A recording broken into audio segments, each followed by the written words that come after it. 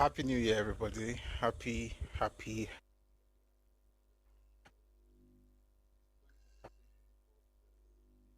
day.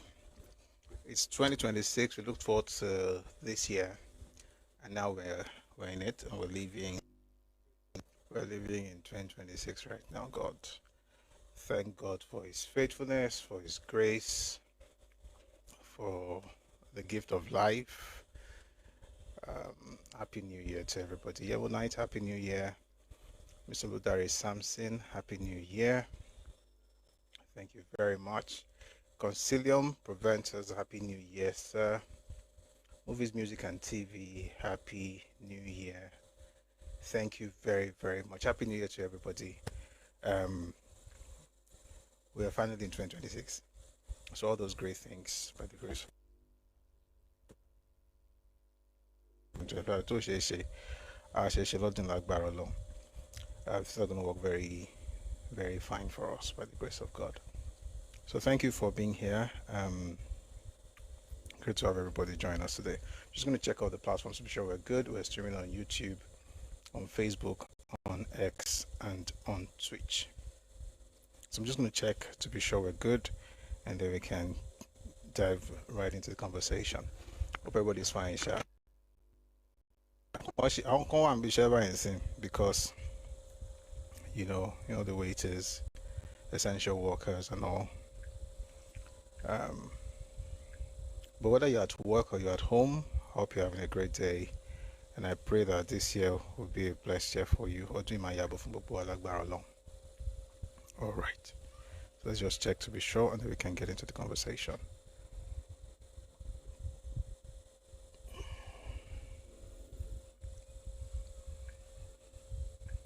Please, if you're on TikTok, thank you for the 3.3k likes, first of all. Thank you very much. But please, we need you to please power tap so that we can keep the live going. And if you're on TikTok again, please click on the heart icon, just like Ibojinodu did just now. Thank you very much, Ibojinodu. Please click on the heart icon, drop a heart me, drop a gift. Let's try and push the live together. Okay, so please, let's do this together. That's how to get the live on the FYP. That's how TikTok works. So let's push together. For folks on YouTube, thank you very much for being here. Please like the live and share. Good morning.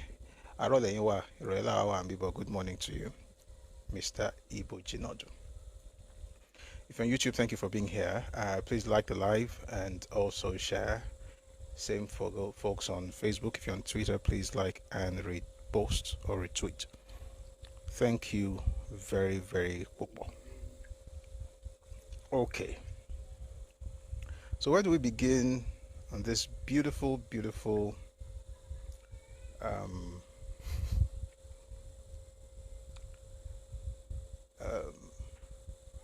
evening? It's evening.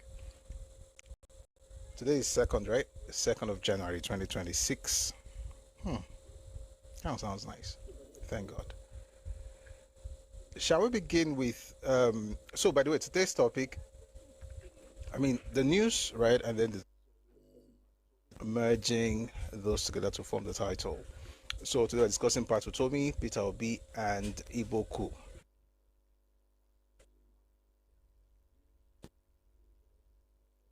Later, so you know how we do it here. We have the news, we bring people up, we discuss it, and then we go to class. Okay, we'll be responding to a particular video by again, someone that we respect in society, but perhaps got some things mixed up. So we'll respond to that much later. But for now, let's deal with this whole Peter Obi thing. But rather than start with part Utomi, I'd like to start with who also believes in, I don't know if I say believes in him, because it looks like he believes in him now. He used to believe in him, but stopped believing in him, and I think now believes in him again. And his name is Kenneth Okonkwo. And this is something you'll find on Channels TV. Obedience not in ADC are disobedience. Kenneth Okonkwo. A chieftain of the African Democratic Congress, ADC, Kenneth Okonkwo, has urged ahead of the 2027 general elections. Okonkwo said Obedience who had yet to join the ADC were disobedience. When I was in the Labour Party, I said it was a tactical mistake, telling your followers that they can join all political parties, and I'm very glad that my brother Peter Obi has changed the tactic. If you listen to his interview on X Space, the same interview that we all listened to the other day, wonderful. If you listen to his interview on X Space, he said all the obedience should go and register as members of the ADC. So if you're an obedient and you're not in ADC, sorry, you are not an obedient, you are a disobedient. He said on channel study.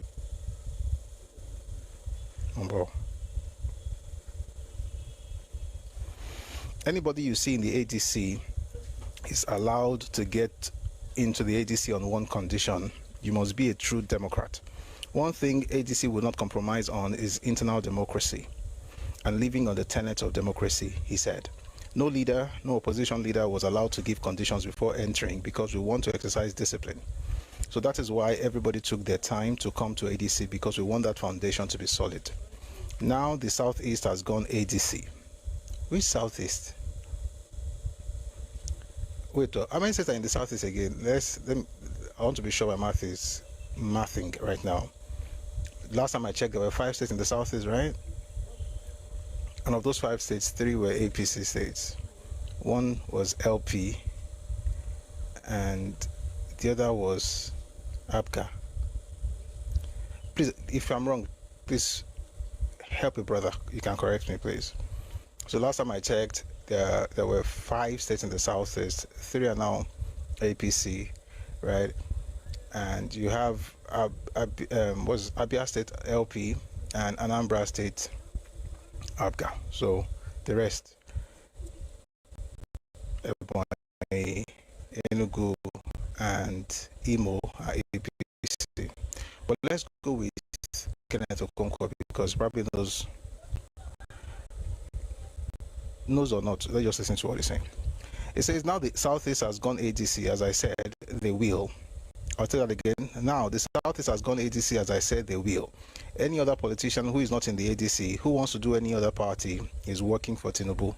Does that include the governor of Abia State, Alex Oti? Anyway, while welcoming the recent defection of Obi to the party, the lawyer said he would work with whoever emerged from the primary as the ADC presidential candidate for the 2027 election. Let's listen to a bit of what he had to say, right? And then we'll move on to other things later. Take a listen to Kenneth Okonkwo on...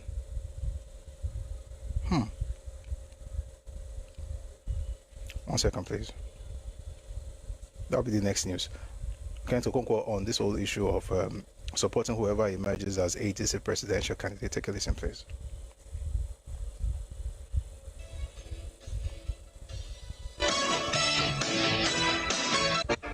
Mr. Kenneth Okonkwo is a public affairs analyst, columnist, is a lawyer, is a politician. I should also remember ADC. Good morning. NWC. Happy New Year. NWC of the ADC. You know, good morning, Chamberlain. Good morning, Mewa. Good morning, viewers, and Happy New Year to all of us. Yeah. Such a wonderful year. Absolutely. We hope to make it so. We hope it turns out so for a lot of people, if not everybody, because they all can't have the same thing, can we? But you know, these days, there are several decisions in the court about political parties. We'll come to that in a minute.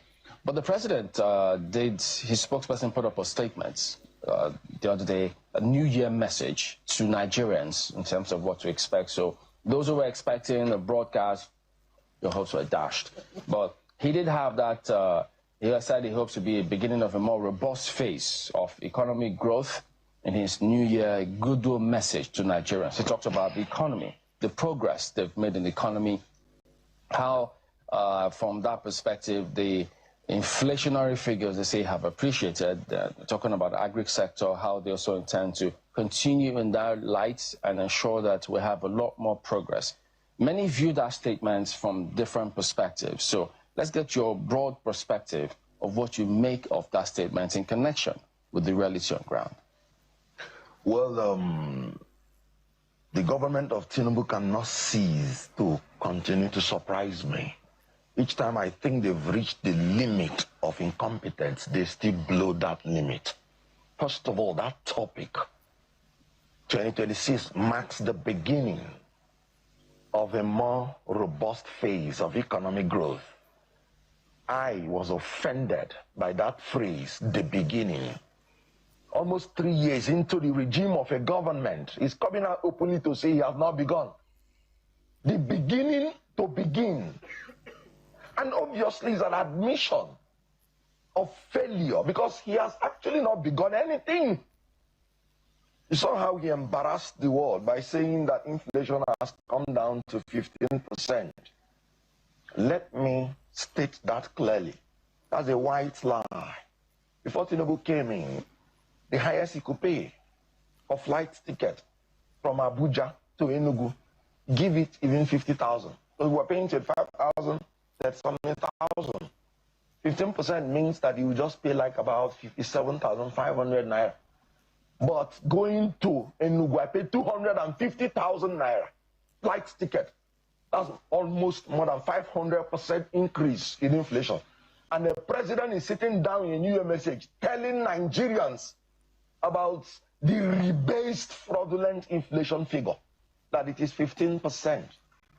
It's embarrassing and very annoying. The best this government can even do is to speak the truth.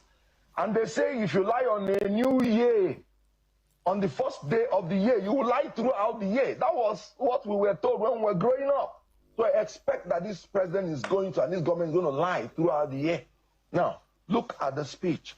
Let's talk about the security in Plateau State. I think we should read the speech before we continue listening to him so that we'll be able to see where it's coming from at least. Maybe not everything he has to say, but at least let's read the speech by the President of Nigeria, President Bola Ahmed Tinubu. It says, the title of the speech is 2026 marks the beginning of a more robust phase of economic growth. I thought English was our official language in Nigeria. It didn't say 2026 marks the beginning of economic growth. He said 2026. By the way, do I support the president? Absolutely. Let me just say it now so that, excuse me, so those who are joining us know exactly where they are. I don't belong to, people just, wail and moan and whine about everything. If the president is wrong, we'll say he's wrong. But this one is an English problem, apparently. He didn't say it marks the beginning of economic growth. He says it marks the beginning of a more robust phase. In other words, there are different phases of economic growth. Now, if you don't understand that, then all of us need to go and buy brighter grammar, apparently, at this point. But more read waiting talk, go, we Ogade vex about. Fellow compatriots, I welcome you all to 2026 with gratitude to God and confidence in our collective resolve that this new year will be a more prosperous one for our nation, our citizens, and all who call Nigeria home. Excuse me 1 second. I'm a bit distracted because I'm trying to get something. Just give me a second. I'm going to read everything again. I'm trying to connect YouTube. All right, folks on YouTube, welcome. Compliment of the season to you. Success 321. Thank you for joining us. All right, let's start again. Fellow compatriots, I welcome you all to 2026 with gratitude to God and confidence in our collective resolve that this new year will be a more prosperous one for our nation, our citizens, and all who call Nigeria home. During 2025, we sustained the momentum on our major reforms. We undertook a fiscal reset and recorded steady economic progress. Despite persistent global economic headwinds, we achieved tangible and measurable gains, particularly in the economy. These achievements reaffirm our belief that the difficult but necessary direction, with more concrete results on the horizon for the ordinary Nigerian. I'm not going to read everything apparently because of time. I'm just going to jump to the part where we're talking about the inflation. So let's just jump up a bit. We closed 2025 on a strong note. Despite policies aimed at fighting inflation, Nigeria recorded robust GDP growth in each quarter, with annualized growth expected to exceed 4% for the year. We maintained trade surpluses and achieved greater exchange rate stability. Inflation declined steadily and fell below 15%, in line with our target. In 2026, we are determined to reduce inflation further and ensure that the benefits of reform reach every Nigerian household. In 2025, the Nigerian Stock Exchange outperformed its peers, posting a robust 48.12% gain and consolidating its bullish run that began in the second half of 2023. Then he talked about the sound monetary policy management. Our foreign reserves stood at $45.4 billion as of 29th December 2025, providing a substantial buffer against external shocks for the Naira. I would think that as a Nigerian, you should be happy about these things, but maybe we're not all Nigerians. Anyway, foreign direct investment is also responding positively. In the third quarter of 2025, FDI rose to $720 million, up from $90 million in the preceding quarter. So 1 quarter of last year, we got $720 million foreign direct investment, reflecting renewed investor confidence in Nigeria's economic direction. 1 second. Say that again. Reflecting renewed investor confidence in Nigeria's economic direction, which global credit rating agencies, including Moody's, Fitch, and Standard & Poor's, have consistently affirmed and applauded. If you want to see this, please go. You'll find. Okay, I'm going to put the link in the Telegram channel, Utomi Global on Telegram, so you can read everything. Is this the best that we can have? Of course not. For instance, when you talk about security and national stability, for Nigerians, the path of reform is never easy, but it is necessary. We remain mindful that economic progress must be accompanied by security and peace. Our nation continues to confront security threats from criminal and terrorist elements determined to disrupt our way of life. In collaboration with international partners, including the United States, decisive actions were taken against terrorist targets in parts of the Northwest on 24 December. Our armed forces have since sustained operations against terror networks and criminal strongholds across the Northwest and the Northeast. And then it says here, in 2026, our security and intelligence agencies will deepen cooperation with regional and global partners to eliminate all threats to national security. We remain committed to protecting lives, property, and the territorial integrity of our country.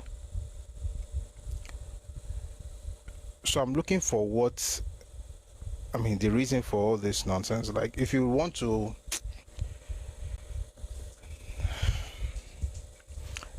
see, since APC won, Nigeria has not had a very serious opposition party. Many of these guys just cry, like they just throw tantrums, temper tantrums all over the place. There's no critique what he's saying, not just, you know what, let's not waste our time on the full stuff by Kenneth Okonkwo, because to be honest, most of it is just somebody angry and trying to rant, which is okay. I mean, he has the right to do so, but we don't have the time to listen to all of that. We're just going to move on very quickly to other things that he had to say. But what actually brought us to channels is what he said about Peter B and what he said about disobedience. But this is saying about security. I think he has every right to question the government, but I don't see the basis of it. He's making it sound as if nothing has been done. More can be done, but we're not where we used to be.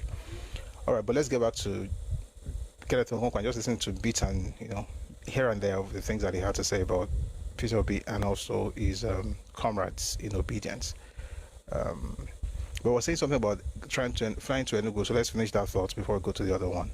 So he paid 250,000 naira for a flight ticket going to Enugu. All right, so let's start from there. Well, the government of Tinubu cannot cease to continue to surprise me. Each time I think they've reached the limit of incompetence, they still blow that limit. First of all, that topic, 2026 marks the beginning of a more robust phase of economic growth. I was offended by that phrase, the beginning. Almost 3 years into the regime of a government, he's coming out openly to say he has not begun. The beginning to begin. And obviously it's an admission of failure because he has... See, we can't listen. Let's just go to the other one because this is retarded. Someone is talking about the beginning of a more robust phase of economic development or whatever. You're saying it as though he's saying beginning of economic progress. Like, it's a phase. English language is our official language, right? It's crazy. Let's just leave this matter because I just keep stopping and playing. Let's just go back to his obedience, stuff. And Peter Obi, take a listen, please. Isn't that normal? I mean, isn't that normal? I mean, I even heard when they were saying they will never enter ADC. And thank God they are all in ADC now. No, we're talking about his supporters. You know what I'm saying? Voted him. That is what I'm saying. They can't enter ADC. Hold on, I voted him in 2023. I'm in ADC. I believe in democracy. And I believe that democracy is the government of the people. So you think all those other supporters will eventually follow your path? Absolutely. You know that the dynamic with Peter Obi, where he has follow my people path, that follow the path of democracy. Because if you decree that this person must be this, no matter what happens, you're not a Democrat. So that's the dynamic that we're worrying. People are aware of the fact that Peter Obi's they're called obedience. They don't belong to a political party. Their political party is the man. So if you're banking on bringing them, they're not going to join the ADC. We saw that with the Labour Party. Many of them didn't join the Labour Party. They just voted the man himself. Is that a dynamic that the ADC is ready to handle? Well, when I was in Labour Party, I said it was a tactical mistake. Telling your followers they can join our political party. And I'm very glad that my brother Peter Obi, has changed the tactic. If you listen to his interview on X Space, he said all the obedience should go and register as members of ADC. So if you are an obedient and you're not in ADC, sorry, you're not an obedient. You are a disobedient. These things are normal. These things are not.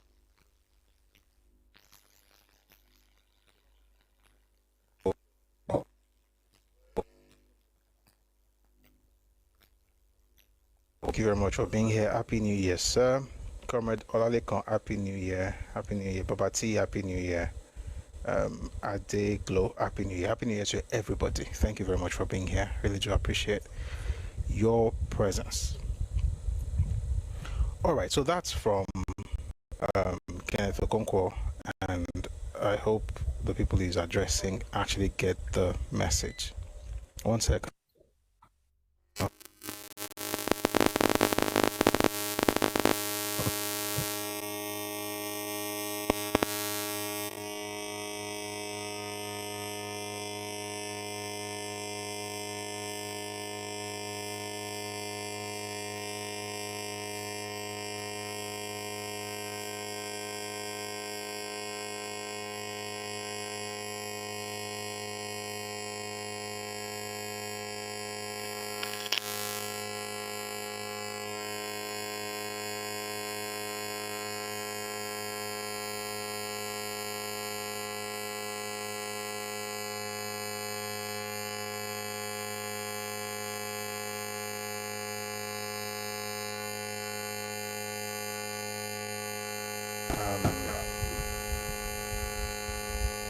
I guess we're sitting in Nigeria.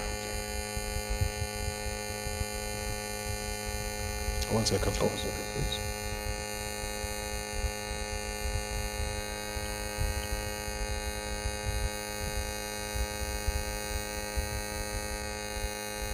All right, good.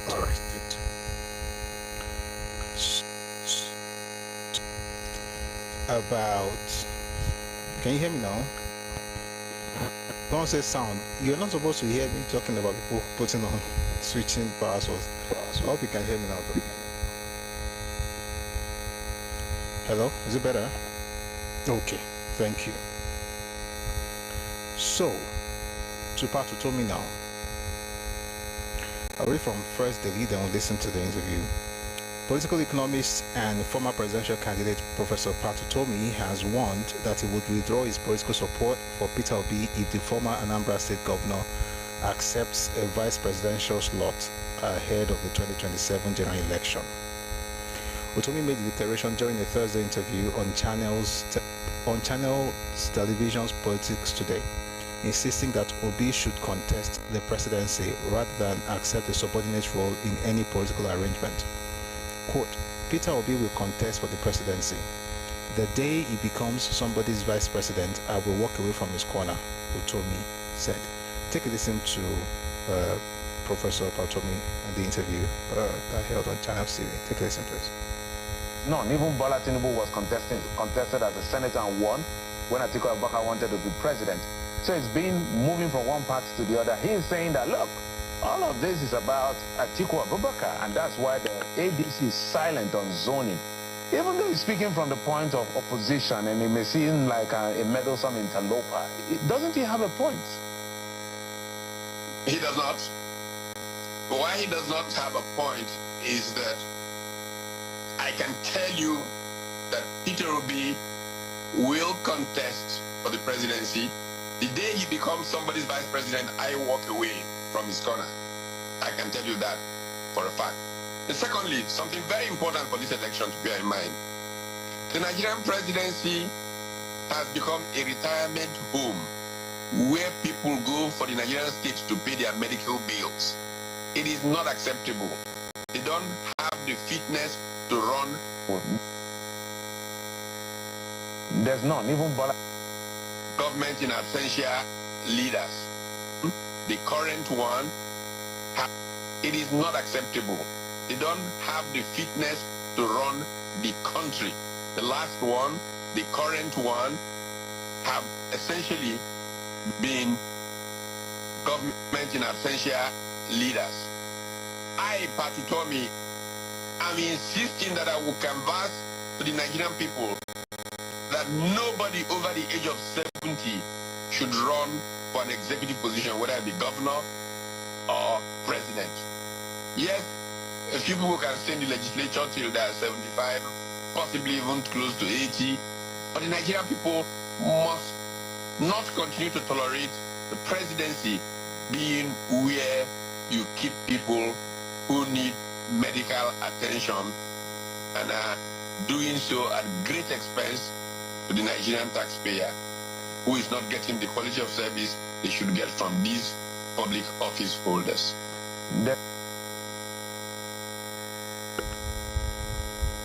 So that was Professor.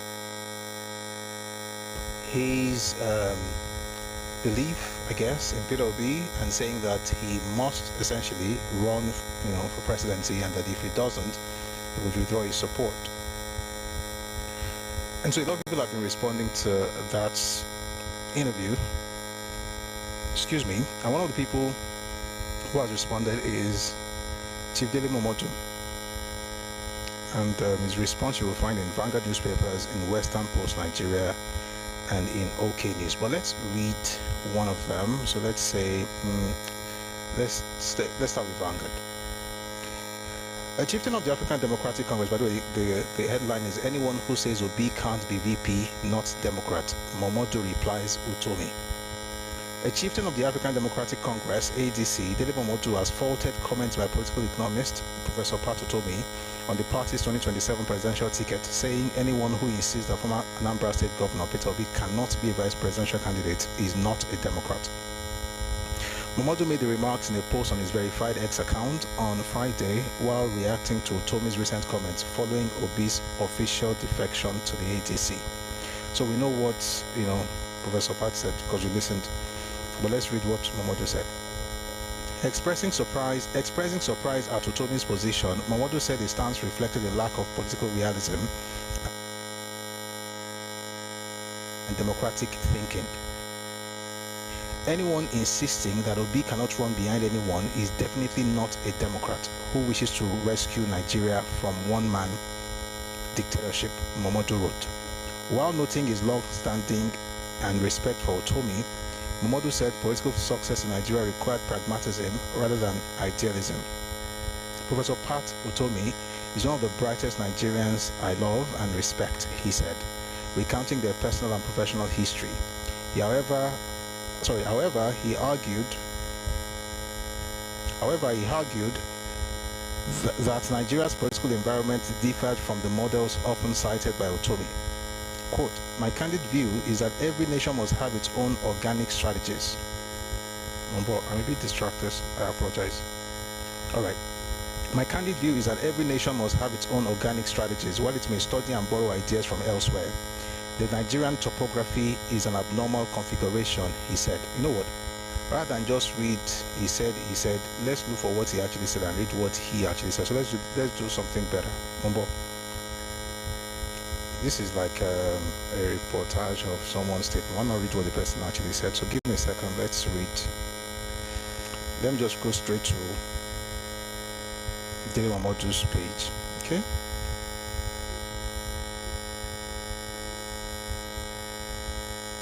We won't read everything. This is too long. But let's get into his response and not just a reportage of his response. The naivety of the intelligentsia and privilegencia by Dele Mamodu. Oh boy, this is going to be long. 1 second. I want to see if I can find an even longer stuff. I don't think it's necessary to read everything, right? But let's just get into this. So, the naivety of the intelligentsia and privilegencia by Dele Mamodu. Professor Utomi is one of the brightest Nigerians I love and respect. We still spoke 2 days ago when he called me. He gave a speech at my 40th birthday lecture some 25 years ago. I truly admired him as a young man who managed Volkswagen Nigeria in those good old days. I have followed his trajectory ever since. He's a man of immense passion whose theoretical knowledge of the rise of the Asian tigers is quite fascinating and tempting. But that's where my romance with him ends. That's where my romance with him ends. I believe he has infected my very dear brother Peter Obi with his romanticization of the Asian countries and obvious developmental successes. My candid view is that every nation must have its own its own organic strategies. Hey, when you boy my girl, I'll take it slowly. My candid view is that every nation must have its own organic strategies while it may study and borrow ideas and ideals from elsewhere. The Nigerian topography is an abnormal configuration. For example, Ganifaweni, Utomi, Obi, Falana, Shehu Sani, Showore, and others should be able to win elections and become our own Barack Obama, but not here. Primordial sentiments ruled the game. This is why the above statements credited to my Egbon, PAT, and his like minds often break my heart. He seems not to have learned from his own personal experience and example that big grammar don't win elections. Donald Trump is back today because the Republicans needed him, what and all, to neutralize Kamala Harris.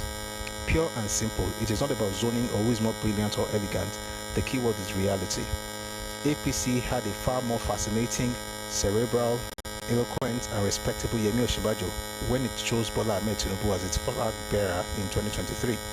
I'm therefore disappointed and flabbergasted at the total lack of political practicality on the part, no pun intended, of Pat Utomi, who's been a serial victim of Nigeria's electoral process. Anyone insisting that Obi cannot run behind anyone is definitely not a Democrat who wishes to rescue Nigeria from one-man dictatorship.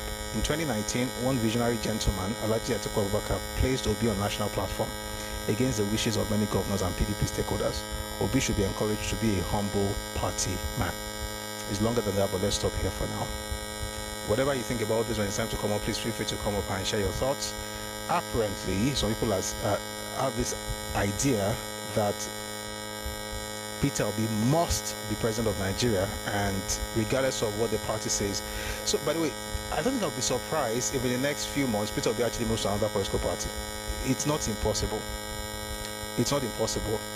If ADC does not push him as, let me finish that thought. If ADC does not nominate him as presidential candidate for the party, it's absolutely possible for him to port in maybe another 3-4 months. So I'm not holding my breath that he's going to be there for a long time. This is the same person who, vowed never to leave Afghan, and now he's in ADC. So we'll see how that plays out. And then I remember the interview that this same X space that Kenneth Okonkwo referred to earlier, Peter B was there. Somebody asked him, and I think I played it the other day, when someone asked him if he wouldn't mind being vice president, and he said he didn't travel all over the world to go and learn. I don't know what he was learning, flying all over the place, but he said he wouldn't travel all over the world not to become a vice president. In other words, he said he went to, I wish I could find it out, because it's better for you to listen to him say it. Peter will be just an interesting character, and he has a right, to have his ambitions, by the way. It's just that a party like ADC will not bend to his whims and caprices. He didn't form the party. And this is not an obedient moment. Like it's not like what he had in LP, by the way. I'm trying to see if I can find you that video where he said he didn't go around the world in order to become vice to anybody. And guess what? I just found it. Take a listen to this. This is from the X-Basic, the interview granted on Saturday, maybe Sunday. Take a listen to it of it, please. I ask you a question. Do you know me in 2018 or 19? I have heard about you, but not to the extent that I do now. So. Okay, let me ask you a question. So, with Dr. Mo to Indonesia, and I spent 1 week or 10 days, even going outside Jakarta to go and see the president. You visit president to learn how to be vice. My brother, good night. Let us not, I said, I'm not God. I might not even be alive in 2027. Are you aware? The best, the runner, the best, one of the best candidates in Brazil died in a chopper. He died in a copter flying around. I'm happy to God that I'm alive. If I tell you the things that I counter, you will not believe it. Every single day. You know how many times I want to travel out of this country and I'm not allowed to travel. So please, let us go without the same Nigerian easiness. Nigerians don't want to work. They just assume P2B is contesting for the office of the president. I'm not God. God knows tomorrow. God knows tomorrow. And I'm doing so in the most decent manner tomorrow. I am most qualified. And I tell anybody I will change this country. Because I've seen the experience. I studied it, I followed it. And you will see it in days to come. That's how I walk. I have the capacity, I have the competence, the compassion, and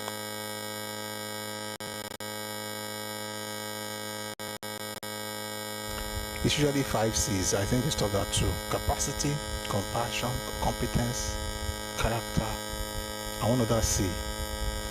I don't know, maybe cash or charisma. Charisma would be Elisha, but anyway, there's 5 C's. So that's what he said when he was asked if he would be vice president or vice presidential candidate to somebody in ATC, and he said he didn't travel the world in order to learn how to become a vice. So I don't know how they're going to do what they're trying to do in ATC, but all the best to them. I hope they bring something good out of this whole thing that they are doing in that party. Omo, Happy New Year, sir. Good to see you. Let me just read something to you guys from YouTube. Akadol says, older men make better presidents. It says Utomi sounds very hollow. Older men make better presidents. I don't think it's really about age, to be honest. They are young, great presidents. They are young, old, terrible presidents. To be honest, if it's about age, there are certain countries by now you expect that you'll be seeing the roads paved with gold. And these people who are talking that want to become president, they were governors in their 40s and 50s, and you don't see the El Dorado they built, in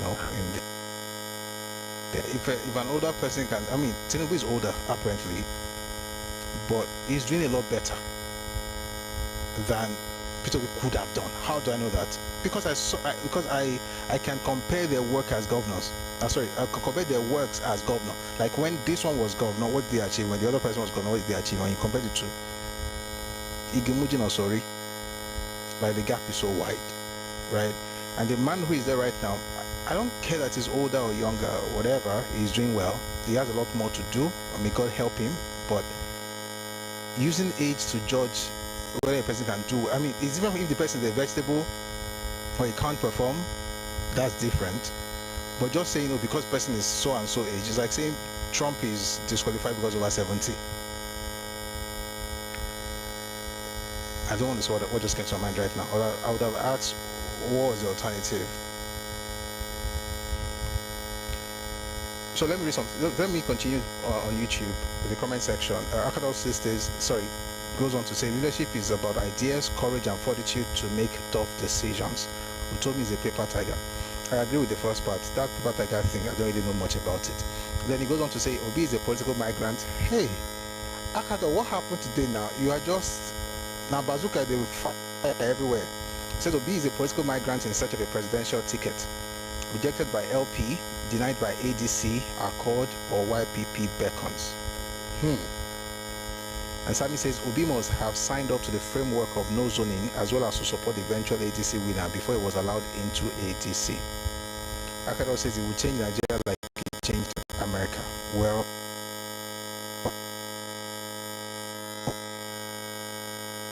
he put out a statement a few days ago. They said statement from the Labour Party. Labour Party finally liberated by Peter Obi's defection. I think this is also shameful to the party. You cannot say the party is now liberated because Peter Obi left. Are you saying it was more powerful than you as an organization, or you built your organization around one candidate? And so your party becomes nothing without that candidate. I mean, that's essentially what you are saying. You are saying that the liberation of your party was contingent on the fact that Peter Obi left. It doesn't look too good for them either, but let's read what they had to say. Labour Party finally liberated by Peter Obi's defection as part of the unfitting presidential candidate in 2023. The leadership of the Labour Party took note of the defection of its 2023 presidential candidate Peter Obi and a few of his supporters to the African Democratic Congress, ADC. We also took note of the lackluster speech Mr. Obi made at the occasion and wondered what new he intends to sell to Nigerians. Apart from China went to China, let's keep our fingers crossed. For us in Labour Party, we wondered why it took them this long to make the move, because we have since September 2024 parted with Peter Obi and some of his blind supporters in the National Assembly. We have patiently waited for this day. The party is finally liberated by this defection, and as party leaders we count it as a blessing. It will be on record that the leadership of the Labour Party had since urged Obi and his disgruntled followers to exit the party if they were unable to work with the leadership of the party. As a matter of fact, the party had suspended many of the lawmakers for anti-party and was clearly going to meet the same treatment on the presidential candidate, but for the intervention of some well-meaning Nigerians. The crisis we had in the Labour Party was caused by Peter Obi and the Abia State Governor, Dr. Alex Otti. It was them that sponsored the insurrection against the Julius Abure leadership. We had also expected Governor Otti to follow Obi out of the party. We are surprised that even though he has been suspended from the party, he is still loitering around. Abba. It is still not too late for him to follow his political leader. If you are saying it's not too late, why not just expel him? Like, why are these people doing like this? We suspended him, it's not too late for you to follow him. Why not just expel him so that you can now say that you have expelled him? Even it looks like the party is also one leg in, one leg out. So he says, it is not too late for him to follow his political leader. The party also warned that the charade which took place today in Enugu was largely boycotted by prominent political and traditional institutions in the southeast. All we saw were mere political spent forces who cannot win in their words should there be an election today. This is clearly a danger signal that the Obi presidency or vice presidency is already a failed project from inception. He has clearly lost the charm that had endeared him to the people prior to 2023. He must be told that the Southeast lost out completely in the President Ahmed Tinubu's government because they trusted and believed in him in 2023. While some states of the Federation boasts as much as 5 ministers, the entire state in the Southeast was given a paltry 5 ministerial slot. What should they be given before? Federal character, no? The marginalization against the zone has continued. By the way, the person that wrote these things is an Igbo man, so you must have that word marginalization or victimhood or both. So this case they use marginalization, so it's an Igbo writing. The marginalization against the zone has continued even in infrastructure allocation, and I wonder if the Southeast will repeat the same political hierarchy again. What was hierarchy? They gave your party 90-something%. Some states went as high as 93. I think the least in the Southeast was 80, maybe 83 or 87. It was in the 80, 80 something, particular mistake. We plead for forgiveness from Nigerians. We are already working out the best prospects that we hope will bring Nigeria back to its glorious days. Signed, Obiora Ifo, National Publicity Secretary, Labour Party. There's a lot of contradictions in this thing. They're asking for forgiveness. I don't even know what they did wrong. They should come and explain very well. At this point, they're not explaining well enough. So we'll wait for them. Once they're ready, we will explain. We will speak to that. Let's move away from this now.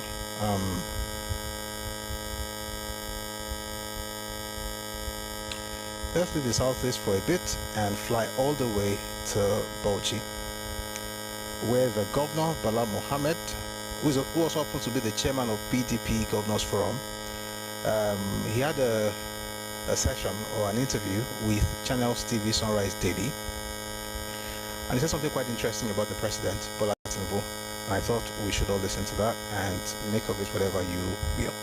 Take a listen to Governor Bala Mohammed, the governor of Bauchi State. Dynamic, especially when we look at the what you are saying Mohammed, it feels as Nigerians, we are hurting watching this party. Yeah. Let's be honest, because many people don't believe that PDP exists anymore. No, they How are you going? What candidate are you going to feel? A lot of people have left your party. You're the chairman of the PDP Governors Forum. A lot of PDP governors have left. And when we talk here, when we talk to politicians from the PDP that are the campaign, and they ask you one question: who will sign my form? Who is the national secretary That of the is party? the job of What is going to happen to my political and that future? is why we are advising the president, which he has outlived his usefulness. He's creating bad face, bad perception. The international community cannot be deceived.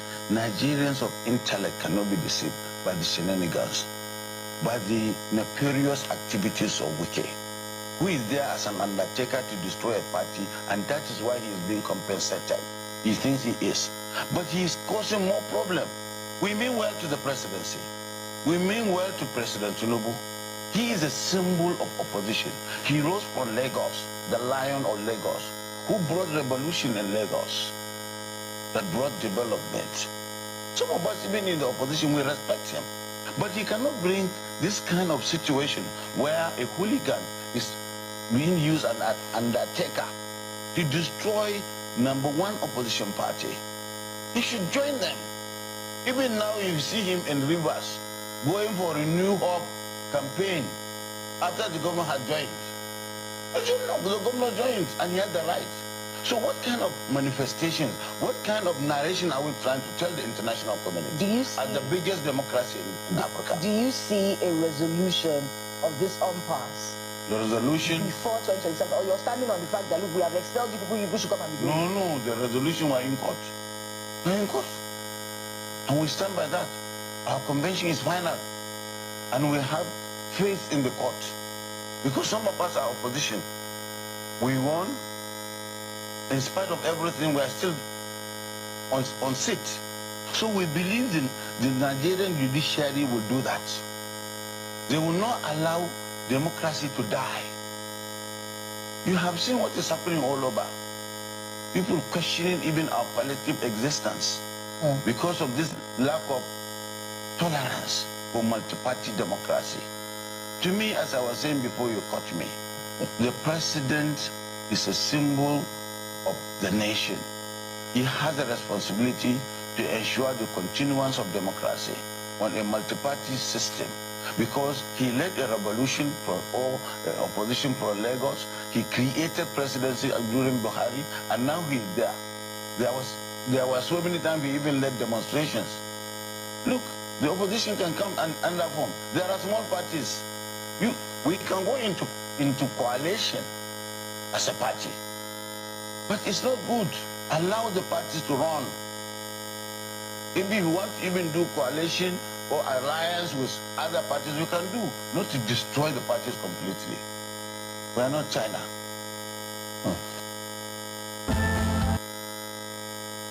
calls the governor of Bauchi State, but that's not all he had to say during that interview. He also spoke about the fact that the FCT Minister Nyesom Wike has accused him of being a terrorist. Sorry, I'll take that again. They've actually accused the FCT Minister Nyesom Wike of being a terrorist, and he says that he's behind the EFCC terrorism financing charge on his Commissioner of Finance. I'd like you to take a listen to that. Then one more, where he talked about the fact that even if he was a terrorist, nobody would be able to question him at the moment. Take a listen to Governor Bala Mohammed of Bauchi State. Mention my name itself is something that bothers me, because I've never been accused of that. Look at my pedigree and my antecedents. A public servant, a senator, a minister. There are people behind it, and I know, and I'm going to mention them today. Somebody said he's going to put fire in my state. FCT Minister Wike. And I understand he is controlling all these institutions, bribing people, selling land and using it, taking stupendous resources. I was in FCT for 6 years. It's not a new talent to me. And he said nobody questioned him. He's a terrorist. And that's what he's doing. So are you saying that he's the one behind in this EFCC matter? Yes. EFCC and I have evidence, yes. You have evidence? Yes, I have. And I will tender them. Okay. And I will explain to you now. Okay. My accountant general that stole money, I took him to court in Bauchi. And we are accusing him of using his offices to raise ISPO loan and use it without my knowledge. And out of accountability and responsibility, I took him to court. And he's been tried, he's on bail. Now he's standing witness because he was brought Wike, who already told the whole world that he's going to put fire in my state. Nobody has questioned that. I have information from the EFCC that this is what happened. One thing from is EFCC. From EFCC. They told you, yes, that this is behind informers. Okay, so the informers in EFCC yes. told you. Yes, that accountant general is the one writing petition, and the petition forms the basis of the motion in court. And you see, my name as a governor for the time being should be protected because we act the Constitution. For you to mention me that I, Bala Mohammed, governor of Bauchi, approve, you don't do that. I don't say that it should not be mentioned if my Commissioner of Finance is involved in terrorism. But for you to set aside all my amenity, it's unfortunate. It's just to get at me. Give me a bad name. You said that they want to use the courts. Yeah. Does it then mean that if these are trumped-up charges, and like you said, if there are no basis, if there are no facts, there's no facts for it as well. Will the courts give something that doesn't exist? Will they fabricate? Facts? Chamberlain, take yourself in my position. A rising politician, a leader of the opposition, to be accused of terrorism. It's very painful. One of my niece's nephews was mentioned in the corruption charge. And there was nothing like that. Nothing. And they don't have any proof. And they continue to keep the commissioner. Even though it is just bailable, the available offenses. I've written to the Attorney General of the Federation. I've copied all the agencies, and I'm going to escalate it to the international community. What are you asking for? Asking for protection, because this is victimization. What kind of protection? Protection of my fundamental human rights. I cannot be vilified. To withdraw the case from court or what? No. To know that this is witch-hunting a politician just because he's not with them. Well, you already have immunity as governor. But why should... Okay, that's why you are coming. If I have immunity, why should they mention me and take me to court? Why?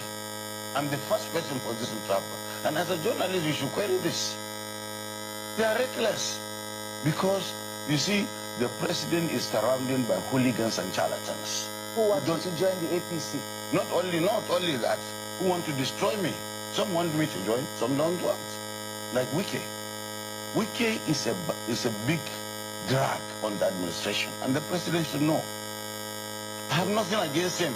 Is he one of those that wants you to join the APC or what? Wants to destroy me. Oh. Because you know what happened.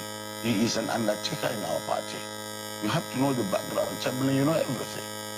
He is not there as a genuine member of the PDP. And I fought him. I was even at the secretariat when he went there to take over. You cannot be in two places at the same time. It's against the rule of nature. You see, you cannot be a man and a woman at the same time. He is with them. So, please, let us be honest, even while we are looking at this thing from the superficial point of view. Because all these issues have consequences. We are the leaders today. But we should not think that we are arrogant and we can do things and there's a lot of impunity and nobody questions it.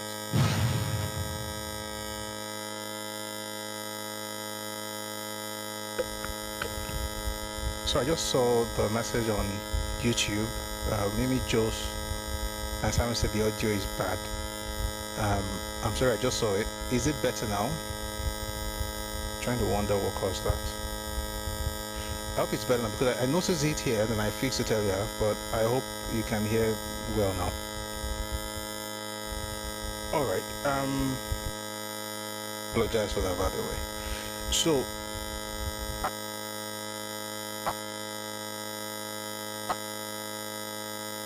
he was able to make his way to the presidency, but I think apparently they have an issue with Wiki, and it's understandable. They are all in PDP and they think that Wiki, according to him, is the Undertaker, who's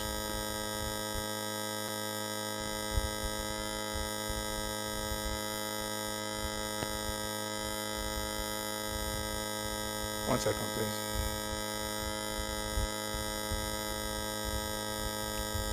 Humming. I don't know about it. Maybe it's from your end.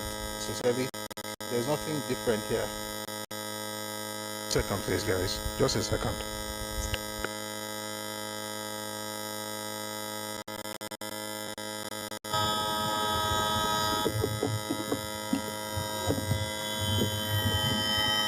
One second, please.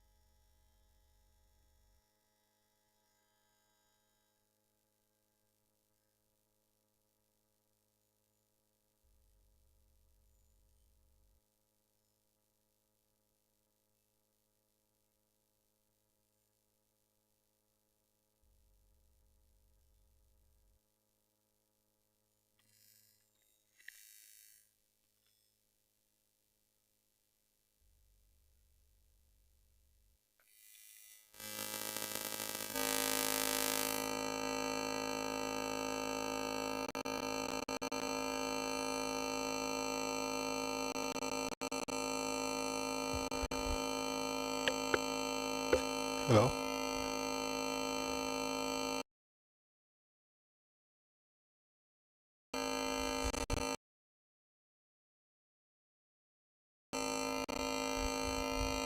I hope it's better now. I'm trying to track it just to be sure. Start it again. I don't know what's happening.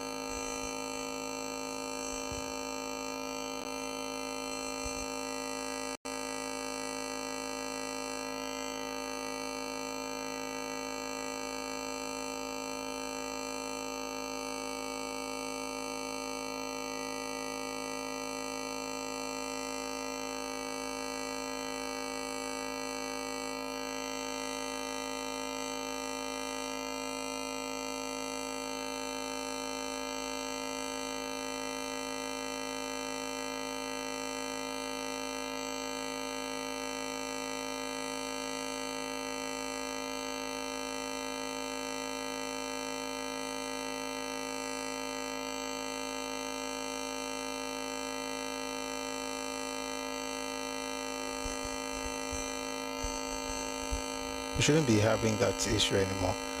Is there any static sound like humming on TikTok?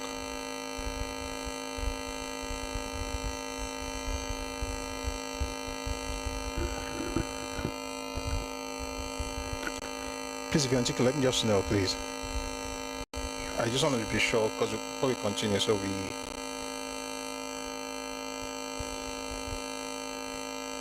Hold on, please. Are you saying?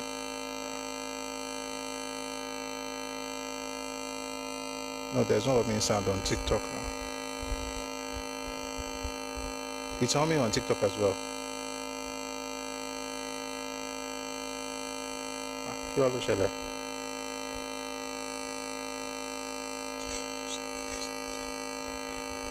Sincerely, I don't know what's happening.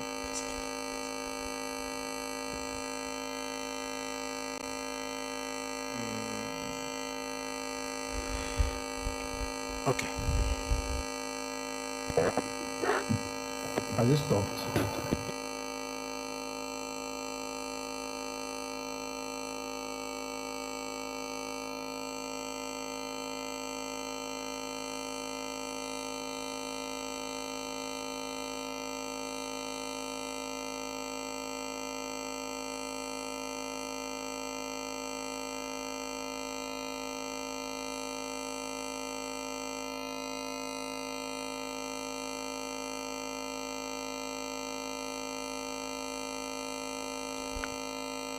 TikTok.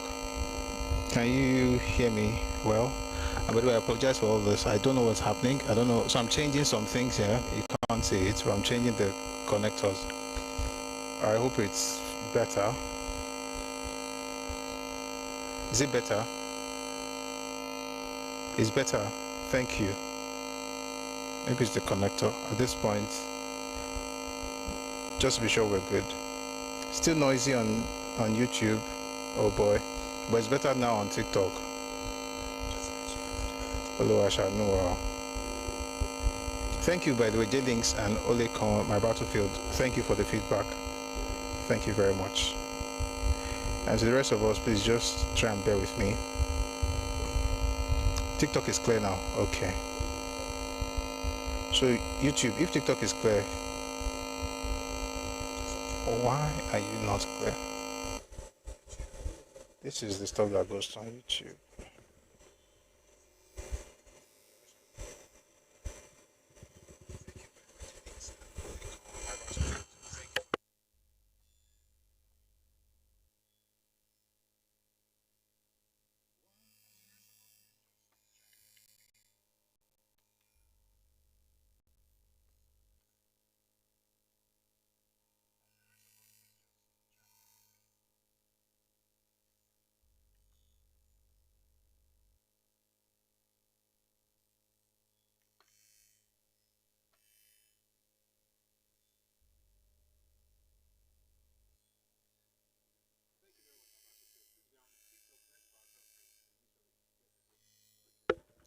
Thank you very much, my battlefield. Please, if you're on TikTok, let's part up, please, to make sure we get this working. Akadol says mic interference. I think so, but I think it has lessened now. So I'm trying to also listen on YouTube and on TikTok at the same time. Math Vision, thank you very much. I don't. Oh boy, YouTube is blessed today. Thank you very much, my battlefield. Please, if you're on TikTok, let's part up. Okay, so I think it's good on TikTok now, on YouTube now. Please, on YouTube, when you have any issues, please let me know. Right, but I think it's okay. Thank you, Sammy on YouTube. Thank you. It says it's perfect now. Thank you. So we're good on all fronts now.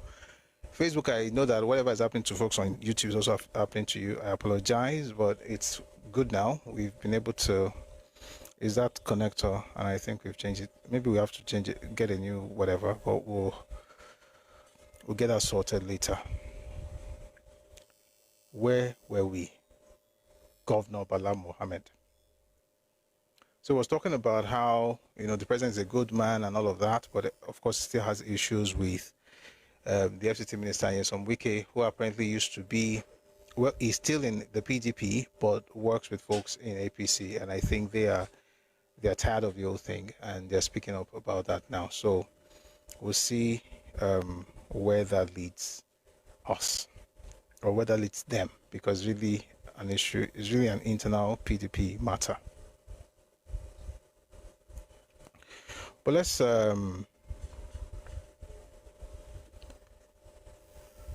quickly revisit. Please, those in the comment section, just calm down. If you send requests, when the time comes, we bring people up. On this platform, we'll read the news, then we'll bring people up, we'll discuss the things, the news items, then take people down and start class. So, you want to come up, you will come up when the time comes, right? I don't know how to, you'll come up when the time comes. Thank you very much.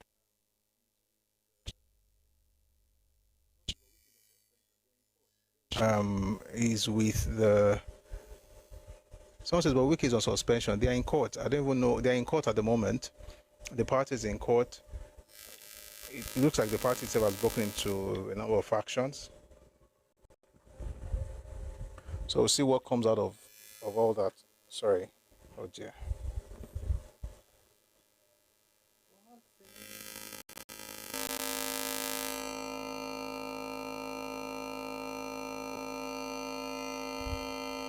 All right. So here is still on the ADC matter. This is Yunusa Tanko speaking on what they would do as obedient movement in this whole thing going on with Peter Obi. Take a listen, please.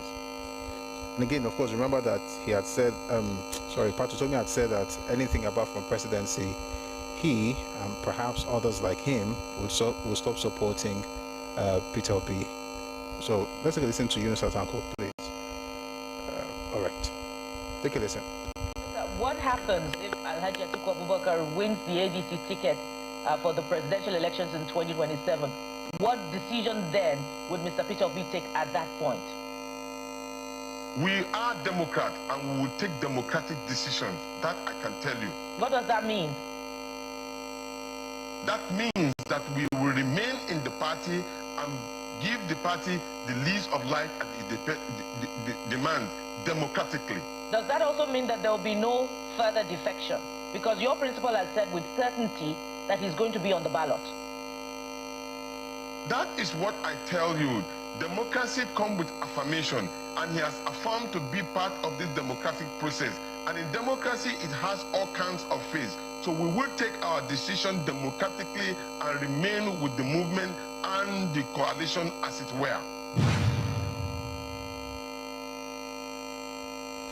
If you understand what you just said, please, when it's time to come up, explain to us. Thank you very much, because they'll be in the party. What's the question? What decision will Peter Obi take if Atiku wins the ADC primary? He says we'll take a democratic decision. What does that mean? It means we'll remain in the party and give the party support. Does that mean there will be no further defection, seeing that Peter Obi promised to be on the ballot? He says, Yunusa Tanko says we'll take a decision democratically and remain in the coalition. If you understand, please make sure you explain to us when you come up. Now, we heard Bala Mohammed, but there's a rebuttal or response, as I should say, from Nyesom Wike, and I think we should also hear his own beat as well. Take a listen, please. Someone says, which coalition, which of the parties? To be honest, there is no coalition. ADC is no longer a coalition, it's now a party. Okay, does anybody know the names of the parties that formed this coalition called ADC? It's not a coalition.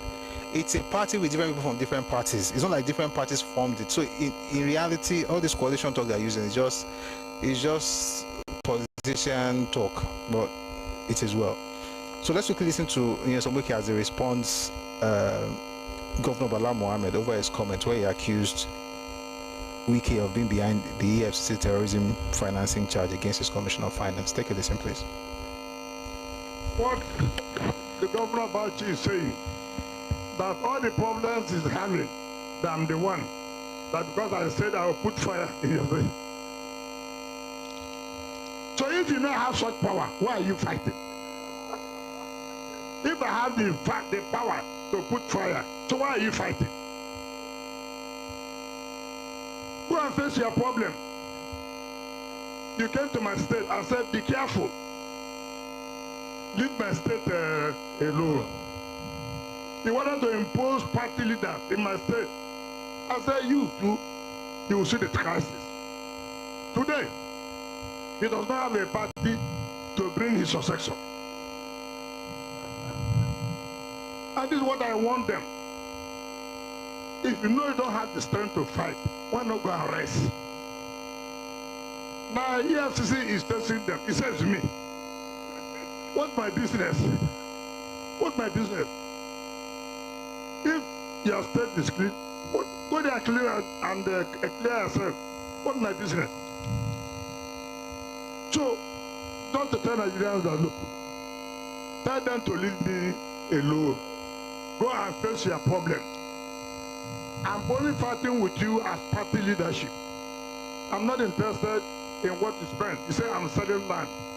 You were Minister of FCT 2010 to 2015. Why not tell people what you did in FCT? The whole land, you sold it. Do the roads. The water contract, you collect up front. And now I'm the one completing all the projects. Nigerians are singing our names every day. That we have done well. And will continue to do well. Anybody that has stroke is wicked. Anybody that has headache, wicked. Those who are in Sokoto, wicked. You're in Taraba, wicked. You're in Lagos, wicked. You're in Bauchi. So leave this wicked too strong. I see they pain them, you know they sweet us. I see they pain them, so they sweet us. I see they pain them, you know they sweet us. I see they pain them, so they sweet us. I see they pain them, you know they sweet us. I see they pain them, so they sweet us. I see they pain them, you know they sweet us. I see they pain them, so they sweet us. So I thank all of you for working together. It is terrible all the way. Then it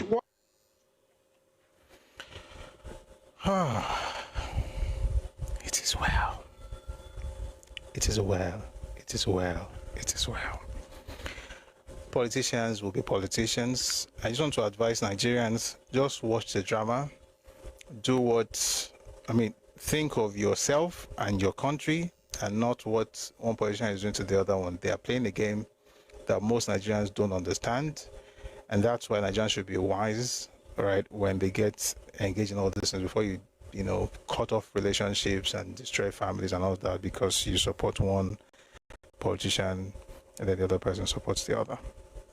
So let's leave Wike and Governor Bala Mohammed for a bit and make our way to this fantastic news about an interesting development in the southeast. Apparently, Biafra now has a new prime minister. I'm going to bring people up very soon. Biafra has a new prime minister, and just in case you didn't know, now you will know. And if you knew before, then thank God you do. Are you ready for this? I'll bring people up after this news, and then we'll get back to the other news later. So this is the new Prime Minister of Biafra addressing the world after a swearing-in ceremony today at their office. Take a listen, please. I want to thank Biafran citizens and the leadership of our organization, being Masob, His Excellency Chief Dr. Afo Wazirike, and our entire structures of being Masob for electing me as the 7th Biafra internal government Prime Minister. So I am highly overwhelmed by the support you have given to me to serve. And I declare myself today with honesty and humility that I will serve to the best of my capacity. And also inviting our international friends to continue to support us for what we are doing. In a very shortest time, we will join the Committee of World as a sovereign state. So may God help us to achieve that in the name of Jesus.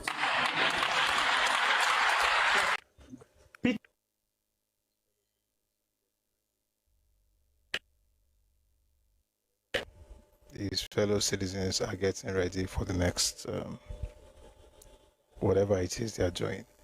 All right, thank you. YouTube says the sound is perfect again. Yes, I did something. I hope doesn't affect YouTube eventually, but at least now it works. And if it's about to affect you, I'll quickly revert. But the important thing is that you can enjoy the live stream. All right.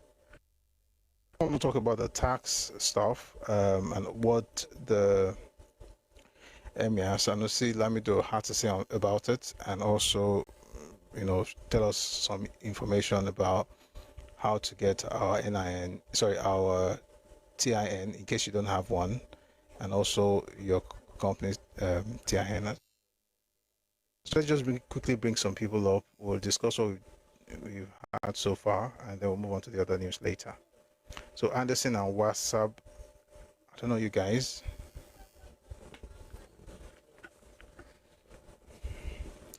Anderson and WhatsApp 007. You sent requests, so I assumed you wanted to say something.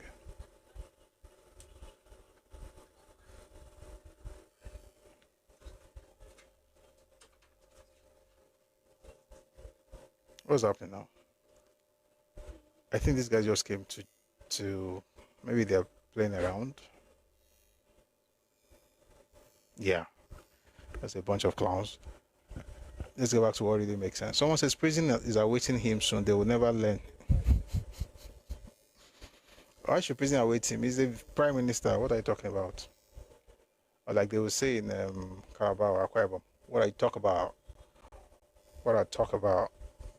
He knows exactly what he's doing. Just leave him alone. No. He's the next best thing. We'll come back to that later. You know what? Let's just finish the news. Since the people came up were probably just kidding. Apparently, they were kidding. Because no sorrow.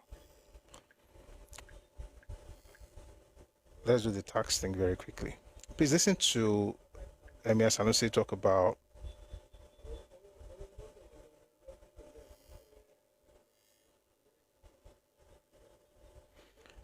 okay, let's start with Emir Sanusi. Lamido Sanusi talk about this whole thing with the new tax law. Take a listen, please.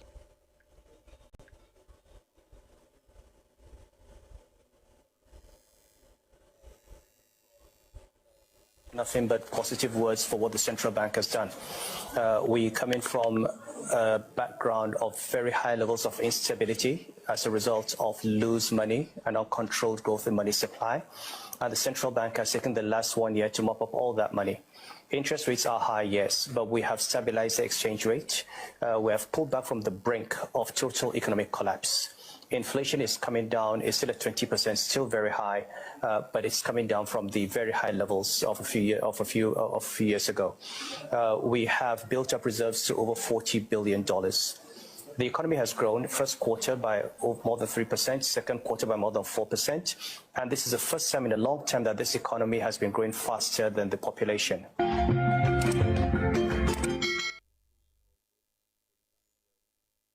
From Lamido Sanusi, who we know would criticize when he sees something wrong, and from this particular video is clearly saying that something is working. Now, still on the tax matter, the CEO of Coleman Wires spoke on the new tax law that's going into effect today. It went into effect yesterday, 1st January 2026. Take a listen to this man, and then we'll move on to other things afterwards. Take a listen, please. Because they're focused on, and the ones that you should pay taxes. Now, we have no issue with that. I don't think any manufacturer, even man, has an issue with the tax policies. What we keep saying is that whatever we do... So you're not as nervous as everyone else for January 1st? I don't think we should. I think the nervousness would be for those that don't pay it. For me, I paid my taxes, and for me, I pay my company taxes, and I pay a lot of it. And we are disadvantaged when people don't pay. We're seeing scenarios of companies that don't pay, look as if they're more competitive, but those that pay are penalized for actually paying because they're focused on, and the ones that don't pay are not really as focused on. But the policy changes a lot of things. It's bringing those that don't pay in. If you look at it, majority of the people complaining, I think are more of those that don't pay. The people that pay are quiet because there's a benefit. Your company income tax reduces in year one. So we're going from a 30% tax to a 25% tax. Now, a lot of things changes maybe to the benefit of those paying. And if you look at it, for the small businesses, there's a lot of waivers, and I think Nigeria finally worked up that, which happens even in the UK. Your first 80 to 90,000 pounds of sale is not vatable.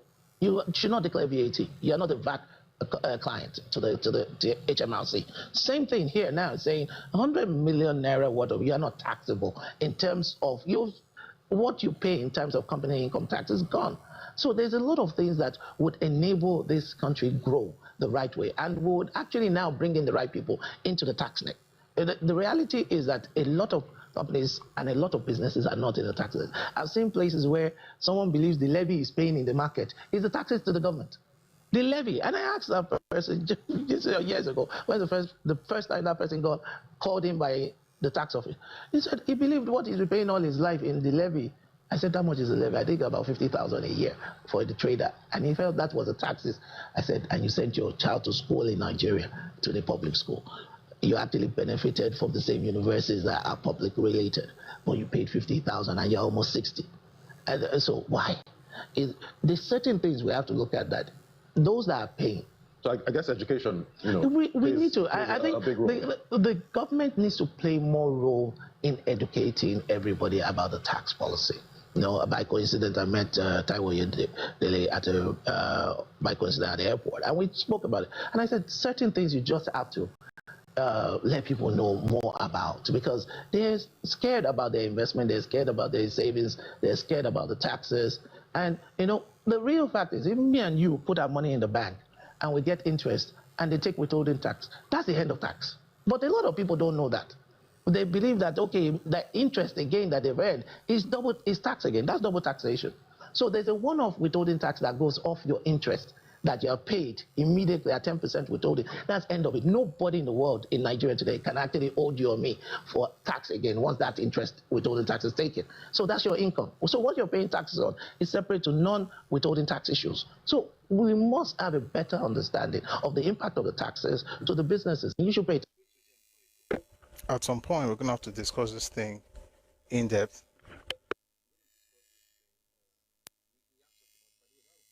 We're going to discuss this thing. We have to talk about, by the way, that was the CEO of Coleman Wires and Cable. His name is Engineer George Onofowoko. And that's a manufacturer. That's somebody telling you how taxation actually helps, or the benefit that business owners would derive from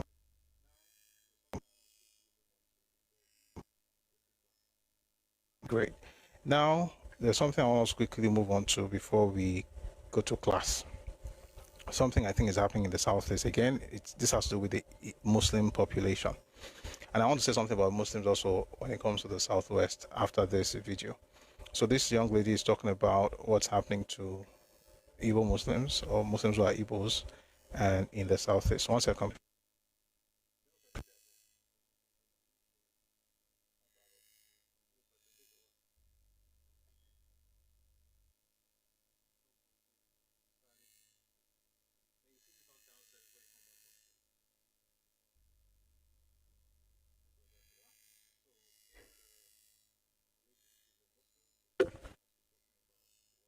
So here's the lady. She's a Muslim, she's Igbo, and she's talking about what she considers to be something terrible going on in the Southeast. Again, we're not playing this to say something is good, something is bad. Just trying to, create awareness on this matter. Take a listen, please. Assalamu alaikum wa rahmatullahi wa barakatuh. This is a very important video, actually. There's a very dangerous voice note circulating different platforms calling for Igbos to unalive Igbo Muslims in the East. Let me just play a part of the voice note for you. Because message ya wo ya kwasa ya na Igbo niile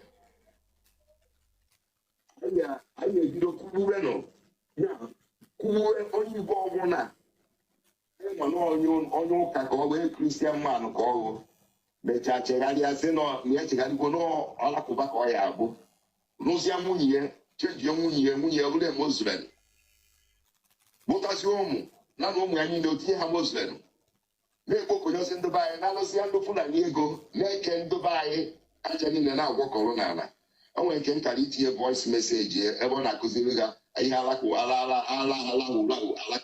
ihe omeilu n'Igbo ma ọ bụ ihe omeilu ma ọ bụrụ ihe omeilu nna that religion is very dangerous. It's not like isi na Catholic bụ Anglican. It's not like isi na Anglican baa na Catholic. Isi ezido ka isi na Anglican baa na Sabbath. Isi ezido ka isi na wee baa na other spiritual church niile nwere na Igbo bụ Christian.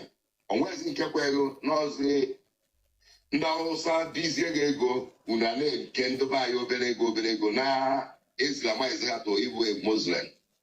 And ndị niile anụnwa especially n'Enugu steeti ọ ha na-akpọghọtasịzi Fulani na-edebere ndị Fulani egbe maka ha jari na ugbozi the same religion ahụ ọ ha na-anaghọtazi Fulani ihe gbasara Muslim anyị agwa ọkụkọ n'ala Igbo ma Biafra abịarọ anyị edikiri akwa war against these people nkugbu ka anyị akụgbu ha ihe dị ka ụdị ndị ana m ekwu ka o si wee dum ndị a mụsịrị ụmụ nụta nwaanyị n'Enugu na-enyebudo ụmụ ha nri maka ego Fulani na-enyezi ha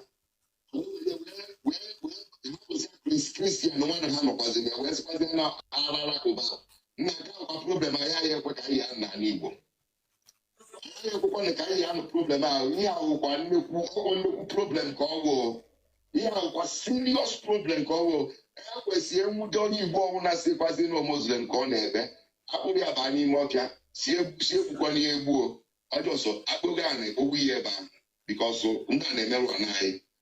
For those of us that don't understand what he said, he's basically calling for Igbos to unalive any Igbo Muslim that they find, no matter where they find them, and that they should do it swiftly, without hesitation. He also says that he believes that Igbo Muslims are being paid to propagate Islam in Igbo land. And I don't understand why some Igbos have this narrative, actually. Igbo Muslims have been existing in Igbo land for centuries, and they've never caused any violence, and they've remained peaceful. So I don't understand why this intolerant behavior towards Igbo Muslims. This is so wrong. I'm calling on all authorities, the security authority, DSS, please, you guys should look into this, because this is becoming so serious. And a lot of Igbo Muslim ladies have reached out to me, fearing for their life, feeling like they need to relocate out of Igbo land. When did this start being allowed to perpetrate violence against Igbo Muslims? This is so unfair, actually, and I believe that it should not be allowed to happen. Please, let us look into this seriously.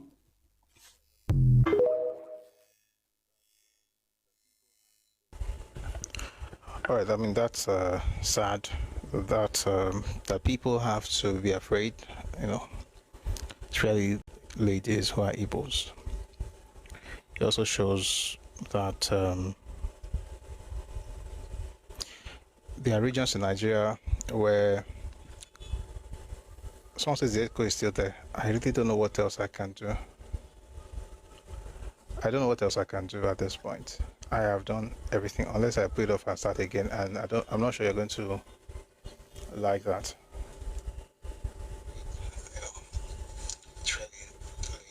There's no echo. I'm listening to it here too. There's no echo on YouTube. Maybe it's from your device. Give me a second, please. We'll speak on this whole Muslim thing. Just give me a second, please.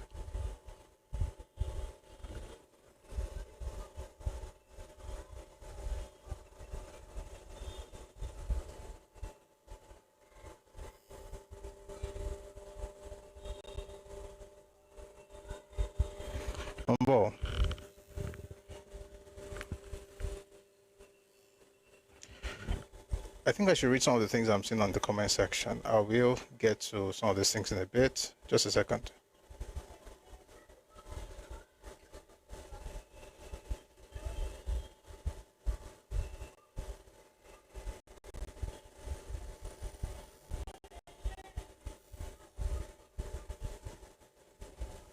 All right, someone says this union is becoming more tiring as each day passes. Sammy says sound is good there. Okay, I'm glad it's good now. Very good. All right. I don't think it's right that Muslims in any part of Nigeria would be talking about the fact that they are being threatened just because of their religion. So especially in Igbo land, although there's something that she said that's actually wrong. Muslims have not to be balanced. We have these conversations. One of these days we're going to have a conversation on using this book, actually, being Igbo and Muslim, the Igbo of southeastern Nigeria and conversions to Islam, 1930s to recent times. So the first known Igbo convert was actually 1937. There's no generator sound here, sincerely. There's no other sound here apart from me that I'm talking to you. There's no generator sound. I'm actually not even using a generator. Maybe it's from your end at this point, sincerely. This is actually distracting me at this point. The sound is perfect. I can listen to what I'm saying here right now. There's another device monitoring TikTok. There's another device monitoring YouTube, and there's no problem in any of those things now. So please let me try and concentrate. But thank you very much for the feedback. What was I saying? Yeah, there's a paper published in University of Nigeria, Nsukka, titled Being Igbo and Muslim, the Igbo of Southeastern Nigeria and Conversions to Islam, 1930s to Recent Times. And it says in that book that the first known conversion, or the first known Igbo convert, was a man called Garba Oweme from Enugu, and that was in 1937. So it's not like centuries. People also do this thing in Nigeria. They just use, we've been here for Guinea centuries. Igbos, at least when it comes to documented, so maybe they now existed before the documentation, maybe. But from what we have, it started in 1937. How does this help the conversation? The point is that if people have been in a place since 37 till 2025 and they're still having to, ask if they are safe, and people want us to believe that their region is actually somehow, good and they are welcoming, it also says something terrible about understanding of religious tolerance, at the least. Even if they don't want to have mutual respect, at least tolerance. And I hope that the Muslims in the Southeast don't have just like this going forward. But there's another video I'd like to play of, I don't know if this guy is a witch doctor or a dibia, but it looks like a combination of both. I don't know him, so I'm not, by the way, this is not me trying to throw any darts. It just has this interesting way that it looks. And it says something about this whole Igbo Muslim thing. By the way, nobody should be killing anybody for their religion, right? Muslim or Christian, no. Can't be shouting Christian genocide and be killing Muslims in Igbo land. It doesn't make sense. But this guy, his name, I think, is Sylvester. That's what I can see here. And this is what he has to say about the whole issue. Take a listen, please.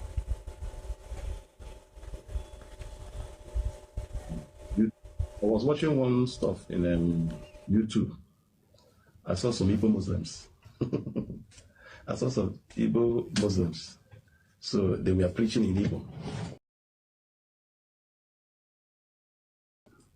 And the guy I was watching the thing with now asked me, why am I laughing? I said, I'm laughing because all this thing is scam, is why you. Igbo people are not Muslims. 80% of Igbos are Christians, pure Christians. And 20 are just traditionalists. Any Igbo man parading himself as a Muslim is just a Wayo man. Maybe they collect money from one Alhaji, or one Alhaji the town, or they are doing those inordinate affection. That's scam. If you want to practice Islam, please go to Core Sharia state. If you say you're Igbo man and you want to practice Muslim, you want to be a Muslim, go to Core Sharia states where they have Sharia so that they will protect you. Because definitely, as Igbo man, as Igbo Muslim, you must be taking alcohol. You must be doing all those things that they consider haram. All those things the Israel consider haram. Igbo people are doing it. So in the past, we have seen some Igbo people, some of them asking Alhaji Mude, Alhaji Abdul Aziz, Alhaji this. All those things is what they used to scam the Northerners that time, the Hausa people, or the people practicing Muslim.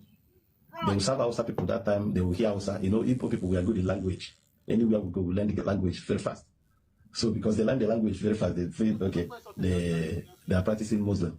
It is what they are using to collect money from those Hausa people. Please, Muslim people, you should not take any Igbo man parading himself or herself as Muslim. He is not. He's a Wayo person. Now Wayo. Igbos are Christians. 80% of Igbos are Christians. Now 20% be traditionalists though. And when you come to these Christians, 50% of Igbos are Catholic Church. Those ones you can't convert them.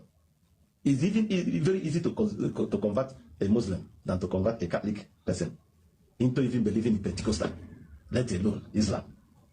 Then the 20% or 20%, yes, are Anglicans and Apostolic. It is just 10% of Igbos that are Pentecostals and spiritualists, that's those white garment church. So any Igbo man telling you he's a Muslim, look at him very well. Now why you man? Now why you want to do you? Why you want to do you scam? And if you feel that you're Igbo man, you want to practice Muslim, go to call Sharia states like Zamfara. So they will amputate you, because most of the things you people do are what they consider as haram. It's just like a Yoruba people. Yoruba people are not pure Christians, so I have to tell you the truth, because this is I say 40% of Yoruba people are Christians. 40 are Muslims, but you know the kind of Muslim they are. They're not like all Muslims, like if you talk anything against Allah, they will slaughter you. No, Yoruba man no one fight for any God. And those Northerners, now then they fight for their God. Or they talk haram. Yoruba man no one know anything that is haram. You can see that they is Salah. You can see Muslims in Ireland that are drinking beer and chopping chicken and be telling their not Muslims, come and see us, see what we are doing. Yoruba man love enjoyment. He love life. Then, but that 40% of Yorubas that are Christians, at the back of their mind, they get small juju where they believe or no. They know they believe in that Christianity 100%. They get their what they call it, I don't know how they call it, but they believe in tradition. In fact, even their language sound like it's juju. When you see a call Yoruba man speaking, you thought like he's making a incantation. So they have that their traditional. In fact, they're real traditionalists. They have that their tradition. That those their I don't know how they call it. Then the rest 20% are what you get a far all those people that don't do tradition. It's just like white government. The other day I say white government church is not a church. People are talking. I did not call anyone name, but me and you know that white government church are spiritual church. They do 80% fetish things that Christians don't do. They don't believe in prayer. They believe in doing sacrifice, serving Ogu, putting food in a plate, go and put in 4 corner road. They believe in using pigeons to hit your head. They believe in going to bar beach and be fetching bar beach water to pray. So how are they Christians? They do some traditional sacrifice. They do sacrifice and they invoke spirits. Don't if you are like argue, but I'm telling you the real truth. The people that are most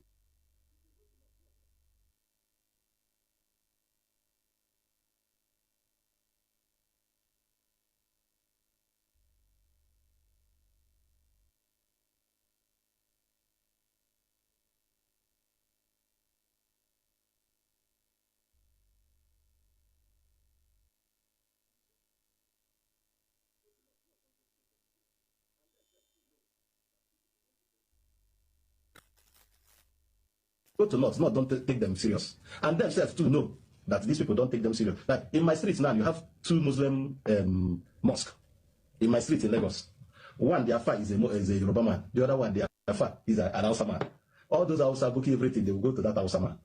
Those Yorubas will go to this state. So tell me which God are they serving. Okay, maybe they have denominations. Then, the Igbo Pentecostals that I say is 20%. They attend the Yoruba churches. They don't even attend Igbo, where you have Igbo man as a general overseer. Because they believe that those Yoruba pastors, general overseer, they have powers. Because they mix something. I had one general overseer one time saying they come to convention. Those ones that have their churches, I don't want to call them, have their churches in a permanent site. Those expressway. If you are going to, is that to the state or Ibadan? If you are going to east from Lagos, those people that have camp. The pastor, general overseer, sat on the pulpit to say that they came for convention and the convention. He now called all the pastors. He said, God is saying this is your last day in life. If you don't repent, you might not even reach your house, or something bad will happen to you. That God is telling him that most of you have juju with you. You have something that you use it to protect yourself, that you should provide it. Everybody bring them. That you have you know, they trust their general overseer. They say the heap of juju these people bring, even beats, even the one where they tie from this thing. They say the reverse will make you full of the whole altar. These are not members, so I'm talking about branch pastors of that church. You people know the church I'm talking about. So, but where I'm going is the Muslims. Igbo man saying he's a Muslim man. Aboki, just be watchful with that man. He's a criminal. He's a 419. Igbo people, they love God. The rest, we no love Christianity. They are pagans. Idol worshippers. There are few. There are few that are pagans. But the majority, 80%, are Christians and called Christians. And 50% out of that 80% are Catholic church, Catholic members. Those ones, they won't hear anything. They believe in their chaplets. They believe in their Jesus Christ. They believe in everything. Nothing you will tell them. They will tell you Holy Ghost fire. Do you think all those ones that are going to adoration, or that man that is in Lagos that is talking every time he's talking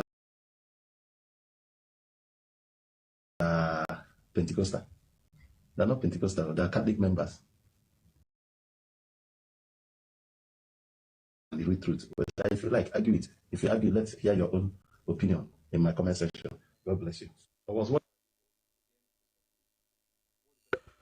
I see in the comment section you're asking what exactly was it about Yoruba or Igbo. Again, he's confused. What he said about Yoruba, the percentages, we'll talk about that later. But here's the thing about for the Igbo Muslims. I don't know what makes people say it. I mean, let me not act like I don't know. I know why they say it, but I don't know if it's right to say that every Igbo who claims to be a Muslim is doing that for money, which is what he's saying and what others have also said. I don't want to play other videos that they are doing it for money. But here's my point. Even if they are doing it for money, do they not have the right? There's something called freedom of association, right? Freedom of association. They can associate with whoever they want to. Why should that be a problem for other Igbos, and why should that warrant folks talking about unaliving or killing them? And how does that make sense?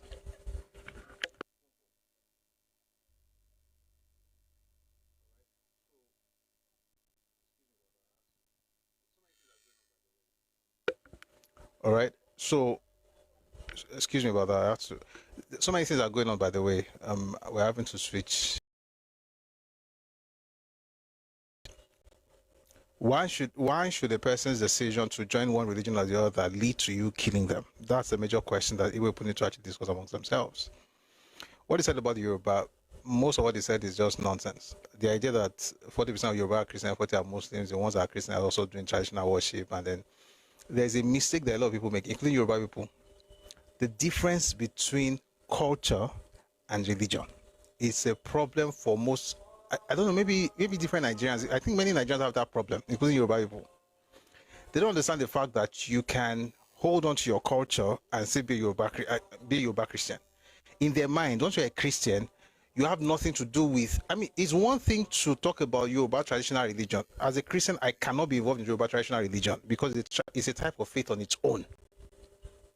But there's something that unites myself and the Yoruba traditional worshipper. That's our Yoruba culture. If you now see me being part of that culture and you think that means that I am a pagan, that means that you don't know, you are very ignorant. You don't know what you are talking about. A person who doesn't believe in God will also be part of, I mean, like your festival where everybody was watching and everything. It's a festival, it's a Yoruba festival. It's a festival in Lagos Island, right? It's not about religion until, of course, that, unless, of course, that's the only thing you see in these things, which I think.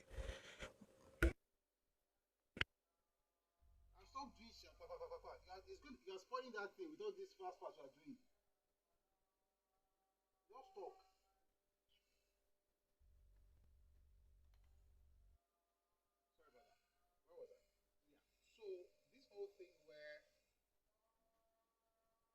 Sorry about that.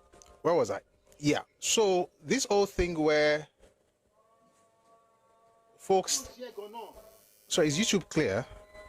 Ah, Jesus is Lord. What's this?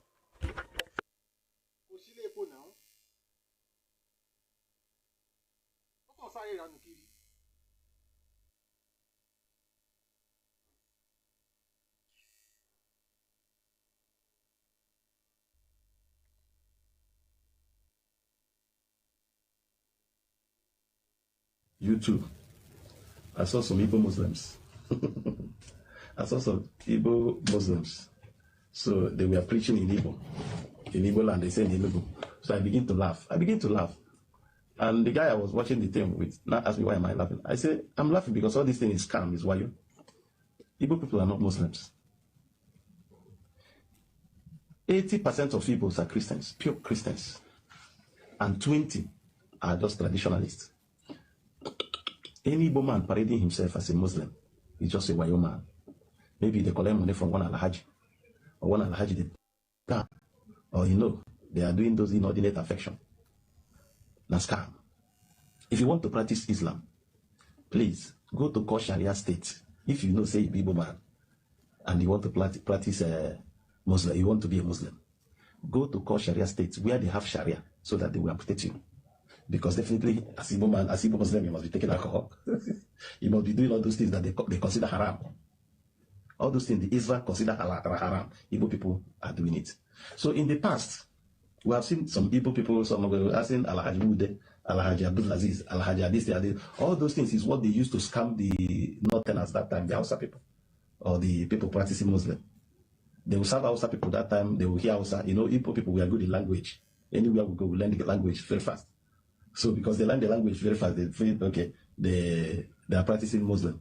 It is what they are using to collect money from those Hausa people. Please, Muslim people, you should not take any Igbo man parading himself or herself as Muslim. He is not.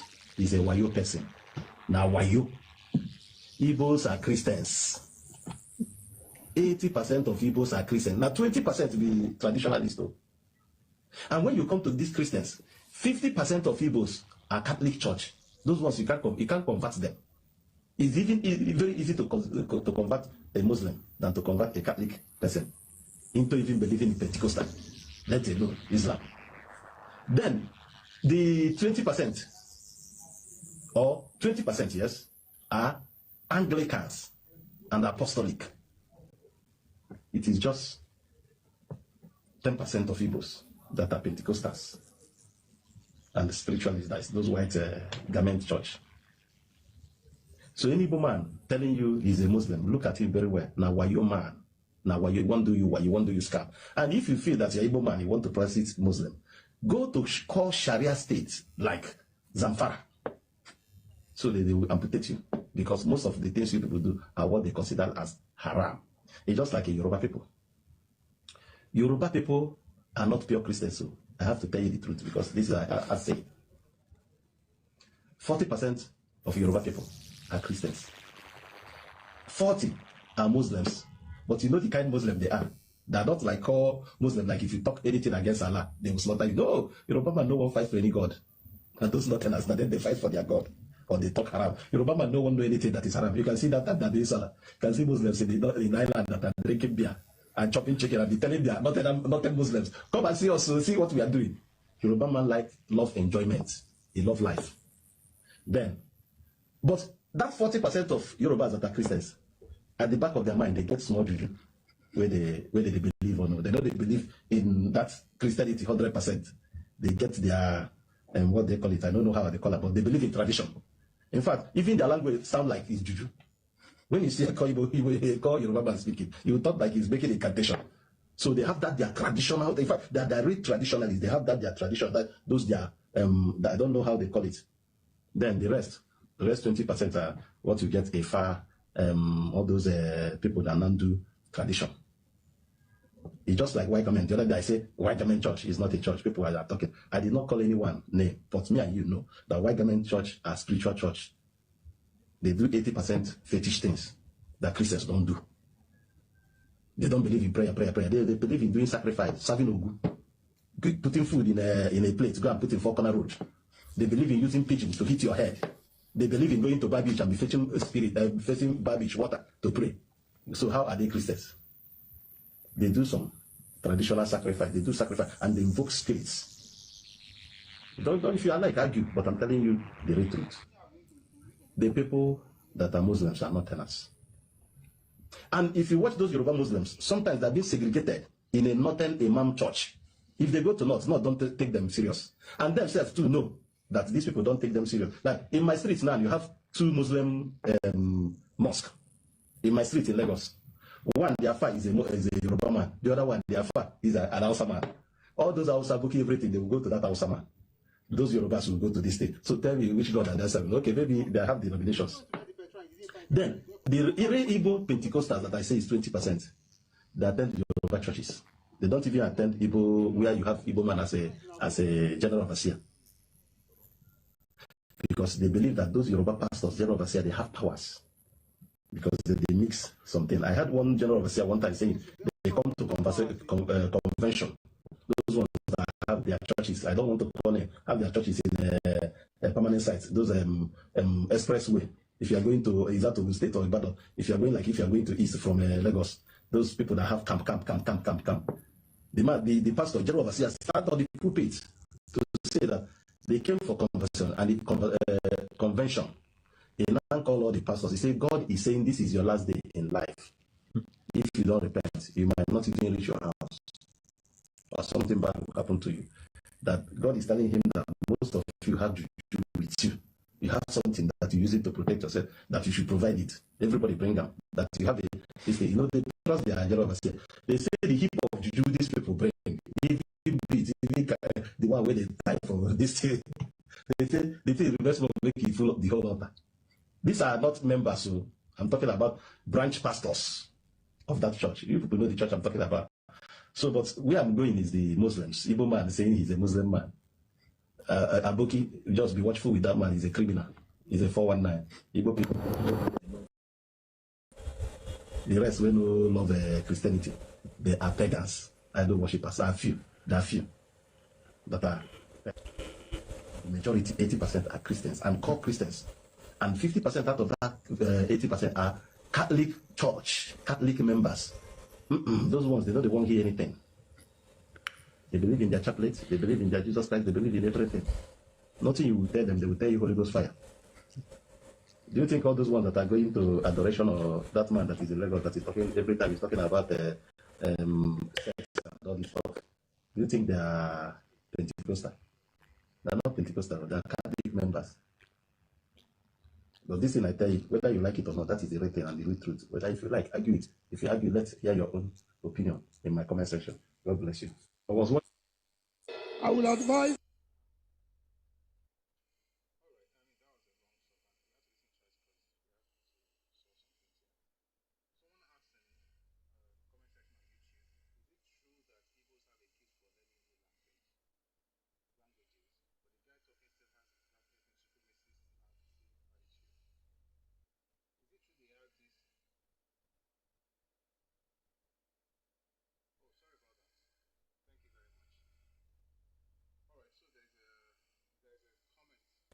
Oh, sorry about that. Thank you very much. All right, so there's a comment on YouTube. It says it is true that Igbos have a gift for learning new languages, but the guy talking still has that ethnic supremacist Nazi attitude. What's the gift for learning new languages? If you have to move around, you're going to have to learn new languages for survival. It is not a gift. It's survival instinct. What's the gift in that one? Happy New Year, they come. You are always moving from your place to other places for opportunities. Of course, you will learn the language of those new spaces. It's not that you have a special gift to learn new languages. It is that you have to learn new languages in order to survive where you have moved to. That's it. There's no special gift for a particular ethnic group in terms of learning languages. Individuals could have such skills, but the idea that one ethnic group has a special gift of learning languages is just a joke. And these are things that you will not be able to prove anyway. The point is that if anybody moves a lot, you will have to learn, even if you have to speak the pidgin version of the language of, your what's the word? Your hosts. So it's a survival skill. It's not a divine gift or a special gift or whatever. It's something you have to do in order to survive. I don't know how that became, whatever. But the point is, what it was, he should have just focused on his Igbo thing that he probably knows about. The Yoruba thing he's talking about is absolute nonsense. The idea that Yoruba Christians, I was talking earlier before the lights issue, when you talk about the fact that Yoruba Christians, practice tradition, to Nigerians, tradition means you are doing jazz. Middle Belt Fact says, do you mean it's a trait of nomadism? Yes, now. If you're a nomad, you will learn new languages. It is a survival skill.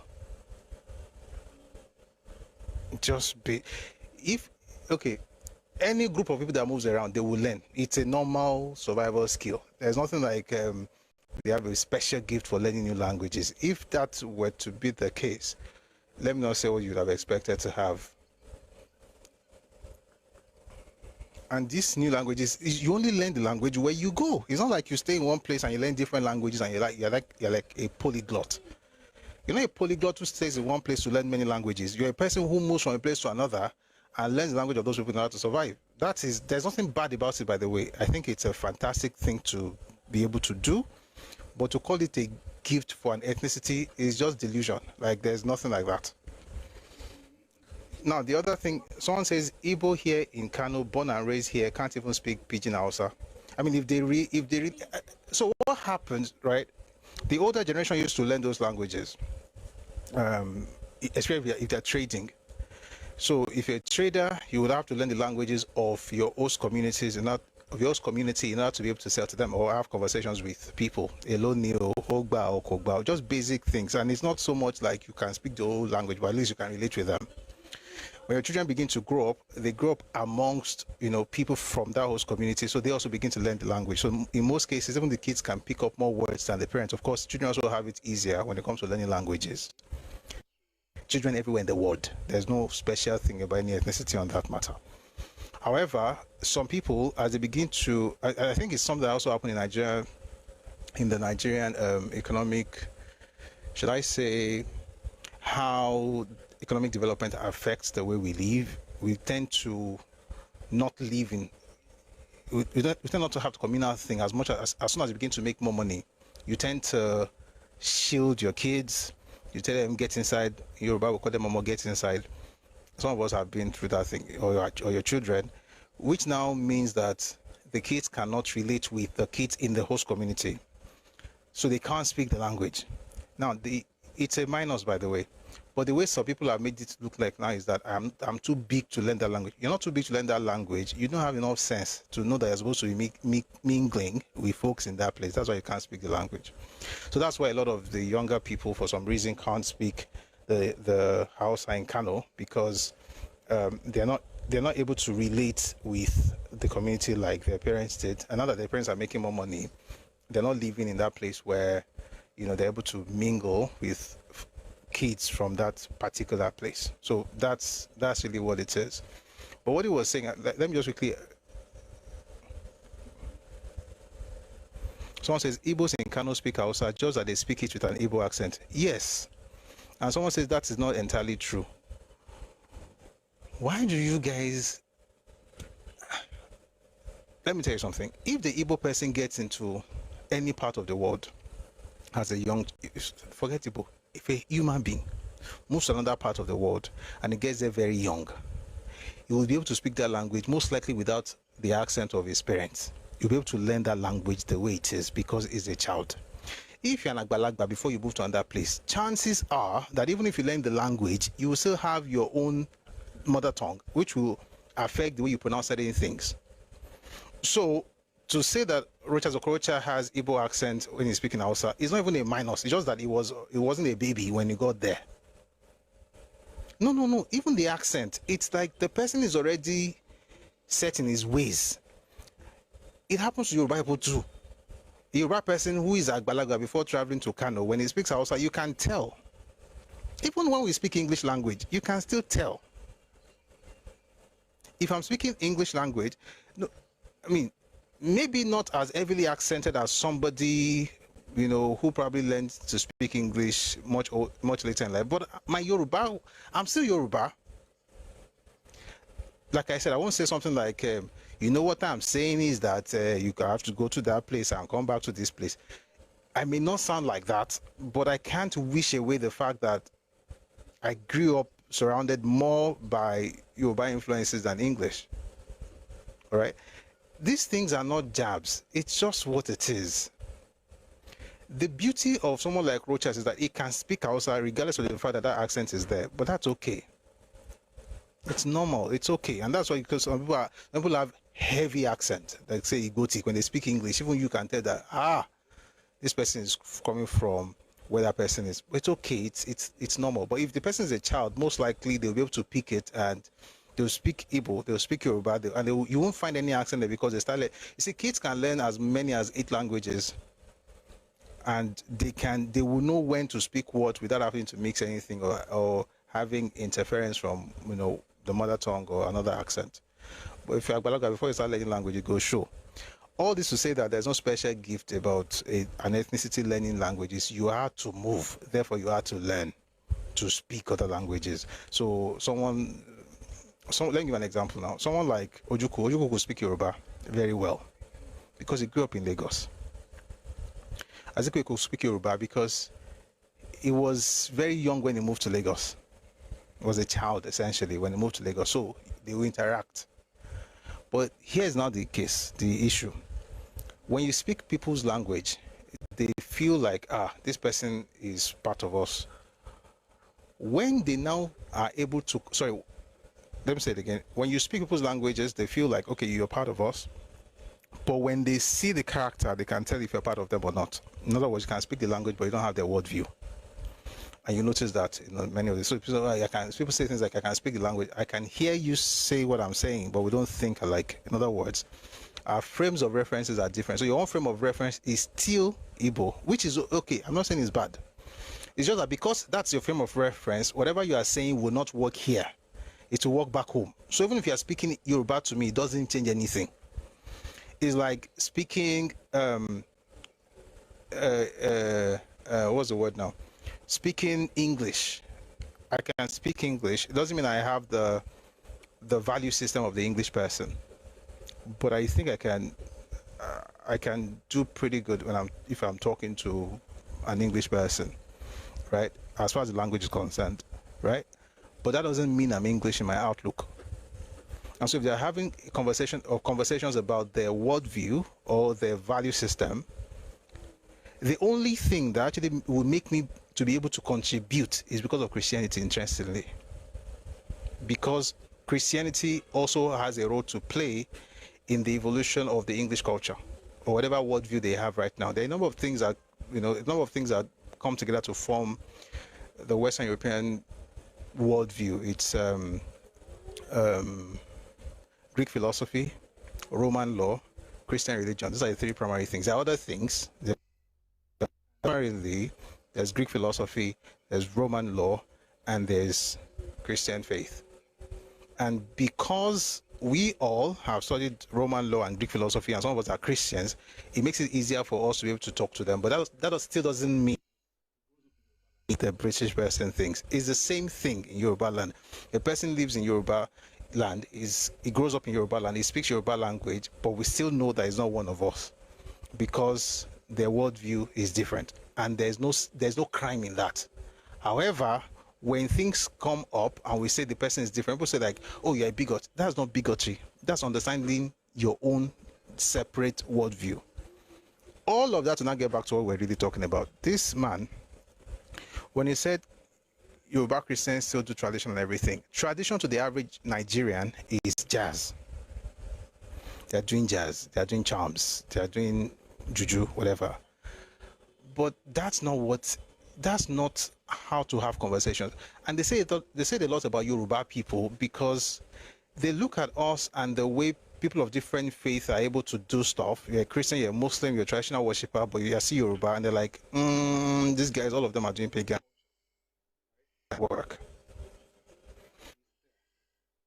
Of everything is culture.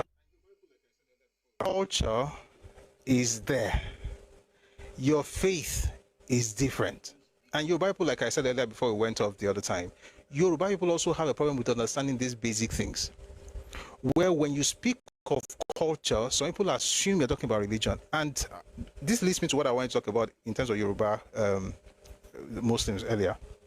Somebody put out, I've been noticing some conversations on Twitter recently when people would want to demean Yoruba culture or Yoruba achievements in order to say that they are trying to, let me find a way to put it this way. Let me find a way to put it. They're trying to be more loyal to their faith. And in being loyal to their faith, they have to, in a way, discredit some Yoruba accomplishments because it's going to make them look as if they are doing jazz. There's nothing more, I don't want to use the word that came to my mind right now. It's a very ridiculously stupid thing to think. And I'll tell you why. A person wrote something on Twitter the other day and said that without Arabic language, there will be no Yoruba history. Of course, that's nonsense. Okay? And I was like, number one, are there books that people who began to write Yoruba history in the 1800s, starting with Samuel Johnson, who finished his work in 1897, although it was published in 1921. So were there books written in Arabic or Ajami on Yoruba history that these people had to reference? The truth is that it doesn't exist. They don't exist. Are there books written in Ajami? And by the way, Ajami is not Arabic. I know I'm talking about many things, but just stay with me, please. Ajami is a script. Arabic is a language. Ajami could have been deduced from, or could have been, what's the word now? Could have been like a copy, so to speak, of Arabic script. But what you are writing is actually Yoruba language. E.g., my name is Adebusuyi. The A that we're writing like this is Latin script. Just because I'm writing Latin script Adebusuyi does not mean what I just pronounced right now is Latin or English. Many cultures in the world use Latin script. English use Latin script, French, Portuguese, Spanish, Yoruba, Hausa. Many languages use that script. Just because you use that script does not mean that we are speaking that language. The script is just how we write. The language is what you are writing. So when a person goes online and says things like it is Yoruba language, the Yoruba history depends on Arabic language. Number one, even if they use Anjami or Anjemi, even if they use Ajami to write Yoruba history, it is still not Arabic. That is Yoruba language written in Ajami script, just like you can write Yoruba language today using Latin script. You know the crazy part? We don't even have any history of Yoruba people that was written in Ajami. Some clown then came up with the idea of there's one book, then we read that book and saw that the book was a Yoruba man using Ajami to write the history of Islam for a Yoruba audience that will be able to read that script. How exactly how is that Yoruba history? So what do? We try to say it has to be Arabic so that we can flex and say, oh, all this Yoruba thing, it was if not for the Arabic whatever, we'll not be able to learn stuff. Are there things we have because of Ajami, which is of course a product of Arabic or Islamic influence? Of course. But to rubbish everything that we have in order to elevate Arabic is nonsense. And another thing also is that I'm saying a lot of things. I'm trying to say it one after the other. There is this thing, and we do this, the same thing we're doing for ourselves, we also do it for Arabic language. There's an assumption that Islam is equal to Arab. So you cannot have a conversation about Islam without thinking Arab. Now you can, how do I put it now? You can, when I say how do I put it, it's not like I don't know what I want to say. I'm looking for a way to break it down so I don't just, continue talking. I don't want to talk to myself. If a person is a Muslim, he can decide to wear agbada and abetiaja and never in his life use turban. Not using turban does not reduce his being a Muslim. That's his faith, is Islam. Yoruba is his identity. The cultural dressing of Yoruba, he wears it. It doesn't make him less than the Arab that dresses the way Arabs dress. Right? And that's why, and I think the reason a lot of people have this thing is that people have not really questioned some of the things that they are doing. Someone says everything about Islam is their culture. You know, before I will tell you, no. With what happened on Twitter a few days ago, I'm very careful how I respond to that. I'll say it this way. Ideally, that's not true. In reality, it be like say it's true for many people. And the sad part for me as a Yoruba person is that we are undoing decades and centuries of work that have been done by our forebears, who have tried to maintain their unique Yoruba culture whilst they've been Muslim. Now, remember what I said? I said Yoruba culture. I didn't say Yoruba religion or Yoruba traditional worship, right?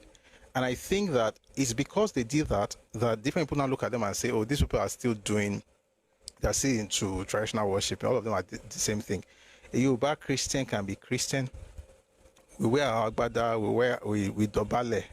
I hear some people are saying their religion says you must not prostrate to anybody. It's just nonsense. If a religion comes from a particular part of the world, and in that particular part of the world they don't prostrate. Let me give you an example. A while back, there was a program in a church in Nigeria. Apparently, it's a pattern that people have been noticing. I thought it was normal because, again, I'm Yoruba. And a pastor from the East, an Igbo man, decided to have a teaching on what I consider to be nonsensical. He now started mentioning all these pastors. I don't want to mention the pastors. Started mentioning them. This one went to this place, he prostrated. This one went to this place, he prostrated. That place went to this place. All the pastors he's talking about, of course, are Yoruba. I mean, the biggest ministries on the continent are Yoruba-led. And there's a link to our history with that. It's not just, it's not happenstance. There's a lot of connection with our Okon. Not jazz or anything, just our philosophy as a people, the introduction of Christianity in Yoruba land, literacy, right? All those things packed together, and also our understanding of priesthood in our traditional religions. All those things had together to make us what we are in terms of our Christian faith. Anyway, the point is that he was lambasting Yoruba people for prostrating. Now, it's nonsense. It's nonsensical, and I'll tell you why. In the Bible, you don't have to prostrate when you are greeting your father, but there's a concept of honor. You honor your father and mother.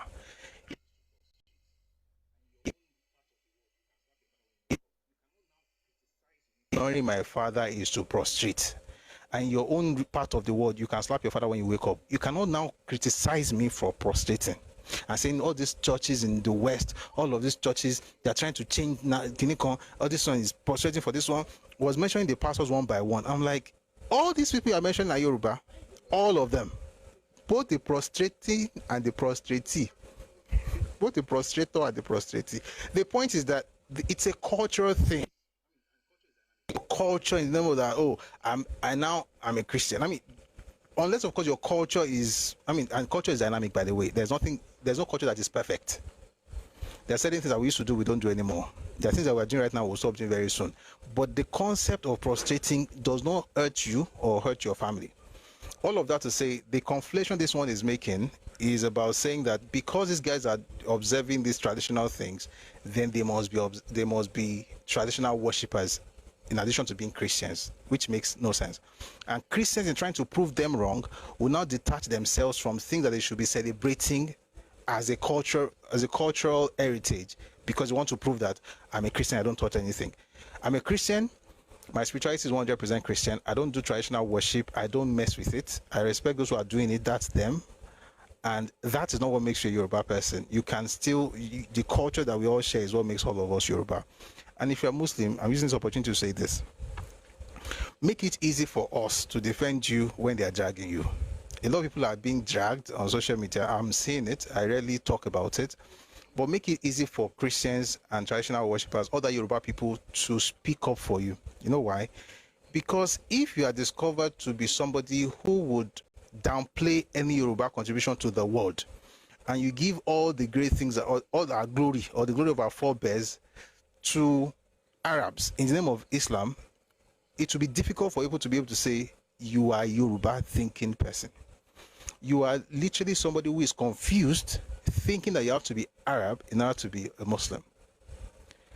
which makes no sense. You can be, I mean, you're Muslim, you know how to do whatever, you know, it is, but be Yoruba. Your fathers did it. And for Christians, the same thing for us as Christians, the same thing even for the traditional worshippers. We have to find a way to not conflate these things and get to the point where you can conveniently, I can sit down, and I have done it before, with a traditional worshipper. We're discussing Yoruba.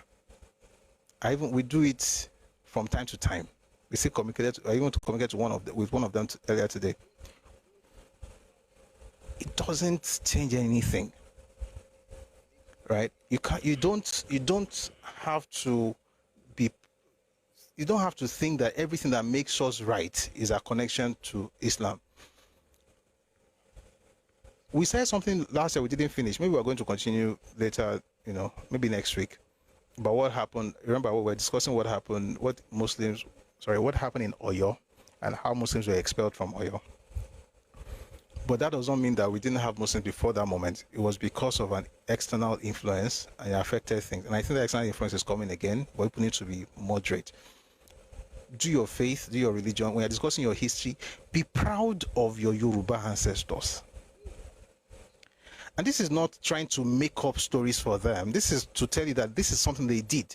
Meanwhile, I remember something, thank God. There's a video, I just remembered it right now. This one is not even a Muslim. I just think that majority of us need to be educated, and may God help us. This is a Yoruba man who makes movies.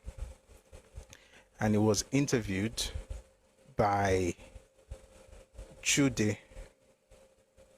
I'd like you to listen to what he had to say. I'll not mention his name yet. You will, if you've been following conversations around this thing, you will know exactly who this is. The realist, Happy New Year to you, my brother. Thank you for being here. So take a listen to this, please. So we're going to make films like Colors of Fire. You know, we're going to reimagine history our own way. Now, the problem is that people who think they should gatekeep culture and history, they will need to step aside because that hasn't done nothing for anyone, okay?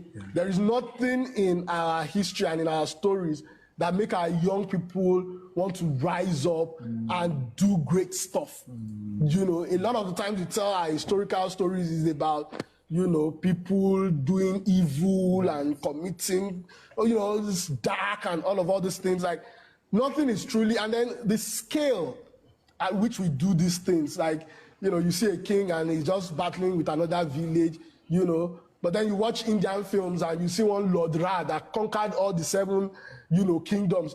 That is how we need to start imagining things. Don't give me an alarm of. So we're going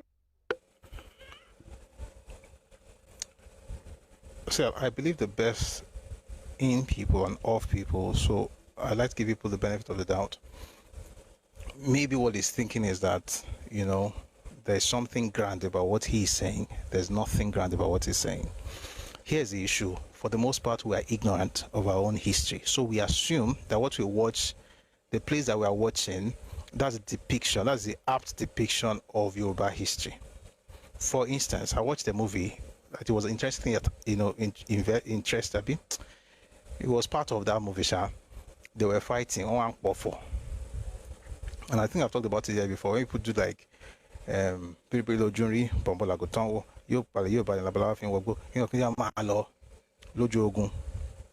we say these things, we see it in place, right?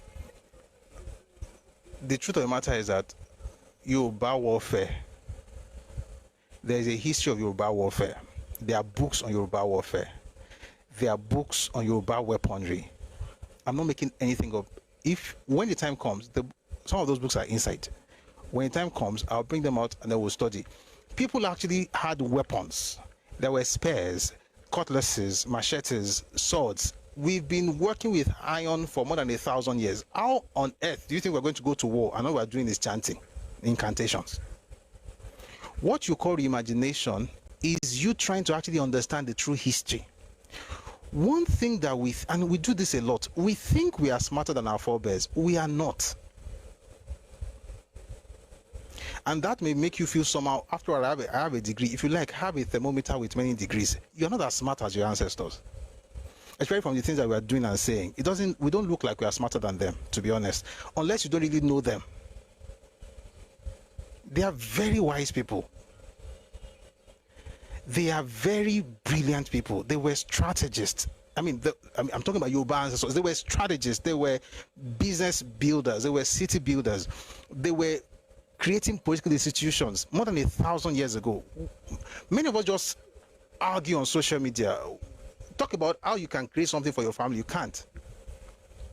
And then we have the God to say, there's nothing in our history that can inspire young people. What are you talking about?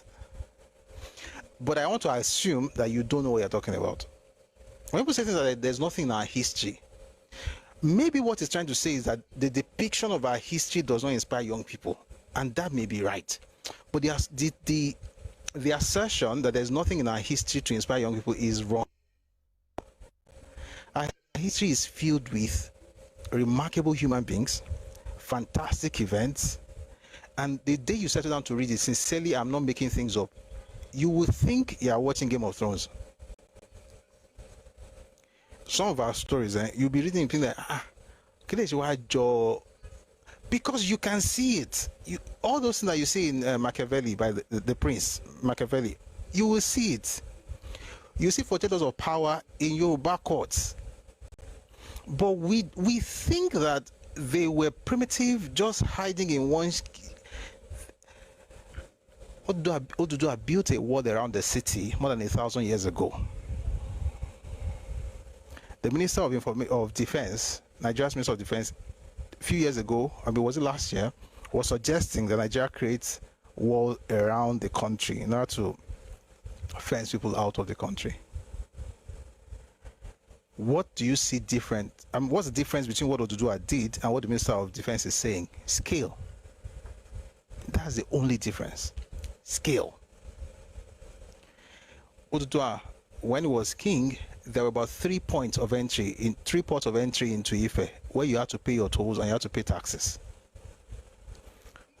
Now we're talking about excise duties. It's the same thing. To think we are the first generation to come up with these ideas, or to think that we got everything from Europe, we can only think that way because we've not really studied these elders and these our ancestors, and it's a shame to us as a people.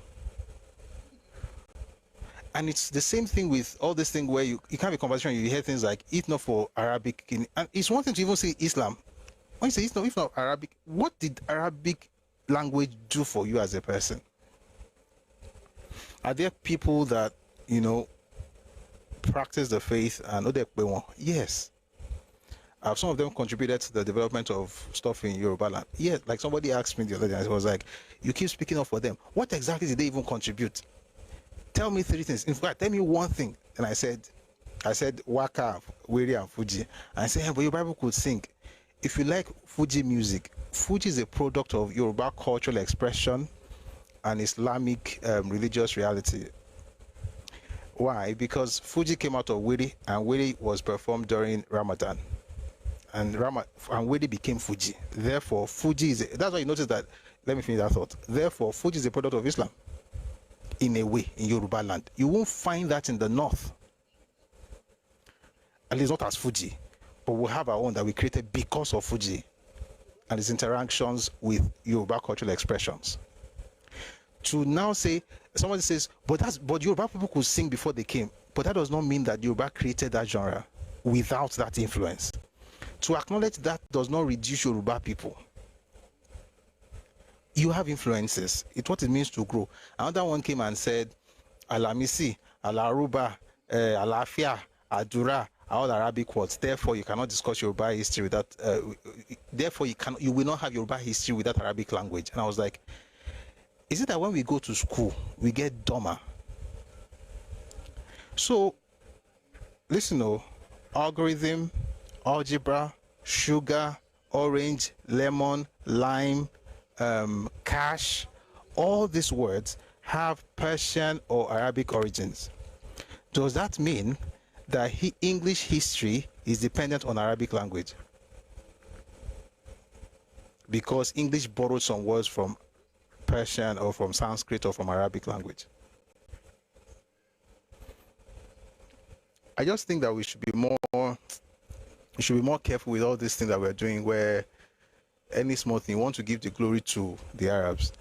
If they gave you something, you acknowledge what you got from them, but don't reduce us like we were some people just jumping from one place to another before the savior from abroad came to rescue us.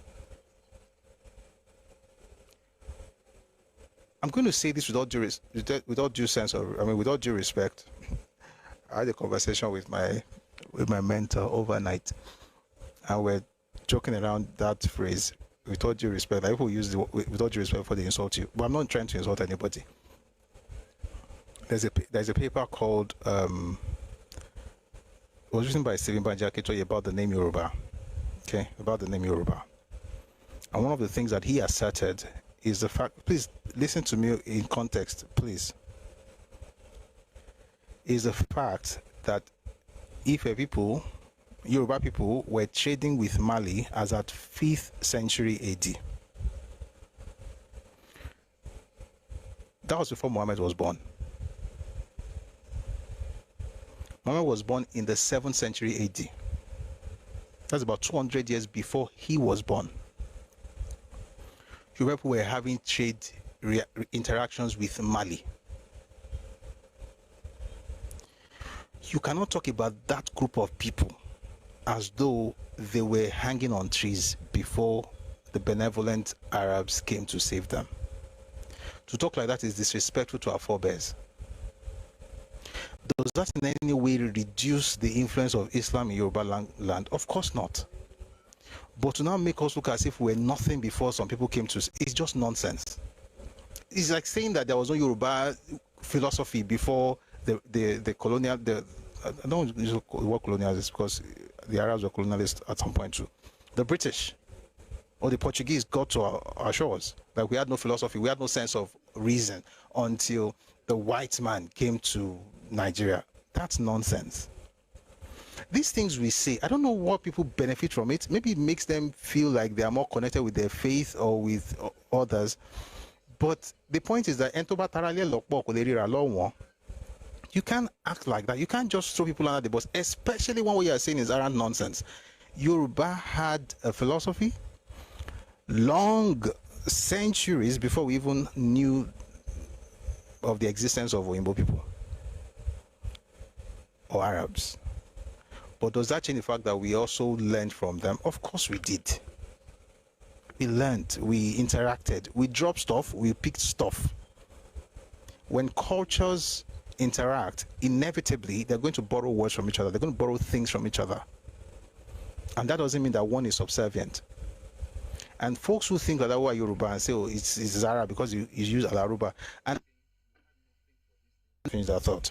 Or because we have Alaruba, they are removing the agency of the Yoruba people and saying you had nothing for this thing before it came.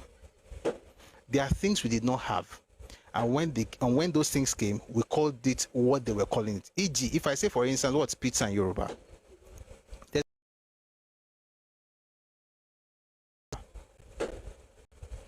It's the same way there's no Yoruba word for alubosa.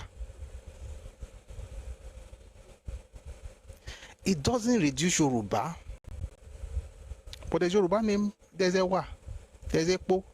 What we had, we named. What you brought, we used the name you brought with it.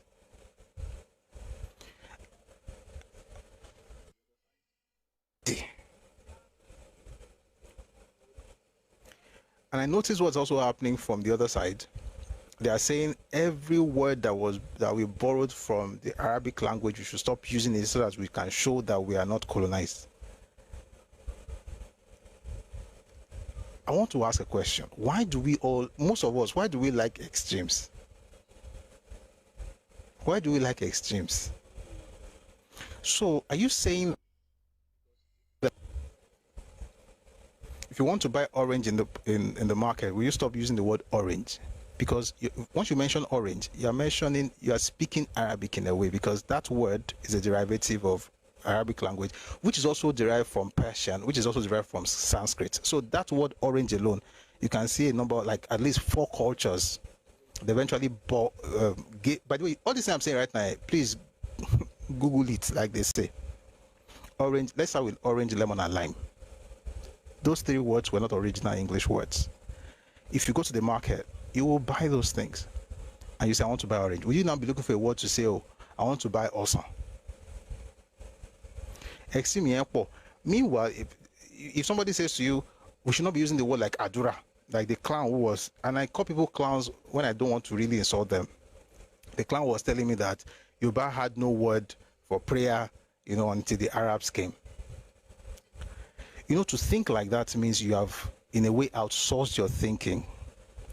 You are saying that, are you saying they have no understanding of God, of the supreme being, of the spiritual, before the Arabs came? By the way, we didn't even got anything from the Arabs, to be honest. We got it from people from Mali, and then later on, the Hausa, folks from Kanem-Borno Empire. Well, we got some things from the Arabs too. Let's not throw everything on the carpet, which I don't want to be extreme. We got things from the Arabs. We got things from folks from Mali, from Hausa, from Kanuri, okay? And they got things from us as well. But here's the point. When you say things like, we have no words for prayer before Islam, you are saying that they had no understanding of the spiritual or communicating with their deities. The word Iwuri, and someone wrote in the comment section, yes, that's the Yoruba word for prayer. But here's the other side, where some people say, don't even use Adura again, we're going to use Iwuri. When you borrow words and you include words in your language, what you are having is, you have synonyms. You have more words to play around with. It doesn't reduce you, it increases you. As long as one does not remove the other. So you have synonyms. What's the synonym for Ewure? Adura. What's synonym for Ojobo? Alamisi. What is synonym for Ojoru? Alaruba. It doesn't reduce the fact that we are Yoruba. So we cannot use anything that we got. Because even the one you are speaking that you call original Yoruba, do you know how it was formed? You don't. It's the same thing when it comes to what we call certain things in different dialects of Yoruba. Let me ask in the comment section. If you are from the northern part of north-south Yoruba, generally, or let's do like this: Yoruba Jumolo, north, south, east, west, everybody, the one all of us use. What do we call passage? The passage in your house. What do we call it? Please write in the comment section. I'll read some of the comments on YouTube in a bit, please. I just want to finish this stuff before we move on to something else. Please, in the comment section, please help me. What do we call passage? Someone wrote ODE. Okay, I'll say something about that again. Something Eba, Ebabao, or there.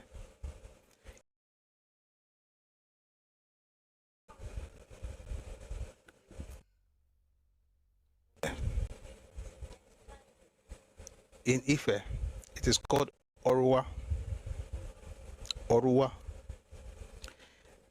What do we call a stool in Ekiti? Anybody knows? Not in general, not the standard or general Yoruba. In Ekiti, can I put stool? Anybody knows? I want to make a point that we'll move on very soon. What do we call a stool that we sit on? Otita. God bless you. General Yoruba, we call it Takboti. Now, there's something that, because I write, I can easily resonate. If you read a lot, you also understand what I'm saying. If, as a writer, you want to write Otita, or you want to write Akpoti, and you mention Akpoti, and another place you write it as Otita, you put asterisk on it and then say it underneath. To the reader has now been enriched. Now he knows that he can call a stool Akpoti or Otita and it will still be Yoruba. It's the same thing with saying that Adura and Iwure or Ashe and Ami. It's the same thing. I'm just saying that while I understand that people are pushing back, are those who are saying Arabic give us this, give us that, give us that. So we don't want to use it again. We just want to use only, only traditional. Okay, use it. But if you are able to, Ojo Eti,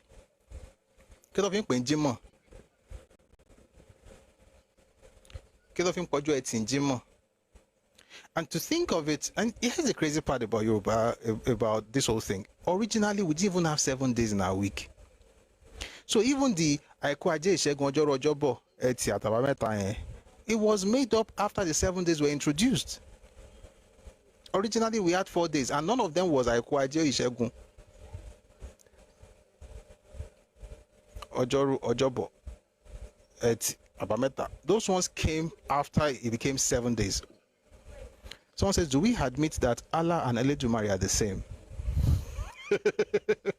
Are you asking that question as a religious question or linguistic question? Mr. Iwali Smart, is your question religious or linguistic? Your answer will determine how I respond.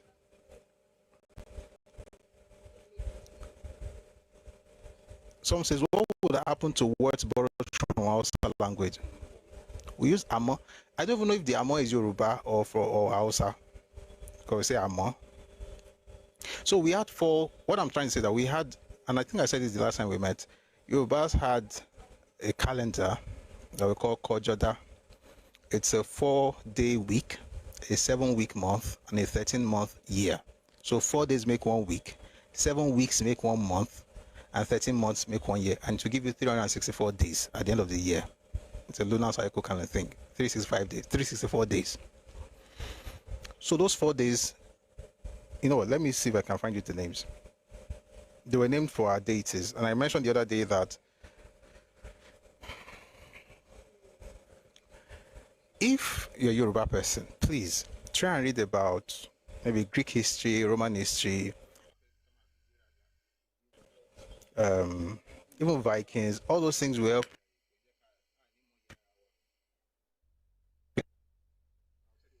And I'll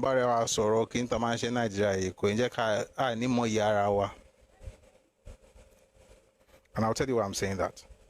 You see, what Yoruba elders did with the names of the days and the weeks and the month, when you study the Roman calendar, is the exact same thing they did. If you have ever mentioned January, and I want to say this, so day 1, day 2, day 3, day 4. If you mention January, you are talking about the god Janus. If you've mentioned March, I was born in March, by the way. Go figure. My birthday is coming up very soon. You are talking about Mars, whether the planet or the deity. But we'll call it March.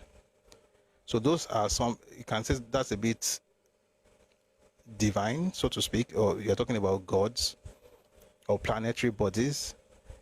When you say you are born in July, or you are saying something is going to happen in July, that month was also named for a person, Julius Caesar. If you say August, it was named for Augustus Caesar. Now, I'm saying that to say that our own Yoruba day, the first day of the week is Obatala Day. The second day of the week is Oromila Day. The third day is Ogun. The fourth is Shango. Some people say some would dedicate the first day to Obatala. Obatala, yes. Second one is Oromila, Ogun, and Shango. Now, if all you hear, and if you're Yoruba person, please also listen. If all you hear from the names I just mentioned right now is worship, you are also one of our problems. Yoruba people didn't just see those people as religious figures. They saw them as heroes in Yoruba history, the same way the Roman will see Julius Caesar and Augustus Caesar. That does not mean that they are not religious. So they are still the religious bit of it, but I'm saying it's not all religious. Once we're able to reclaim this thing, it becomes easier for us to understand the way our fathers came up with things. And one day will come when we'll discuss how we transitioned from a 4-day week into a 7-day week. But the point is that even that was dated. So when I say Yoruba person say that,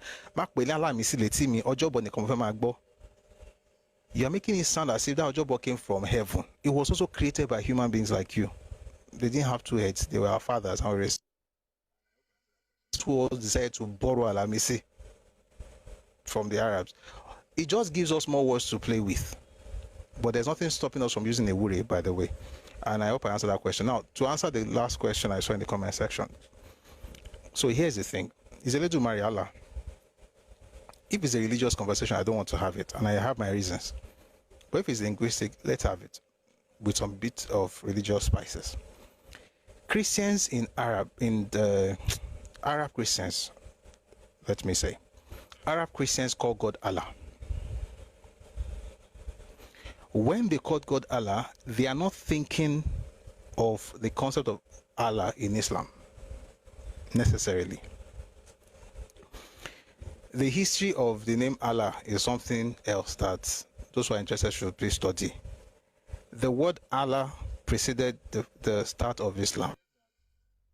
Worshipping Allah, whatever Allah was in the Middle East before Muhammad was born, peace be upon him. So the idea that they decided to now use the name Allah, whether it was God or not, that's a religious conversation. But the point is that if Arab Christians want to talk about the supreme being, they call that supreme being Allah. Forgetting whether that's what it means to some idol worshippers who had Allah before Prophet Muhammad was born. No. Allah was not conjured by Muhammad. It's not even an Islamic word. It's an Arabic word.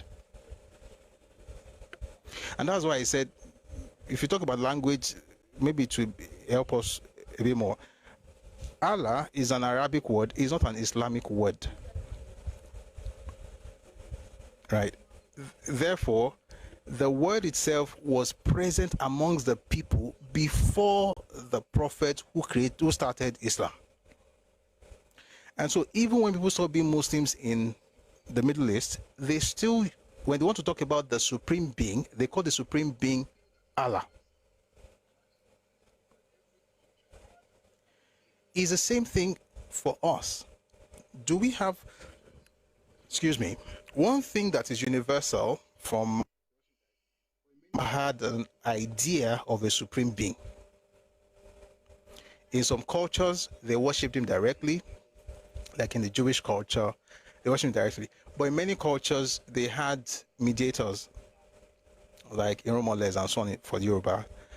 But they know that there is a being that is supreme. That supreme being that is all-powerful. In fact, in Yoruba cosmology, the supreme being does not even get involved in many things. For instance, in Yoruba cosmology, the supreme being did not create the earth, and he didn't create human beings. And that's why sometimes we also see people trying to speak up for Olodumare, but what they're arguing against Olodumare, but they're actually making the case for him. The point is, whether he made human or he didn't make human, the idea of that supreme being that towers above every other exists in every culture. That idea is there. So, supreme being Yahweh, and now can call that supreme being Allah, and now can say it's Olodumare, and now can say it's God. The fact is, they're talking about the concept of a being, or they're talking about a being that is higher than all. And from that perspective, Allah would be God. Like I said, from the religious perspective, you can say, oh, there was one Allah, is an Orisha, Kinikon, they use the name. But the point is that when Arabs become Christians, they don't stop calling God. When Arabs become Christians, they don't stop calling God Allah. They still call him Allah.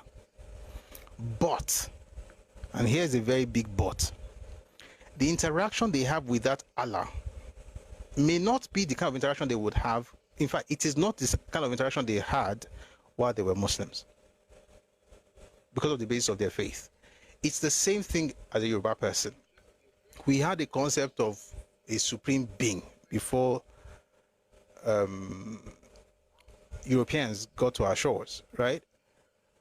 And interesting, the very first word that referred to the supreme being outside our space, outside Africa, that we heard as Yoruba people would be in two ways. If it's through our trade with Mali and Arabs, it would be Allah. And with our contact with the Portuguese in the 15th, 16th century, it would be deal. The English came and said it was God. It's just people using their languages. When Yoruba people also And let me say this. When Yoruba people were also colonizing others, they also took on our faith. This is why a lot of people that have this religious conversation, sincerely, they think from a place of victimhood. Just leave the fact that they did this to me. Yoruba people exported our religion to Benin Republic, not the Yoruba in Benin Republic, other ethnic groups in Benin Republic adopted our traditions, adopted the names of our gods, and even adopted the name of our supreme being, Olodumare. Are we happy about that? Yes. Most of us will be happy about that. But once you hear that, oh, somebody is called and say, no, I hate it. They colonize us. You have also colonized people too. Yoruba. See what they did to me. Should I tell you what you did to others? With armies, but it wasn't necessarily to be doing, Ajele and the Ilari and everything. Or you that did that one did not get there to be saying, oh, let us talk and pray. They were fighting and killing people and taking people's lands. And am I proud of them? Of course I am. It's not 2025. We're talking about what happened in the past. We hear about British Empire. Some people that have a problem with what happened with Oyo, what I just said about Oyo right now, will be celebrating Ottoman Empire. What do you think Ottoman Empire did? For 400 years, they were taking people as slaves in Europe. It's the history of the world. It's survival of the fittest. If they are stronger than us, they conquered us. If we are stronger than them, we also conquered them. And that's why I can never be a victim in my life. I can never. I cannot sit and say, see what they did. So, and when I say so, it's not like I'm saying it doesn't mean anything, but it's the history of the world.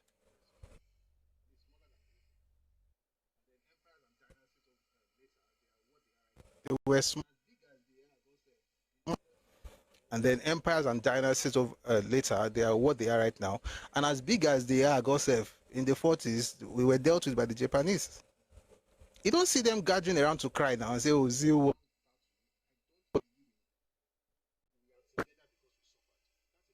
Sorry if it sounds bad to you. I don't believe in we are together because we suffered. That's a terrible way of having conversations. That means that we're only having this, what do they call it?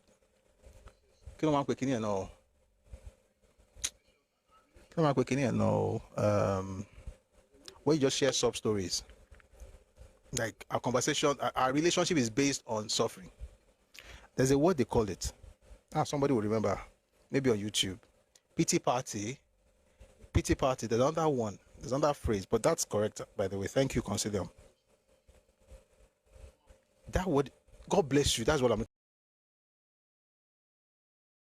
Thank you, Lenny. Trauma bonding. See what they did to me. See what they did to me. That's the relationship. That thing is a very low vibrational thing. You are not creating anything. You're just fighting because somebody did something to you in the past. The person that did it to you, do you know what they did to him too in the past? It's like me saying, oh, that's why I don't like people that are always talking about Nigerian history and say, oh, imperialism, see what colonialists did. Was Britain that colonized you? Were they not colonized by Rome for 400 years? Do you see them crying? You get power. You also find a way to, not necessarily, maybe you don't want to colonize people like China is doing. China is not necessarily colonizing anybody, but at least China is not crying about Japanese occupation anymore. They use that as fear. They were dealt with by the British. Maybe one day we should discuss Chinese history. It's painful and inspiring at the same time. Ordinary tea was one of the major problems that caused wahala between the British and Chinese. The Opium War. How Britain wanted to buy tea without paying. Thank you very much, Mr. Sheney. Wanted to buy tea without paying. So what did they do? They introduced drugs. When Chinese people had enough, when they had had enough, this ones I bombarded them, they fought. They conquered them. They occupied them. You wake up and then you do better. And look at them right now. They are doing well. And I think they still have, they've been there for thousands of years, just like us, Yoruba people. So let's celebrate our elders, let's celebrate our history, let's acknowledge what they've done, what Yoruba people have done. I remember how I got into this. I got into all of this. I know today's, there's no specific topic. That's why I'm going in and out. There's a topic called Coup. Let me finish this first. I was saying that when you look at the Gregorian calendar and look at what we had before then, we had a 4-day week named after our heroes. Okay, they were heroes, and to some they were also deities of sort, right? And then when Gregorian calendar was introduced, it became 7 days, and so we also created Coup, Ajé Ìṣẹ́gun, Ọjọ́rú Ọjọ́bọ̀, Ọjọ́ Ẹtì, àti Ọjọ́ Àbámẹ́ta. So it's actually Ọjọ́ Àìkú. By the way, Àìkú tá à ń sọ yìí gan-an is also a shortened version of the full name. It's Ọjọ́ Àìkú, Ọjọ́ Ajé, Ọjọ́ Ìṣẹ́gun, Ọjọ́rú, Ọjọ́bọ̀, Ọjọ́ Ẹtì, Ọjọ́ Àbámẹ́ta. But if you notice, we only add Ọjọ́ to 2 in méjèèjì. Just Àìkú, Ajé, Ìṣẹ́gun, Ọjọ́rú, Ọjọ́bọ̀. Ọjọ́bọ̀ yẹn àtọjọ́rú yẹn la máa ń fi ọjọ́ sí, ìyókù àkàn máa pè ṣáá bẹ́ẹ̀ ni. Why? Because evolution is culture. So we did things that other people also did. We named our days after deities and gods and humans and heroes, just like the Romans did. And I think we should study more of those people, right, in order to appreciate our culture. And lastly, please don't say that there's nothing in our culture that can inspire the next generation. You have not studied our culture. That's the thing. And I think with our conversations going forward, we'll be doing a lot of conversations. That's tautology, but you get the point.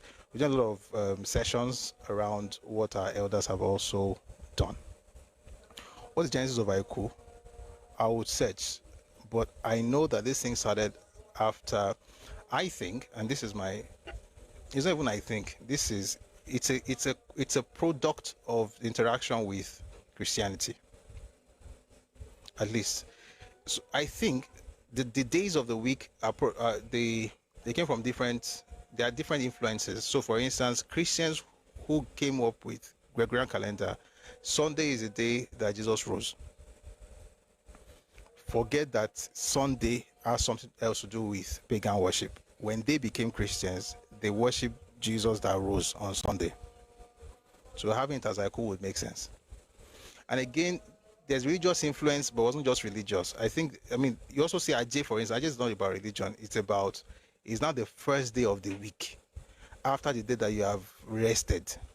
But I'll do more research on it too. I'll get back to you with the proper answer. Right now, I'm just telling you my opinion, but I'm going to give you once I've studied it very well, I will let you know.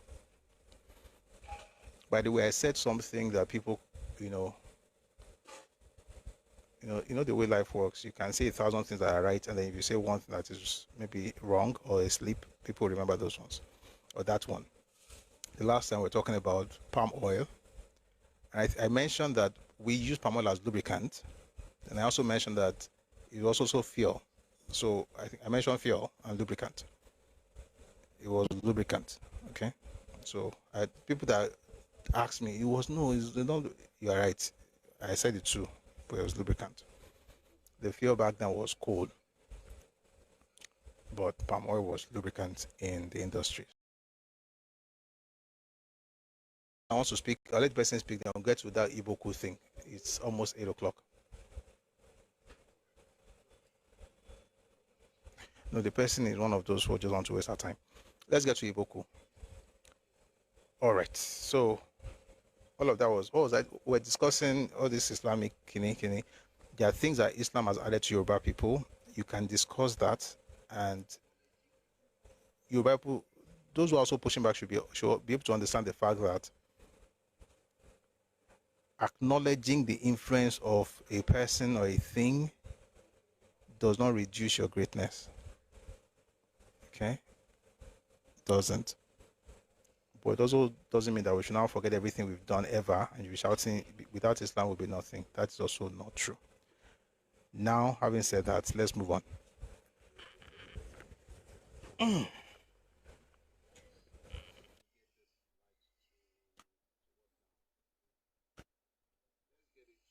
9.1 likes to what now? Let's get it to 70k, please, on TikTok. Let's try and get to 100 before we leave today. or even more. So if you're on TikTok, please power tap and share as well. If you're on Facebook, we're glad you're here. Kindly like. We've talked about Utomi and Peter Obi and what Kingsley Okonkwo was saying about the whole thing, and all of that was in the news section. Now, or news segment. Now I want to go to class. Today, we are responding to a video that was made a while back, and an elderly person, again, somebody we respect, made some statements, and I think it's important to, somebody that sent this to me, but I'd also watched it a while back. I think it's important to respond to the video. And this is about the Igbo coup. There was an Igbo coup in Nigeria, January 15, 1966. And no amount of, you see, there's a mistake our elders make. They made. And hopefully we'll correct it with respect, with humility, but we must correct it, or else our children will see it when. But you know, before I talk, let's just listen to Chief Tola Adeniyi.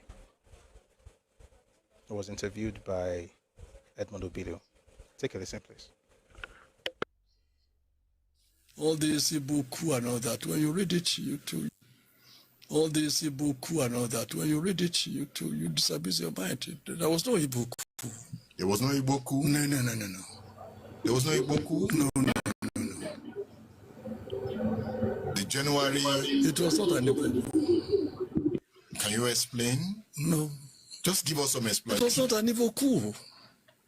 Who were those behind it? Just help us. You know, that coup led to a war. I know. So help us. But there was already war before the war.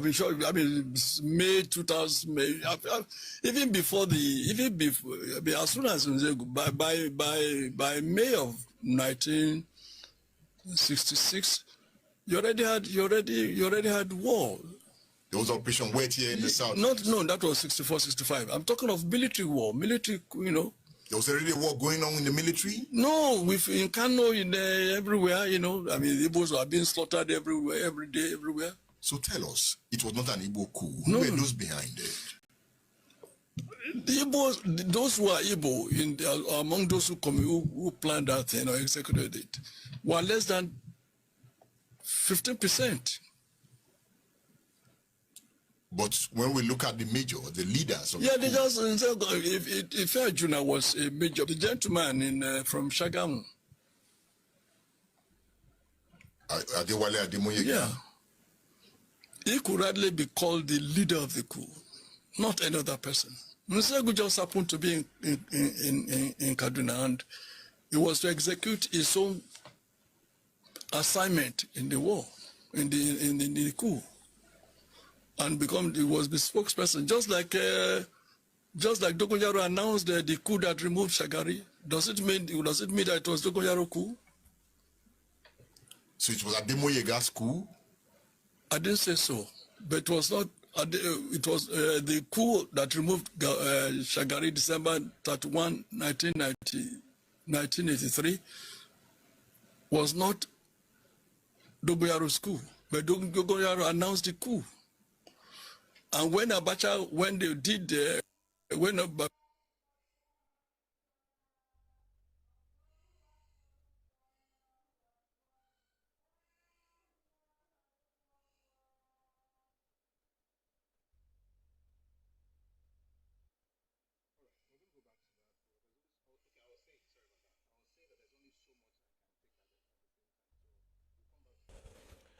All right, we're going to go back to that. There's only, okay, I was saying, sorry about that. I was saying that there's only so much I can take at the same time. So we'll come back to this video, but I just need to chill a bit.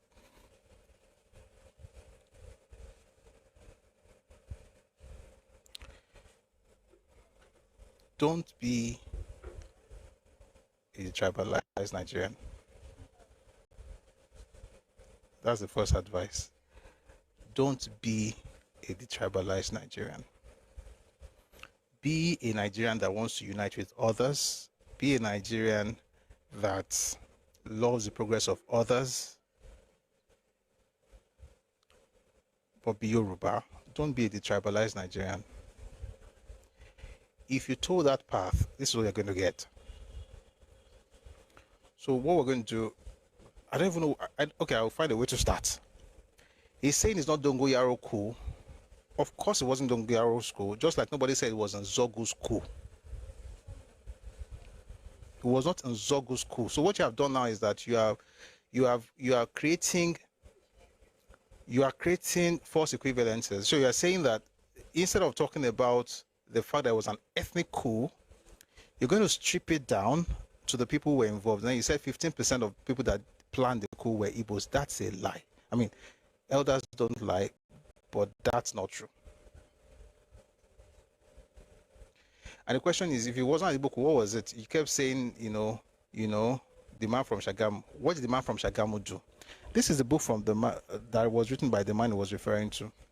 Please, if you have not read that book, please read this book. If you have not read this book, please read it. Read it.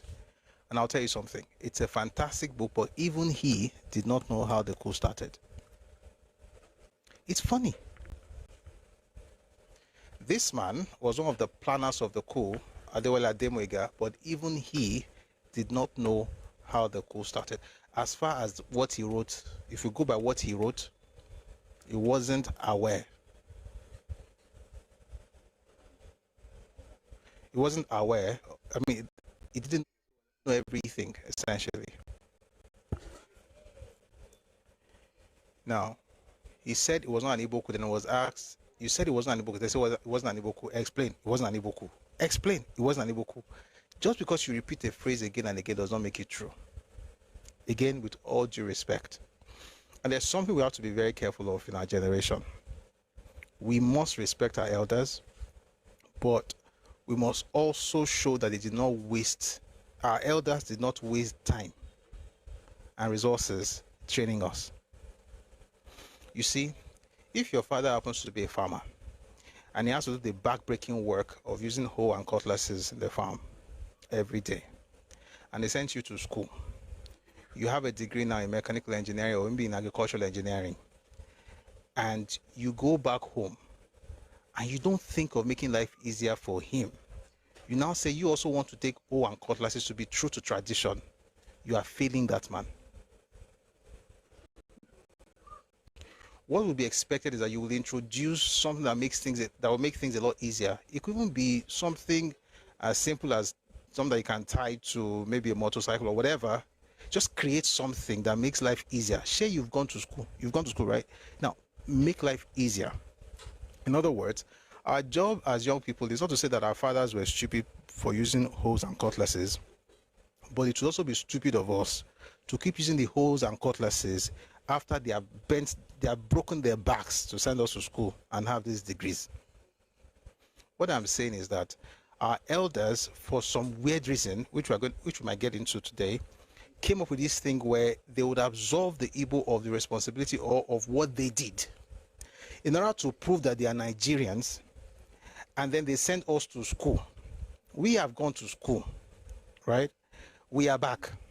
We are not saying our parents don't know what they're doing, but we're saying that there's a part of it that they have not really mastered. Just like the one who works in the farm, no matter how many years he spends in that farm, he can never create tools that would do more than hoes and cutlasses and rigs and things like that. He's not thinking of mechanized farming. He's not even thinking in that direction. And that's why in Yoruba land, we say, Omodegbo, Agbagbo, Onlafidale Efe. I like the song by Common, by the way, Glory, Common and John Legend. It says, no one can win the war individually. It takes the wisdom of the elders and young people's energy.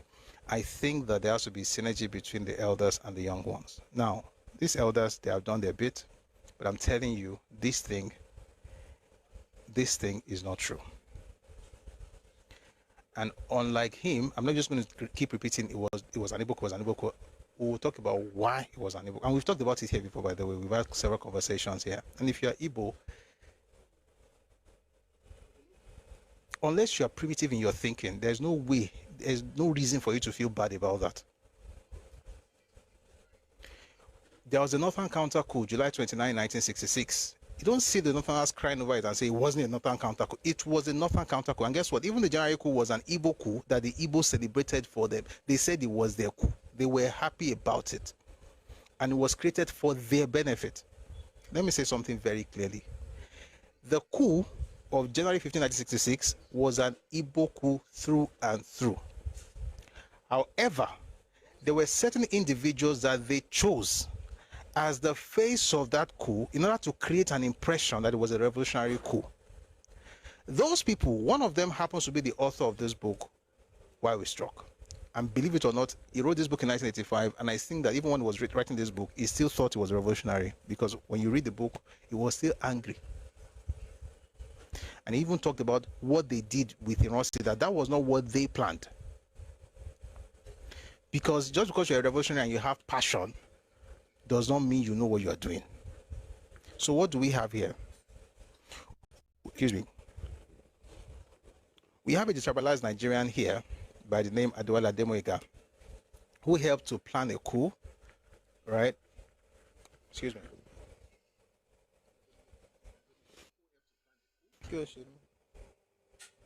Okay, I got it out. We have a destabilized Nigerian Ademoyega who helped to plan a coup. We have another destabilized Nigerian on this call who is now saying that he who helped to plan the coup was actually the one who was the brain behind the whole thing. Both of them are Yoruba, and both of them are wrong. So let's get to the details. I'll play a bit, I'll respond, I'll play a bit, I'll respond, so we can make sense of this thing. We can't listen to everything. It's over 14 minutes. We're not going to go beyond the first 5 minutes, maybe even less because of time, but we'll take it bit by bit. Okay? Let's do this together. Let's start.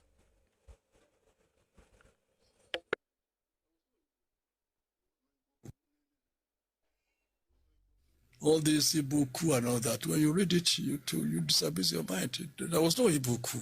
There was no Igbo coup? No. There was no Igbo coup? No. The January... It was not an Igbo coup. Can you explain? No. Just give us some explanation. It was not an Igbo coup. Who were those behind it? Just help us. You know, that coup led to a war. I know. So help us. But there was already war before the war. There was no war before the war. But let's take it one by one. We'll come back to that war before the war. Was it an Igbo coup? Yes, it was an Igbo coup. How do we know? I referred to a book a lot. And if you've been here before when we've discussed this whole coup matter, you must have heard me refer to that book. The book is called The Special Branch Report. This year, we're going to have a series of sessions on documents from the British archives on this whole on the period between maybe the early 1960s to the end of the First Republic.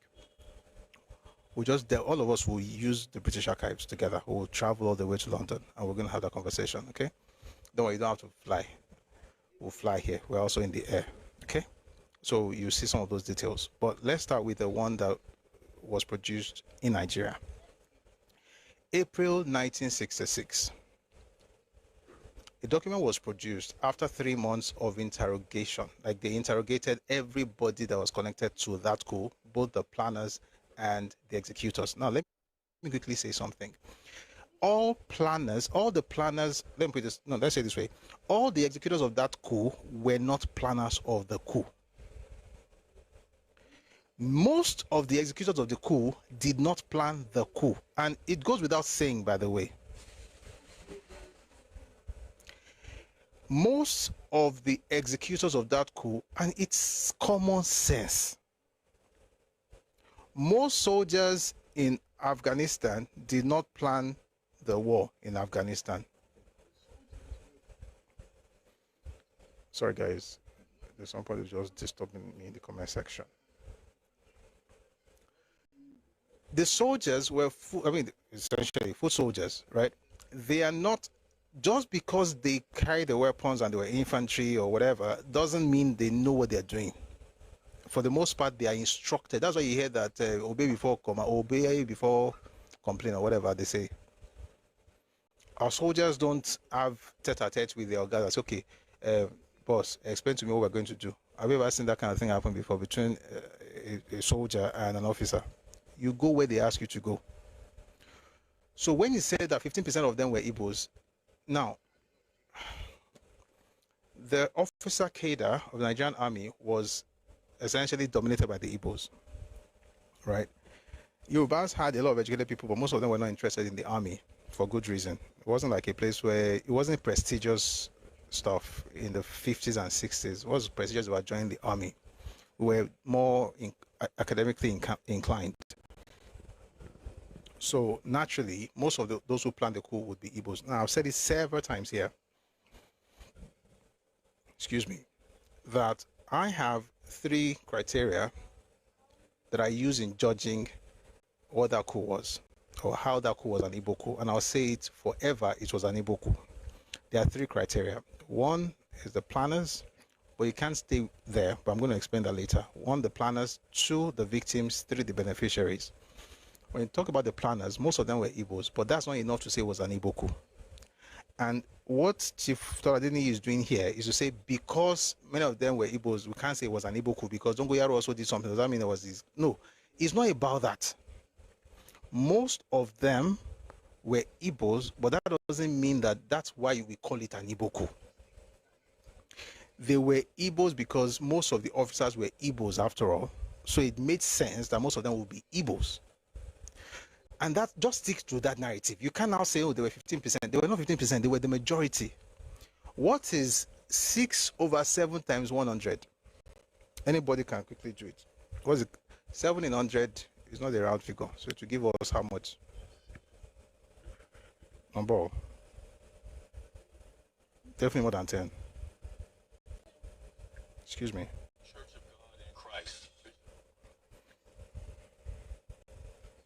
Actually, I put out a calculator before I said that. All right. 85.7% of the planners of that coup were Igbos. And even I would not say just because of that it was an Igbo coup. But let's make it very clear.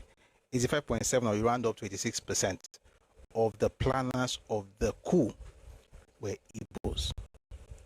Does that mean it was an Igbo coup? Not necessarily. But let's not change that in order to say it was not an Igbo coup. Most of the planners were not Igbos.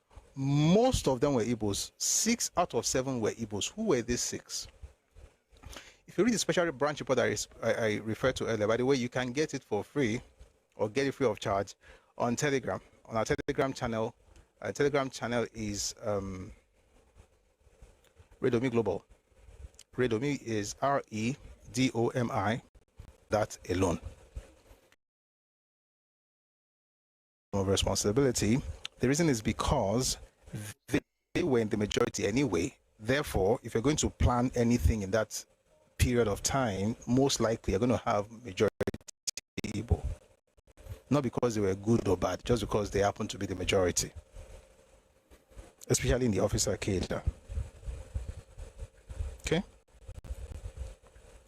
Now, why is this important? Because when they were going to start planning that coup, the first set of people that met, there were 3 people here. Of course, I know you know the names already. These are things we should be asking in Redomi in that our game show when we start. There was Okafor. In fact, the first person is actually Fiajuna. There was Okafor and there was Oji. Oji was the captain. The other 2 were majors.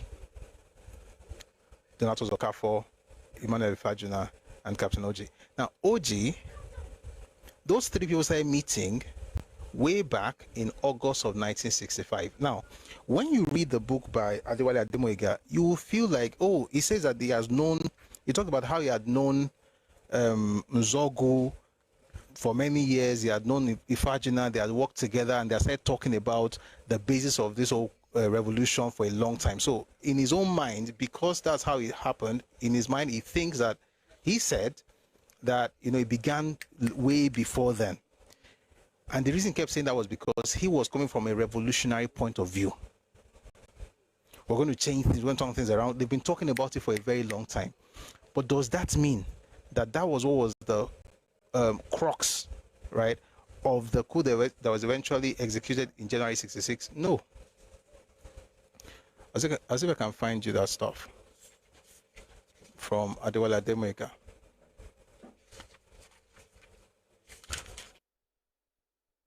Is why we struck.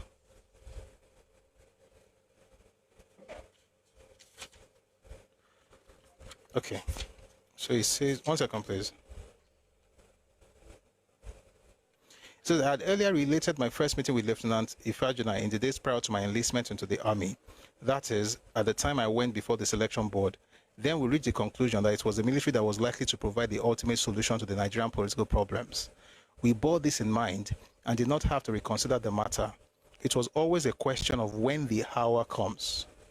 In December 1963, when we were together in Kaduna, Ifajuna and I moved closer to each other and discussed vital political, intellectual, and revolutionary matters.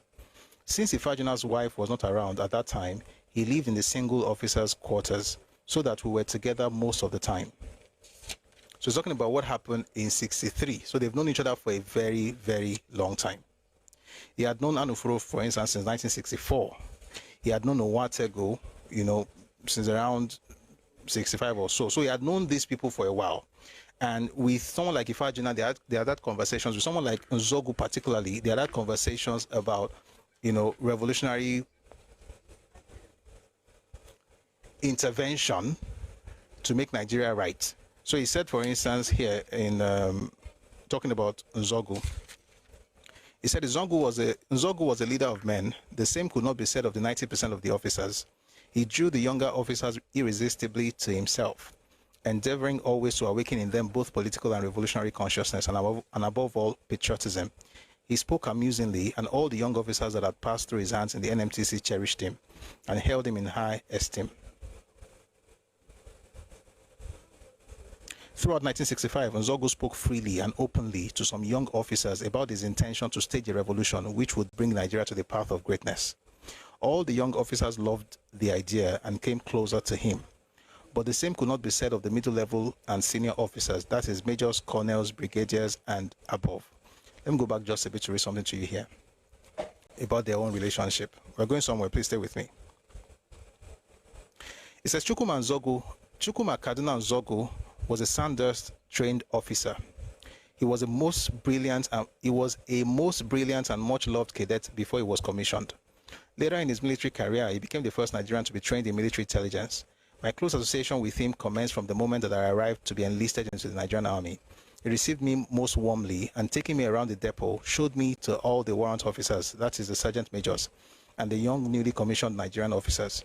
He introduced me as a former DO, that is district officer. The warrant officers were mainly Northerners to other Nigerians because only British white civil servants and a few Nigerians rose to such posts. It was still largely so in 1961. Chukwuma initiated me into the army, and I loved the way he did it, simplifying the strange military terms such as the enemy, moving targets, and the first LA or first IA, immediate action, and so on. He continuously assured me that every new step was extremely easy to take. He drilled me and taught me weapon handling personally. He then put his personal car at my disposal. Even though I was totally new in Zaria and had nowhere at all, I did not meet Nzogu again until late 1962. By then, he was a staff officer at the Army Headquarters, HQ in Lagos. He visited me at Abeokuta and we renewed our friendship very heartily and saw each other often, until military duties separated us for a short while. Then in December 1963, I was posted to the 5th Battalion in Kaduna. Then in December 1963, I was posted to the 5th Battalion in Kaduna. A few months later, Nzogu was posted to the NMTC in Kaduna. We were both single or married officers. Before Nzogu arrived in Kaduna, I lived in the quarters meant for unmarried officers. I was sharing a 2-bedroom bungalow with Captain Olusegun Obasanjo, who, although married, lived without his wife at that time. He was away for some time and Nzogu came and took over his room. Obasanjo was also Nzogu's friend, so that whenever he was around, he shared the same bed with Nzogu. At that time, Obasanjo was in the Nigerian Army Engineering Corps. He was a quiet, colorless, and easygoing officer who did not attract any personal recognition and would not be reckoned with as revolutionary. His friendship with Nzogu derived mainly from the latter's ready friendliness toward all officers that were close to him. Living with Nzogu gave me a deep insight into his character. He was the son of a civil servant. His parents hailed from Asaba in the Midwest, now Bendel, but he was born in Kaduna, schooled there, and he grew up there. He spoke Hausa very fluently, and he understood and had many Hausa traits. I knew him to be extremely straightforward, open-hearted, and open-handed. He spoke freely, hiding nothing. He gave generously, was a good Christian, Roman Catholic, and attended Mass regularly. Unlike most single officers, he did not go around with girlfriends. This surprised me, for although we were both, there was no question of getting married before the revolution, I did not subscribe to total abstinence. Nzogu was a good leader of men. I read that part earlier, but let me just read again. Nzogu was a good leader of men. The same could not be said of 90% of the soldiers. He drew the younger officers irresistibly to himself, endeavoring always to awaken in them both political and revolutionary consciousness and, above all, patriotism. So when you look at this, it's still long, but I don't want to waste book at this moment. When you look at everything you have read here now, so they've known each other since 61, they used to talk in 62, they're going to have a revolutionary, they were not going to be married until the revolution was done, they were going to change Nigeria and things like that. So they had that thing in mind. That's where they are coming from. There's one thing that they said, I read that special branch report. Please give me a second.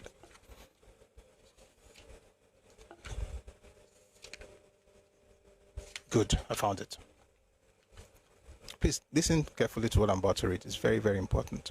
I'm reading while we're struck by Adewale Ademoyiga.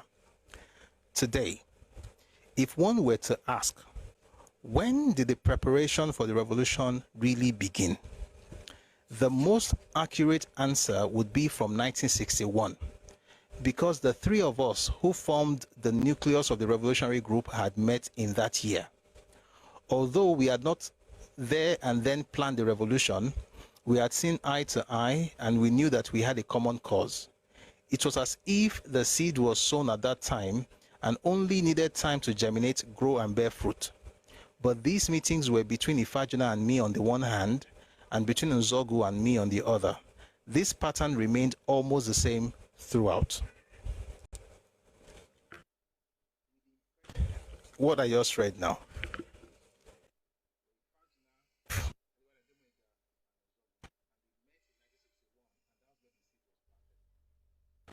Adewale Ademoyiga and Nzogu, and they met in 1961, and that was where the seed was planted. You will be right if you think, if that's the only thing you have read, and you also maybe sound like Chief Adeniyi.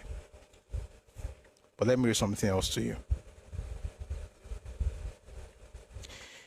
Now, this document I'm about to read, I should say, is a police report on the official investigation into the events of 15 January 1966, entitled Military Rebellion of 15th January 1966. It was prepared by police special branch interrogators based on interviews with soldiers, other ranks, and some officers who had been arrested after the January 15, 1966 mutiny. None of the soldiers and officers involved had come to formal trial in a court-martial as of the time of the July 29, 1966 counter-coup. Okay? So we know the background, so we know where this document is coming from. Having said that, let me read something now.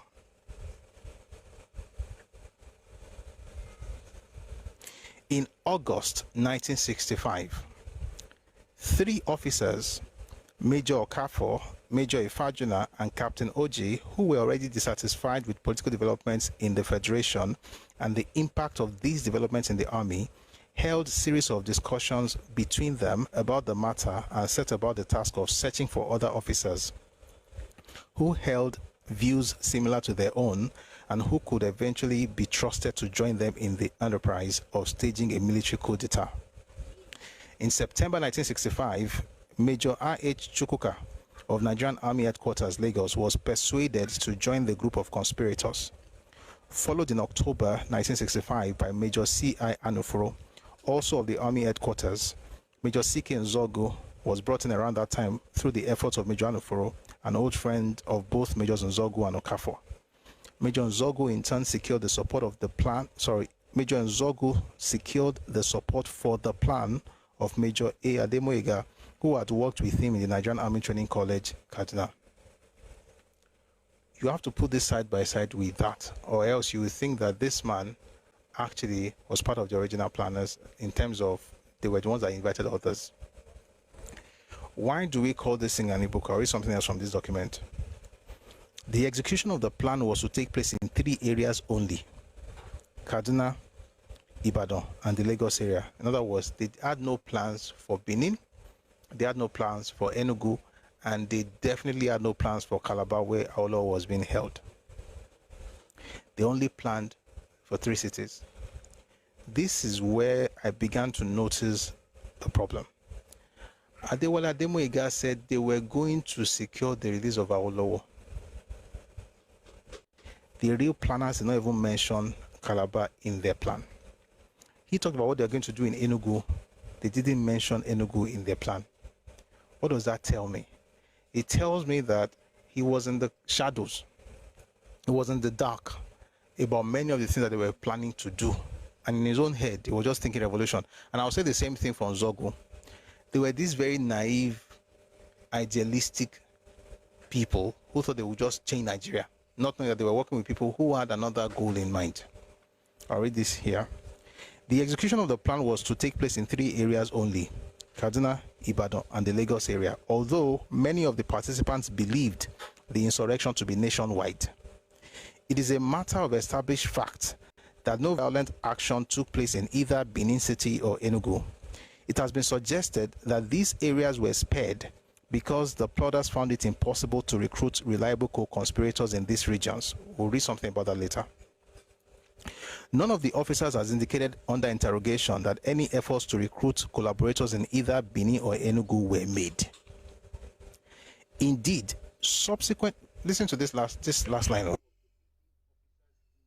Indeed, subsequent action of some of the leading officers indicated collaboration with the then Premier of Eastern Region.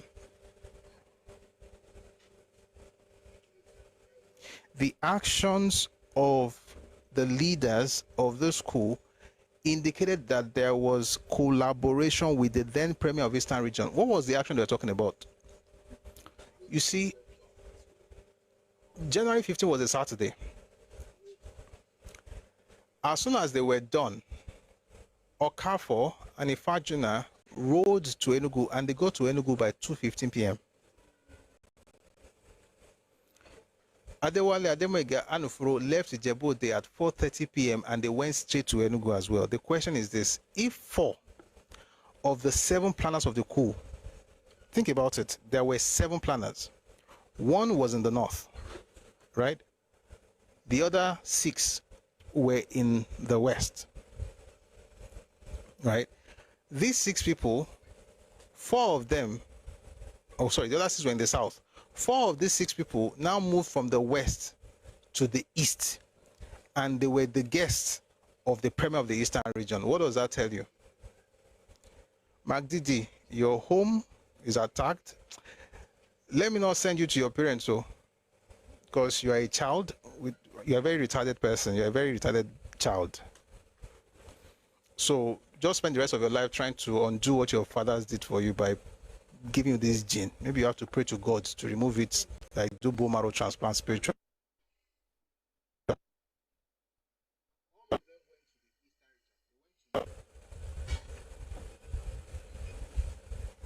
All of them went to the Eastern Region. They went to meet with the Premier of the Eastern Region. So this document is saying that it shows collaboration with the person. So what are you beginning to notice? You're beginning to notice that Otilo Jireo thought me, Mambo. you shall not win.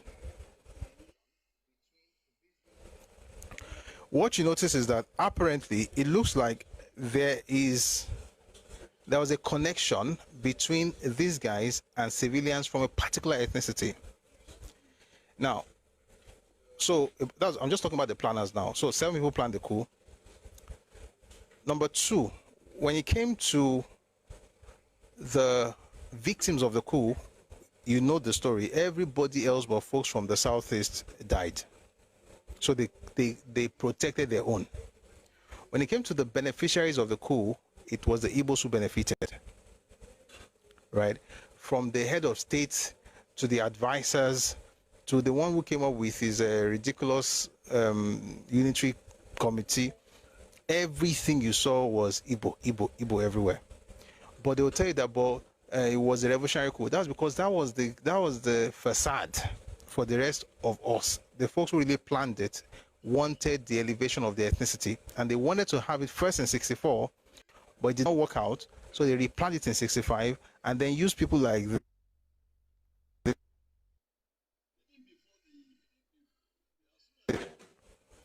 let's go on. Even before as soon as by May of 1966, you already had war.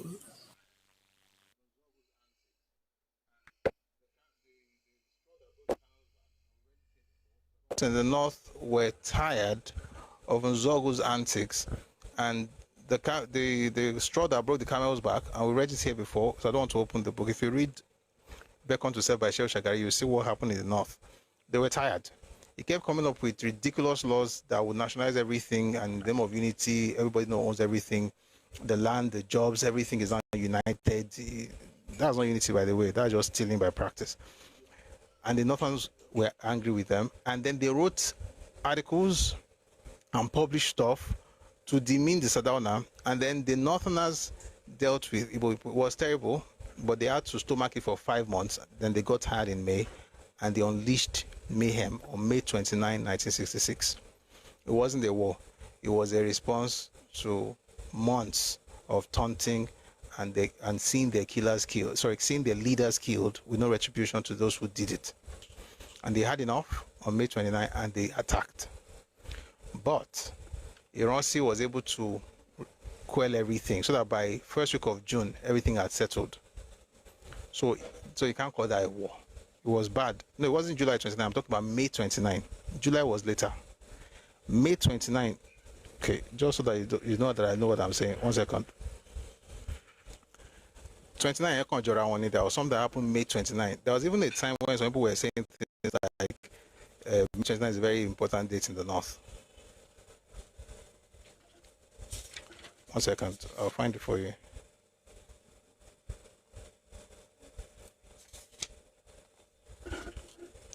July 29 was counter coup. May 29 was when this people just said, you know what, it's enough. Amakoya. Remember?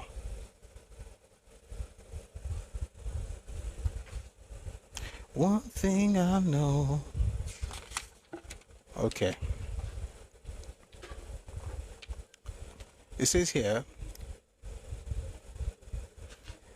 it was, however, the unification of the public services which really provoked the severest anxiety among senior northern civil servants. So already I talked about how they talked on them, Shile Maganinku, how they insulted the northerners. We read that before. How they displayed the images of Ahmadu Bello and said only Nzogu could knock sense into them. How they played music and taunted, Hausas in the north. And they now had, this unitary system that was being introduced via Frank Owokede's report, and the idea that land now belongs to everybody, jobs everywhere belong to everybody in Nigeria because we are quote-unquote united. All that rubbish was going on. And people were still seething. They were maybe waiting for the time when they are going to have to express themselves. So this will happen.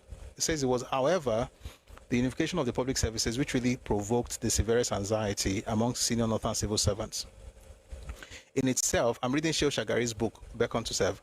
In itself, this directly affected only few top positions and allowed regional control over appointment to all junior provincial-based federal posts.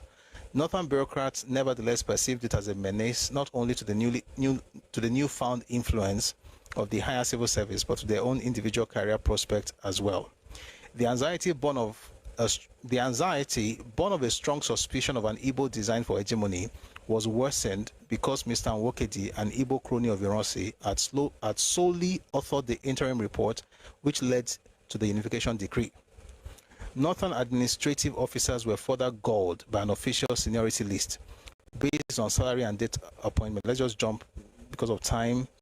So all of that led to peaceful demonstrations on May 27 and 28. Peaceful demonstrations by civil servants and university students in the North greeted the unification decree because both groups saw it as threatening their present and future careers respectively. So May 24, Decree 34 was passed. May 27 and May 28, there were protests. Meanwhile, there occurred another provocation which deeply wounded Northern and in particular Muslim sensibilities.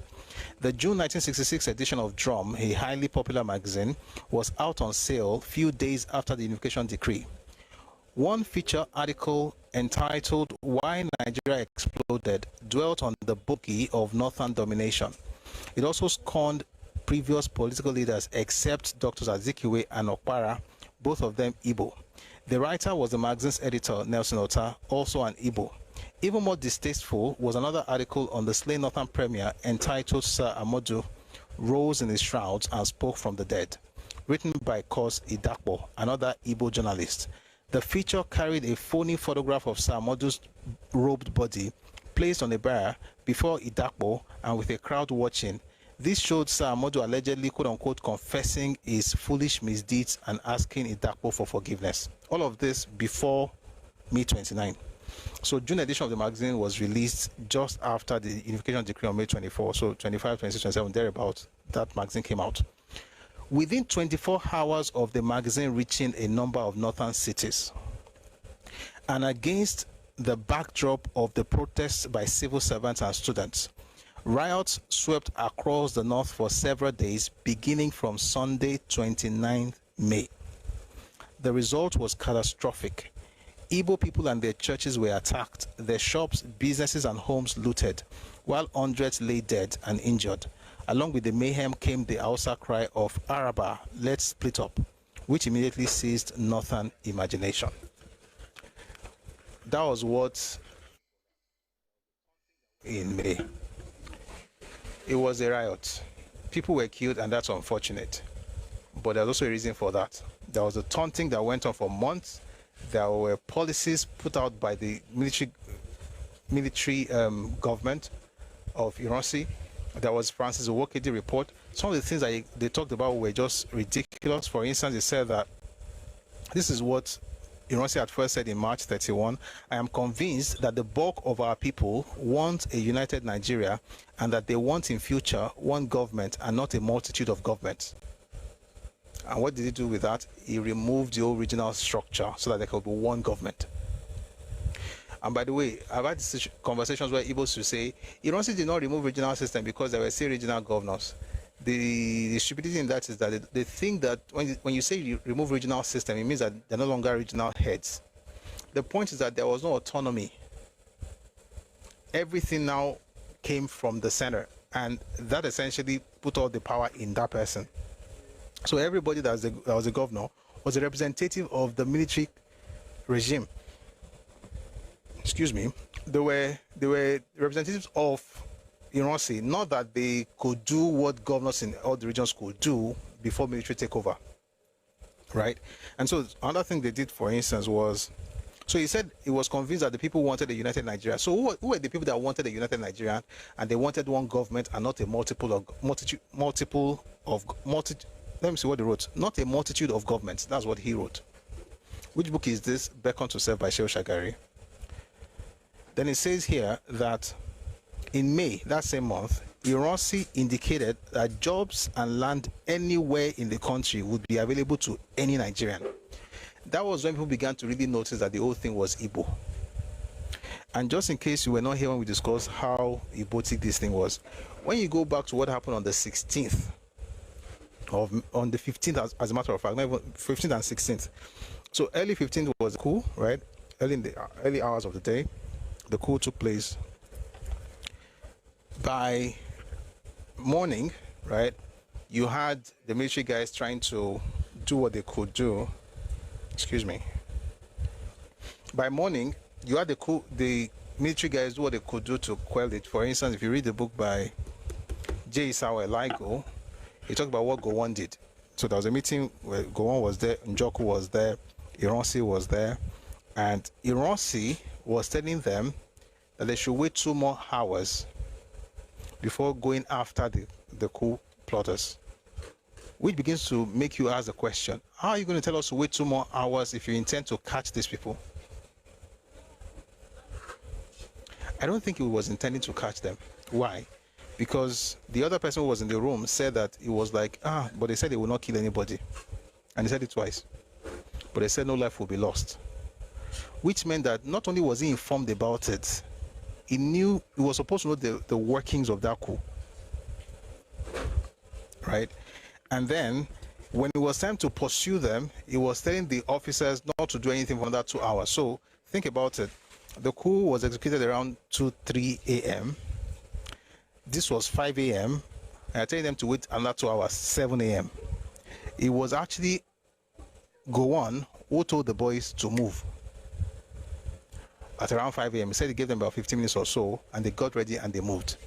Left to him, they were not going to do anything until 7, which was why Okafor and Ifajuna escaped very early, because there's no way you're getting to Enugu at 2:15 p.m.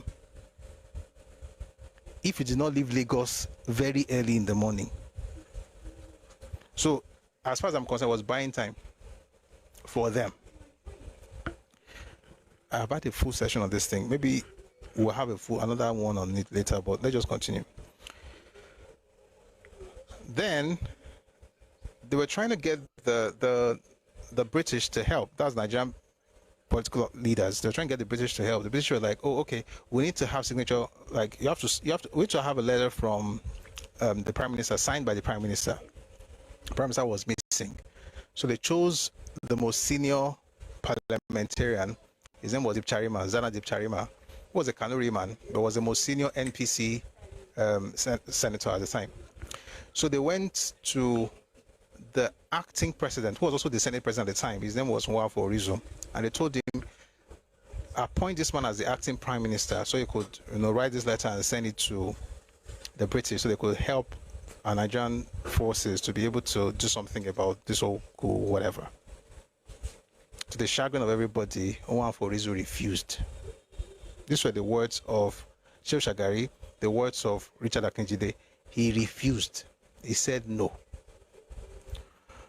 But here's the crazy part. After I said no, he then said he was still going to talk to his people. By his people, he meant NCNC folks. Nnamdi Azikiwe. The Senate president was an Igbo man, Nwafọ Orizu. The prime minister will then be an Igbo man, Kislin Badiwe. Excuse me. So the idea basically was to fill the entire place with folks from the southeast. 1 second, please.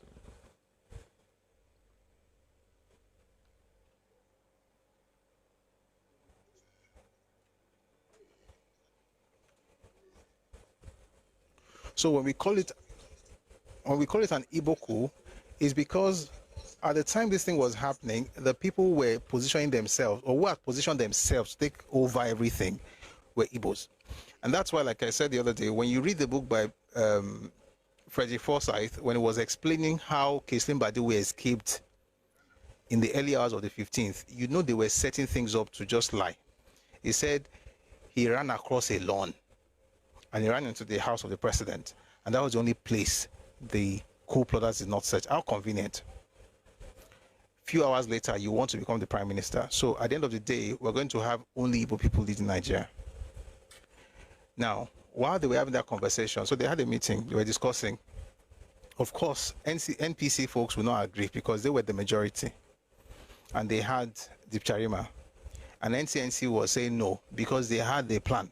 So what happened next was that Ironsi walks into the apartment with soldiers. And in that place, all the parliamentarians were sitting there, and the representatives that were there at the time, including Deep Charima, Nwafo Orizu, Kislim Badiwe, Shehu Shagari, and the rest of them. He gets in there with soldiers.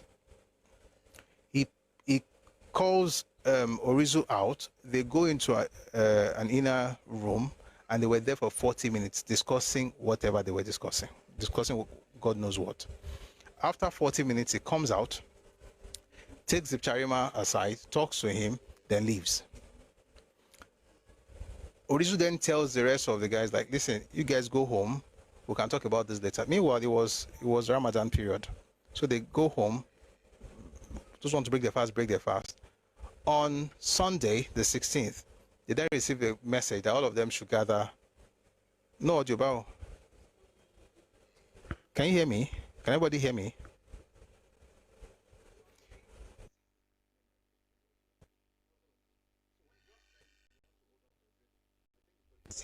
No, there's audio. No. So when you just join, you have to hold on for a bit. I think it's because you just joined. You have to hold on then to now maybe calibrate or whatever. But thank you very much for the response, Olori and everybody. So on the 16th, they then received this message that all of them should gather, and they went into the building. As we were going in, this was what Shehu Shagari said, the entire place was surrounded by soldiers everywhere. And this was also corroborated by Richard Akinjide in his interview in 2001. The place was surrounded by soldiers. And when they got in there, they were told that, in fact, instead of saying it, let me read something to you. Start. How to find the page. Shema the page, right?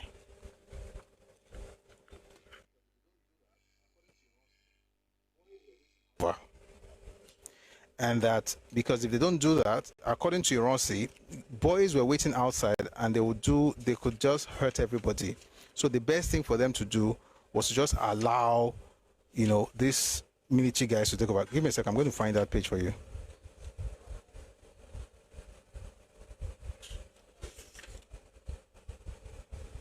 Great. It says, Maitama Sule, okay, let me read that part. Maitama Sule and I were separately detailed to explore with our absent NPC and NCNC colleagues the possibility of naming someone to stand in for the PM.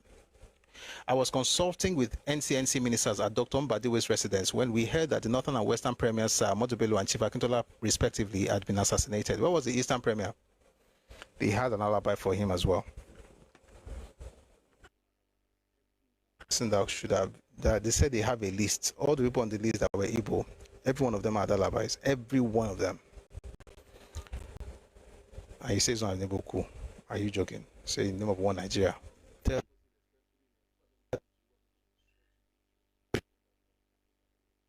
To discuss it respectfully, people are going to come to you, are going to insult you with the truth. I don't think that's the right path, by the way. But let's continue. I was consulting with NCNC ministers. Here is Shehu Shagari.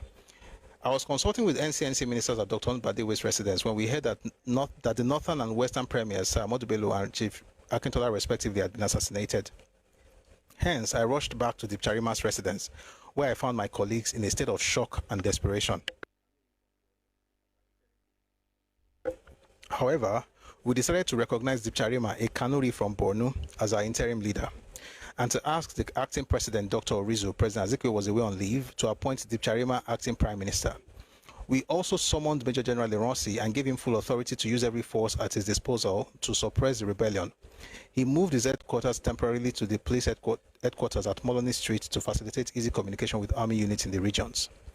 While at Deep Charima's residence, we contacted the British High Commission and requested for military assistance in the event that our loyal troops should require any. The response was positive, but the British insisted that the request must be written by the PM or in his absence by a properly appointed deputy. We therefore drove to the residence of Dr. Orizu and requested him to appoint Deep Charima acting prime minister. Dr. Orizu requested to see our NCNC colleagues to confirm whether they supported our proposition, and they joined us soon afterwards. They had apparently been caucusing at Dr. Mbadiwe's residence. He was their choice of acting prime minister. This was naturally unacceptable to us since the NPC was the major governing party. While we were at Orizu's residence, Major General Rossi, who had seemingly secured Lagos, came in with some armed escorts. He requested for a tete-a-tete with Orizu. The two had about 40 minutes discussion in another room while we waited anxiously in the sitting room, with the armed soldiers standing and staring at us. When Major General Ironsi finally emerged, he talked to Dipcharima Sotovochi and then drove off with his troops. Dr. Orizu then joined us, regretted his inability in the circumstances to oblige our request. He suggested we all return to our homes and wait until we were required. All efforts to get any clarification failed, and we left in utter desperation. I was about to break the Ramadan fast on Sunday, 16th January, when all ministers were asked to report to the Cabinet office at 6:30 p.m. The whole premises was surrounded by soldiers in battle order that some of us initially hesitated to enter. In the Cabinet chamber were Major General Ironsi, Bukar Dipcharima, and Ibrahim Tako Galadima. There were no officials present. Major General Ironsi admitted to us that he had been unable to suppress the rebellion. Which rebellion was he unable to suppress?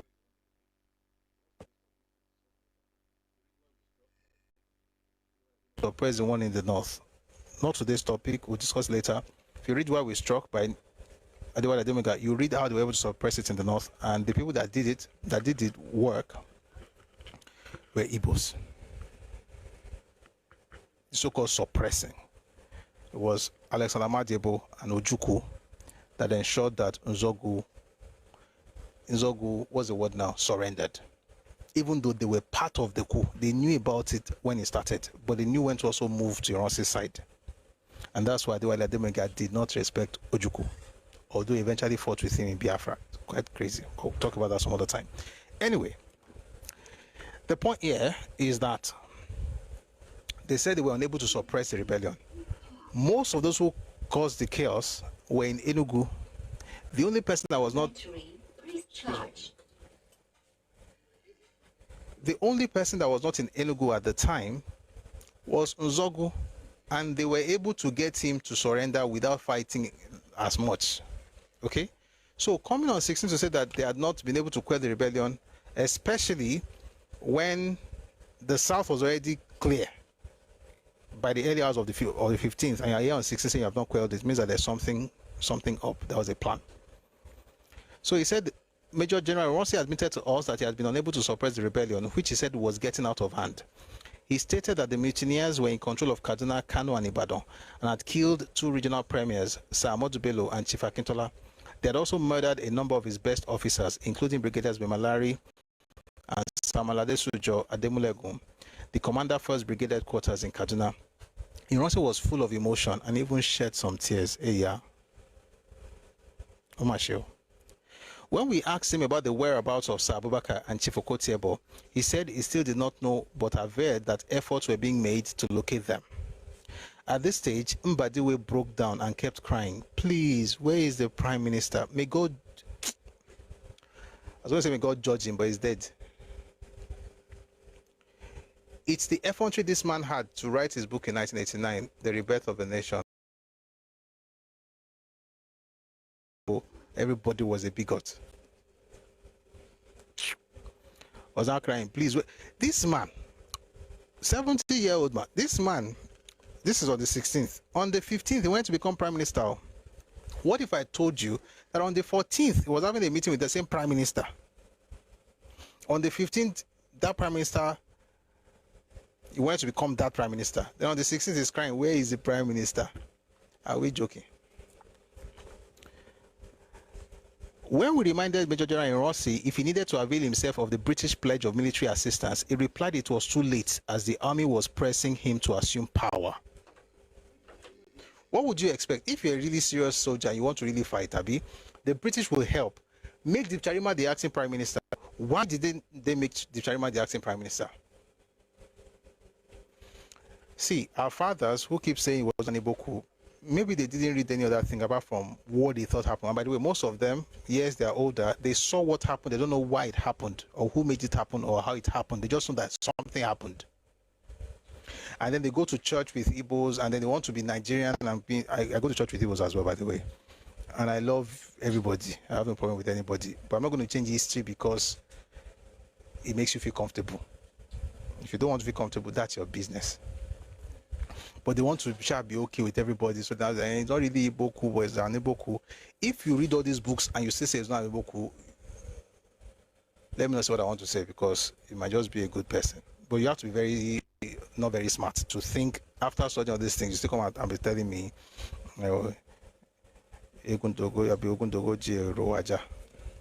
that's Yoruba, by the way. But let's go back to this. So they reminded Ironsi that, listen, we already talked to the British, and the British want to get us soldiers to help. Should we still call them? He says, no, don't call them, because the army are already asking me to take over. Between, in how many hours? This thing happened yesterday. They're already telling you to take over the government. How? They were not asking him to take over the government.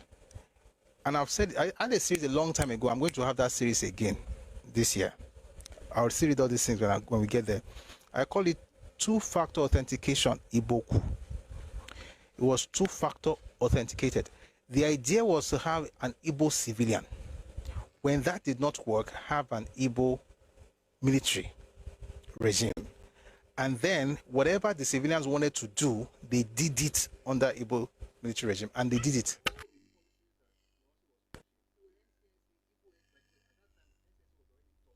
All the policies that Ironsi was pushing, they were NCNC, Igbo. By the way, at that time, NCNC was already dominated, Igbolized. It was not just dominated by Igbo. It was already made was created in the image and likeness of Igbo people.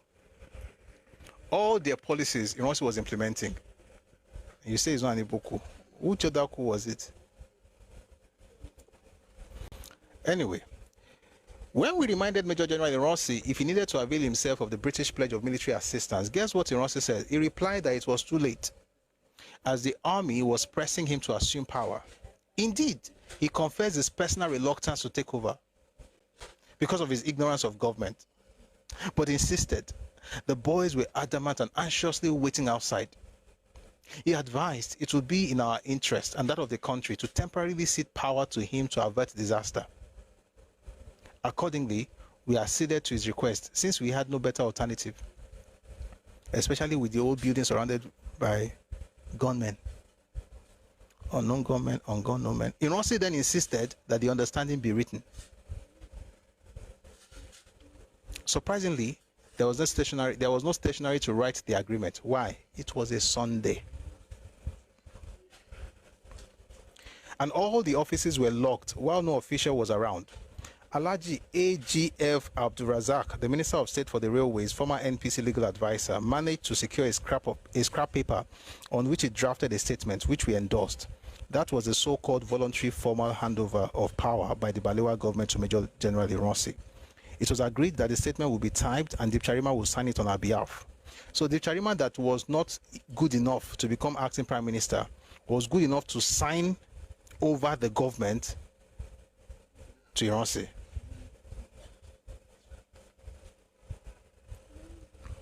We were then advised to return home and await further instructions. I only got to break my Ramadan fast around 9:30 p.m. Later at 11:50 p.m., Dr. Orizu made a Thursday nationwide broadcast announcing the cabinet's voluntary decision to transfer power to the armed forces. How can you say it was a voluntary decision? The person who said it was Orizu, the same person who refused to appoint Dipcharima as acting Prime Minister. It then comes around to tell the world 11:50 p.m. Not like tomorrow was not going to come, but what had to be done had to be done. And you know, let me tell you why I think they even had to do that thing at 11:50. Most likely because Azikiwe had already announced it in England, which is where I've said it several times. I believe that when Azikiwe said in his speech that he had a phone call, we've played this video here before. I don't know if has anybody heard it here before? When Azikiwe said that he was on a phone call with Orizu, I believe that it must have been the 40 minutes that this man was talking about when Orizu and Ironsi were in another room away from these parliamentarians, the cabinet members. It was while they were there that they were on the call with Azikiwe. How do we know? Because nobody in Nigeria knew what was happening. Azikiwe had told the world in the evening, only for Rizzo to come and repeat the same thing to us at 11:50, 10 minutes to 12 midnight. Because it had to be done before Monday, Abby. If you have not listened to that video before, I think the link is on the Telegram channel as well, Redomi Global. And we've done a video here where we played the video. Azikiwe was even announcing to the world that we now have a new command. What is it even called in person? General Commanding. No. What was the word? So the man was General Officer Commanding of Nigerian Army. He called them General Officer Commanding of the Armed Forces. That's what Nnamdi Azikiwe called him. Please power tap on TikTok. This is showing an activity. So his position, Iran's position was GOC, General Officer Commanding of the Nigerian Army. Nnamdi Azikiwe called him General Officer Commanding of the Nigerian Armed Forces. In the, you know what? So it doesn't look like we're making things up. Give me a second. What year was that? That was 1966. So Azikiwe had already given him the power.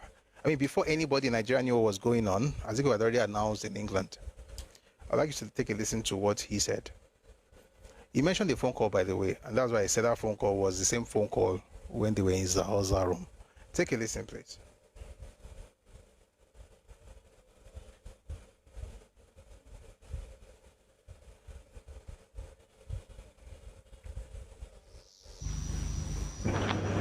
From the information at my disposal, the cabinet decided to transfer power to him as the general officer commanding the armed forces. It means an abdication of power. Please listen again, please. At my disposal, the cabinet decided to transfer power to him as the general officer commanding the armed forces. It means an abdication of power. And it means then the suspension of the president, the prime minister, the 4 regional governors, and the 4 regional premiers. In other words, the civilian authorities have found it impossible to maintain law and order and have transferred same to the military authorities until law and order can be maintained. Are you or your cabinet setting a time limit on this assumption of power? I'm not in position to say because I wasn't there. But the acting president, in a telephone conversation to me, merely mentioned that cabinet met and unanimously and voluntarily agreed to abdicate power. I'm assuming in the light of previous practices elsewhere in the world that it will be temporary. But this military government... Call it as though you're the spokesperson for people with a Coup. You heard that? Let's go back to the book. So they told them, okay, so 11:50 p.m., Dr. Rizzo made a terse nationwide broadcast announcing the cabinet's voluntary decision to transfer power to the armed forces. Major General Rossi then made his own broadcast accepting the quote-unquote invitation. He suspended certain parts of the constitution, set up a national military government with office of military governors in each region, and briefly outlined the policy intentions of his regime. Nigeria's first democratic experiment was effectively over, and although the mutiny had by then practically collapsed, military rule had arrived. It was a fact. At this point, where they were having military takeover, the revolution or mutiny or whatever it was already done. But that was when they were becoming Oga. You don't read that and tell me that it was coincident. It wasn't a coincidence. It wasn't coincidental. It was planned and it was well executed. And the Igbos were happy about it, and they said that that was their government and that was what they wanted. The intellectuals spoke about it. They supported it. The people spoke about it. The civilians spoke about it, and the officers were there to ensure that they had the power and they benefited from it. It was an Igbo coup. With all due respect to our elder, it was an Igbo coup, and anybody who is saying it's not an Igbo coup is just trying to pander. Someone says, what is the time difference between the Zig's briefing and the announcement? This meeting happened, the Zig's interview was in the evening. Did you say evening? So evening will be around between 4 and 8 p.m. He said he had the one I just played earlier, that was his interview. It was in the evening. So evening will be between 4 and 8 p.m. Then much later at night was when this stuff. And by the way, the phone call that happened, the meeting that happened between Orizu and Erosi happened on the 15th. Zeke is talking about all of this thing on the 16th, but was in the evening. And then Orizu then announced it 11:50 p.m. on that same 16th. That was on a Sunday. Everything Shagari said here, if you read Akinjide's interview, he said the exact same thing. He said there were guns everywhere. There's no way they're going to agree. So let me tell you how Akinjide said it. He said they told them that they either agreed as gentlemen or they used the other option or the alternative. That's what he said.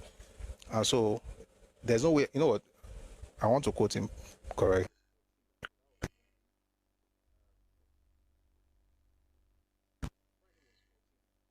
And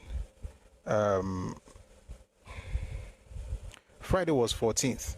That was when the Prime Minister had a meeting with the Minister of Trade, is it Trade or Transport? What's his name? Kingsley Badiwe. That was on the 14th, on a Friday. That was when Sheikh Shagari sent a message to him that they had received reports that something was up, that there's something that could happen, and it was like, it doesn't really matter, like you should forget about it. Only for all of the terrible things to now happen on Saturday. I want to read something to you from Jada Kinjide. Give me a second. The story of the first coup has not been told yet.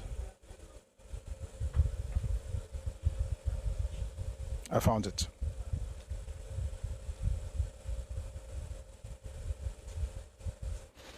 So I'm looking for the particular part that I mentioned earlier. I want to read exactly what he said.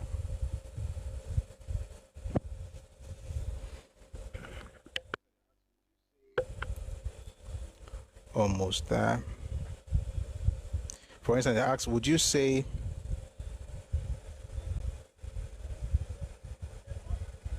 okay, let me go back just a bit.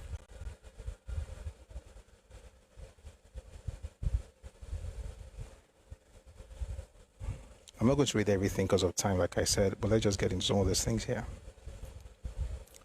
A lot of dichotomies and internal things that happened at that time, the history has not been written till today. And that is why many writers write half-truths and half-falsehoods. Again, there was no vacancy, as people assume, because one booker, Solomon Dipcharima from the Northeast and Minister of Transport in the cabinet then, was chosen as our leader. And we didn't know where the Prime Minister was. He was not dead he was not dead then in our view. We heard Akintola had been killed, Sardauna had been killed, and commander of the army in Ibadan, who was in a hotel, was killed in a hotel. But we continued, that's hotel in Eko, but we continued holding cabinet meetings in Buka's house. That was Buka Dipcharima. That gap was there, and because many of you didn't know about that gap and what happened at that time, you continue to write half-truths and half-falsehoods. What was critical at that time was that Ironsi started coming to the cabinet meetings with soldiers, sitting outside the door where we were holding meeting. What was it doing there? I was there as a cabinet minister. Then the interviewer asked him, did anyone raise any objection? Of course. We asked him, he answers. And he said, just to keep us safe. We didn't ask him to come. No. I was given a bulk on report on Ironsi's involvement in the coup. As I said, we didn't know where the Prime Minister was, but Ironsi was going left, right, and center. We discovered later that he was indeed the leader of the coup.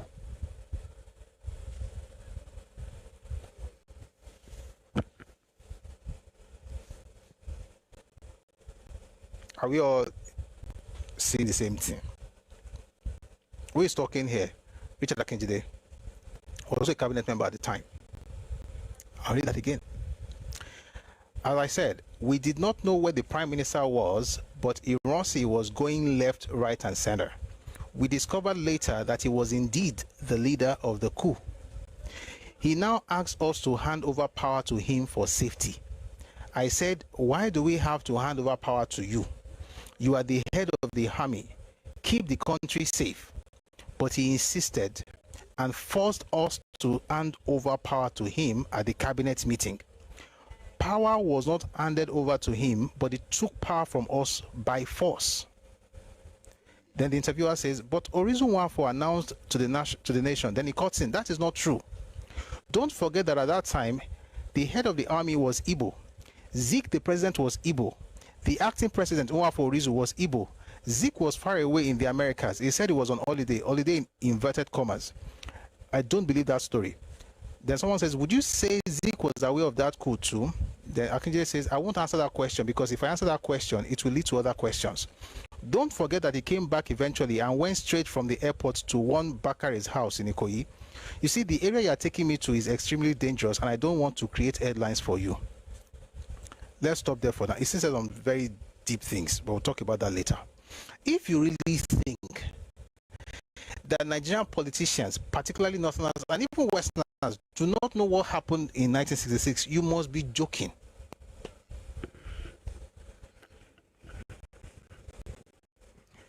That means you are kidding. Just be singing, it was not an Igbo.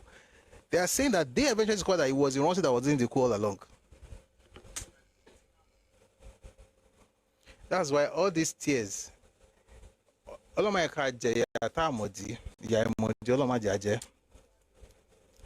parents will eat sour grapes and the children to be set on the edge.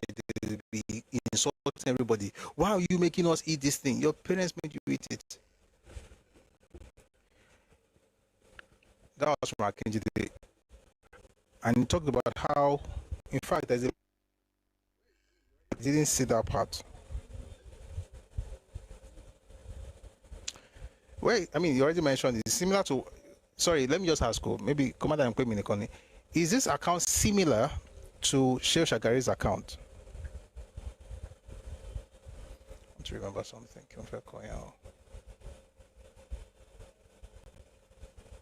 Is it similar? I thought it was. And this interview was conducted in the 21st century. 1981.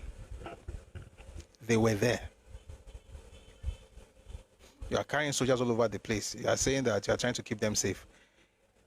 And that's why one of the biggest lies in Nigeria's history is that Ironsi quelled the coup. Ironsi did not quell the coup. Ironsi was part of the coup. It's just that there were two coups that happened. At least two coups happened on that day. At least two. There was a revolutionary coup. There was an ethnic coup. The revolutionary coup was the facade. The ethnic coup was the real thing. And the people who succeeded were the people that planned both. And the people that planned both were Igbos. And they succeeded. And they should be proud. And they were proud when they succeeded. They did not let anybody rest. They wrote books about it. They wrote articles about it. I read one of those articles on Wednesday. They wrote articles about it. You know, how it was the best thing, and that the West and the North were against the unity of Nigeria, and that what the Ironsi was doing was the best. These were the creme de la creme of Igbo society, the intellectuals, the educators, the academicians, the university lecturers. They were writing those things. The common men in the streets, they were shouting, yes, it's our region, it's our town, now we get power now. The officers, the army, they were the ones with the power. The politicians were with them, you know, in the cabinet and in the meetings, coming up with policies and everything. It was through and through Igbo coup. I'm just going to stop here because by the way, we have not even reached 1 minute mark on this video, and I think it's important to just stop.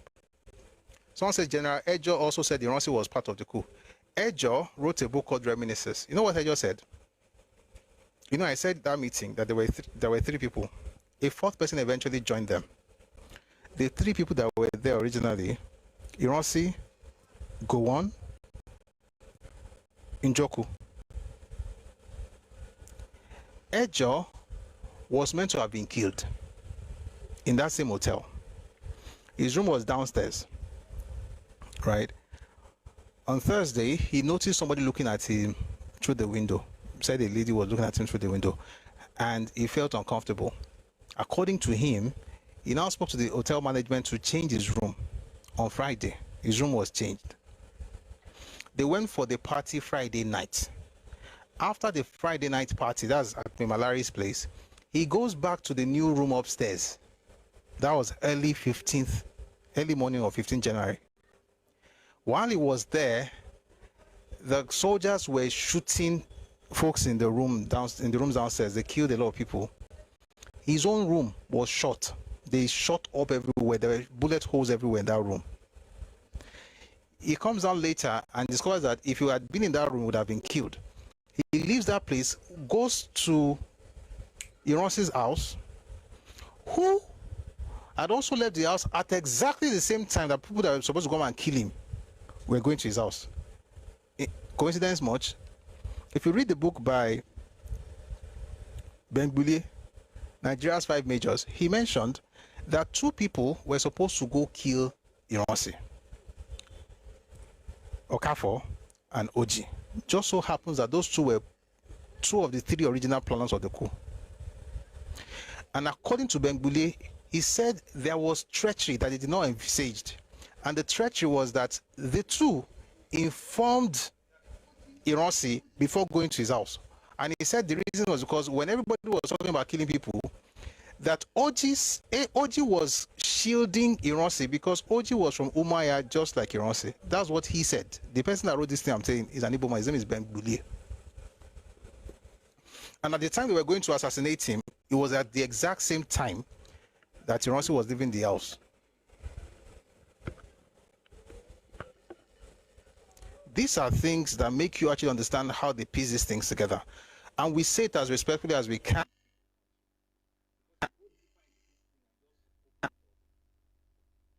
In the country. Because if you go deeper into this thing and just open it up, you understand why certain people act the way they do in Nigerian politics, especially from the north. But there's no reason for me to say anything on that. We just be on the surface. All of everything we're discussing, well, it's not so surface, but we just build maybe 1 or 2 layers, but there are deeper things. So while they were going to his house to unalive him or to kill him, Ironsi was driving to Ikeja. Whatever happened, by the time Ejo got to his house, he wasn't there. So Ejo was told to go meet him at the office. When Ejo got to the office, he said Ironsi pointed a gun at him and asked him a question. David, are you with me or against me? That's what he said. Now, for a person who did not plan the coup, who knew nothing about the coup, how on earth are you asking him if he was against you? He will say, oh, maybe he was part of the coup plotters. He was meant to be killed. He now told him that, oh, you're our father, because he was actually older than many of them. You're our father, doesn't really matter what's happening, let's just talk about it. Meanwhile, Njoku is telling us as well that actually, he said, but they said they would not kill anybody. Put all these things together and tell me what coup it was. And did Igbo people have a meeting and say, oh, come on, go and do a coup for us? No, they did not. But when it happened, they took it to be theirs, and majority of those who did it were all Igbos. Someone says the NTNC released a statement supporting the overthrow, while the AG, UMBC, and AG condemned it. Thank you very much, Middle Belt. Why did NCNC? I mean, your guess is as good as mine. You don't even have to guess; you know the answer. Why did NCNC release a statement supporting the coup? Because they were in on it. The Igbo politicians that work with the officers to do those things were NCNC stalwarts. And they were the ones that introduced the policies that Ironsi was implementing. Does this mean that Igbo people should be vilified for that coup? Of course not. Of course not.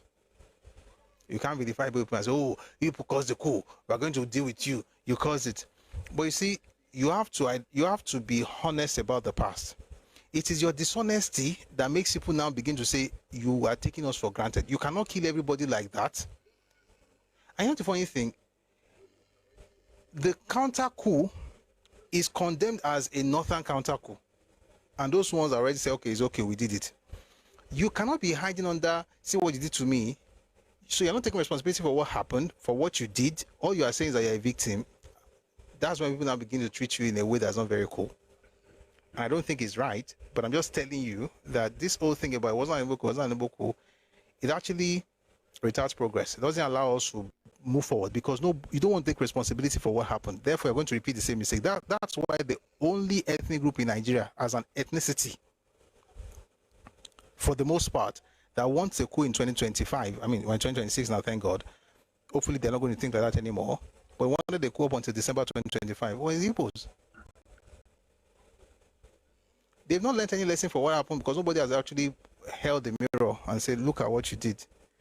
And telling people, look at what you did, does not mean you are trying to demean them or blame them as the people. But if you don't take responsibility, then you'll be blamed. Because what you are doing is that if someone else does something wrong, you are very quick to say, oh, see what they did. But when you do something wrong, you try to hide it. You don't want anybody to blame you for it. People start feeling like, wait, who do you think you are? Do you think you are perfect? Nobody is perfect, not even the person speaking. And that is why you create that allowance for, I made a mistake yesterday, I'm sorry about that. I made a mistake, I'm sorry about that. That's where growth is. But if you're always appearing like, I mean, I was saying earlier that I was talking about palm oil, and I had said lubricant, and then I also mentioned fuel. Meanwhile, the fuel was a mistake, and some people caught it. I said, oh, it wasn't a fuel. I was like, I actually said lubricant as well, but in truth, I also mentioned fuel, and I was wrong. But imagine what some people will say. You can't say I was wrong now. They say it was fuel. No, even it was fuel. Even though, you say I have a book. I don't care your book. Even I said it's go and change the history of the world and tell the world that palm oil was the fuel.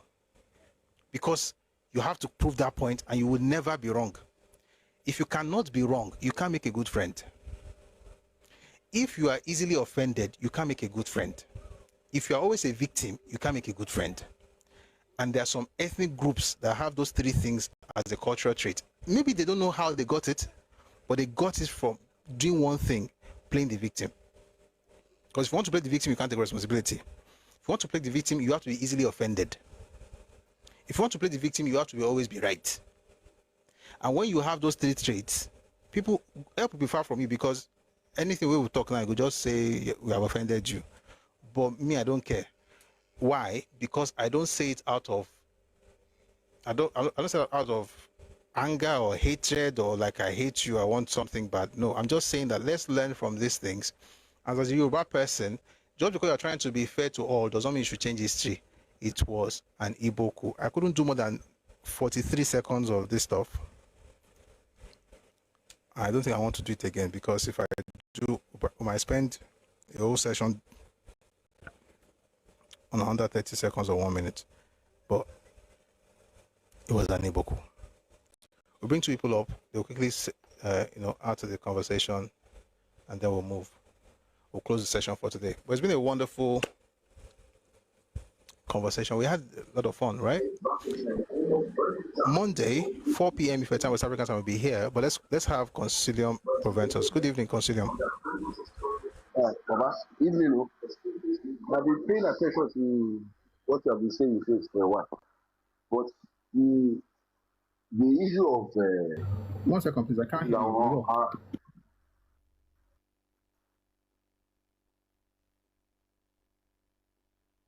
I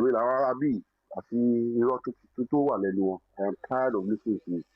Honestly, you just need to ignore them and do what we have to do. Because sorry, I didn't hear anything. I didn't hear anything you said. That's why I said you should hold on. So you were saying, by the way, sorry, 1 second. Sammy on YouTube, thank you so much for the gift. God bless you. Thank you. All right, so go on, please, Concilium. So, Happy New Year, Prof. I already greeted you in the comment section. Yes. So, you are a tiresome boy.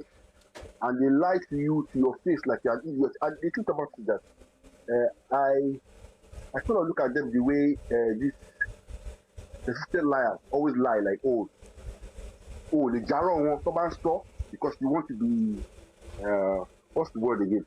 Politically correct for that moment. They'll be lying to you.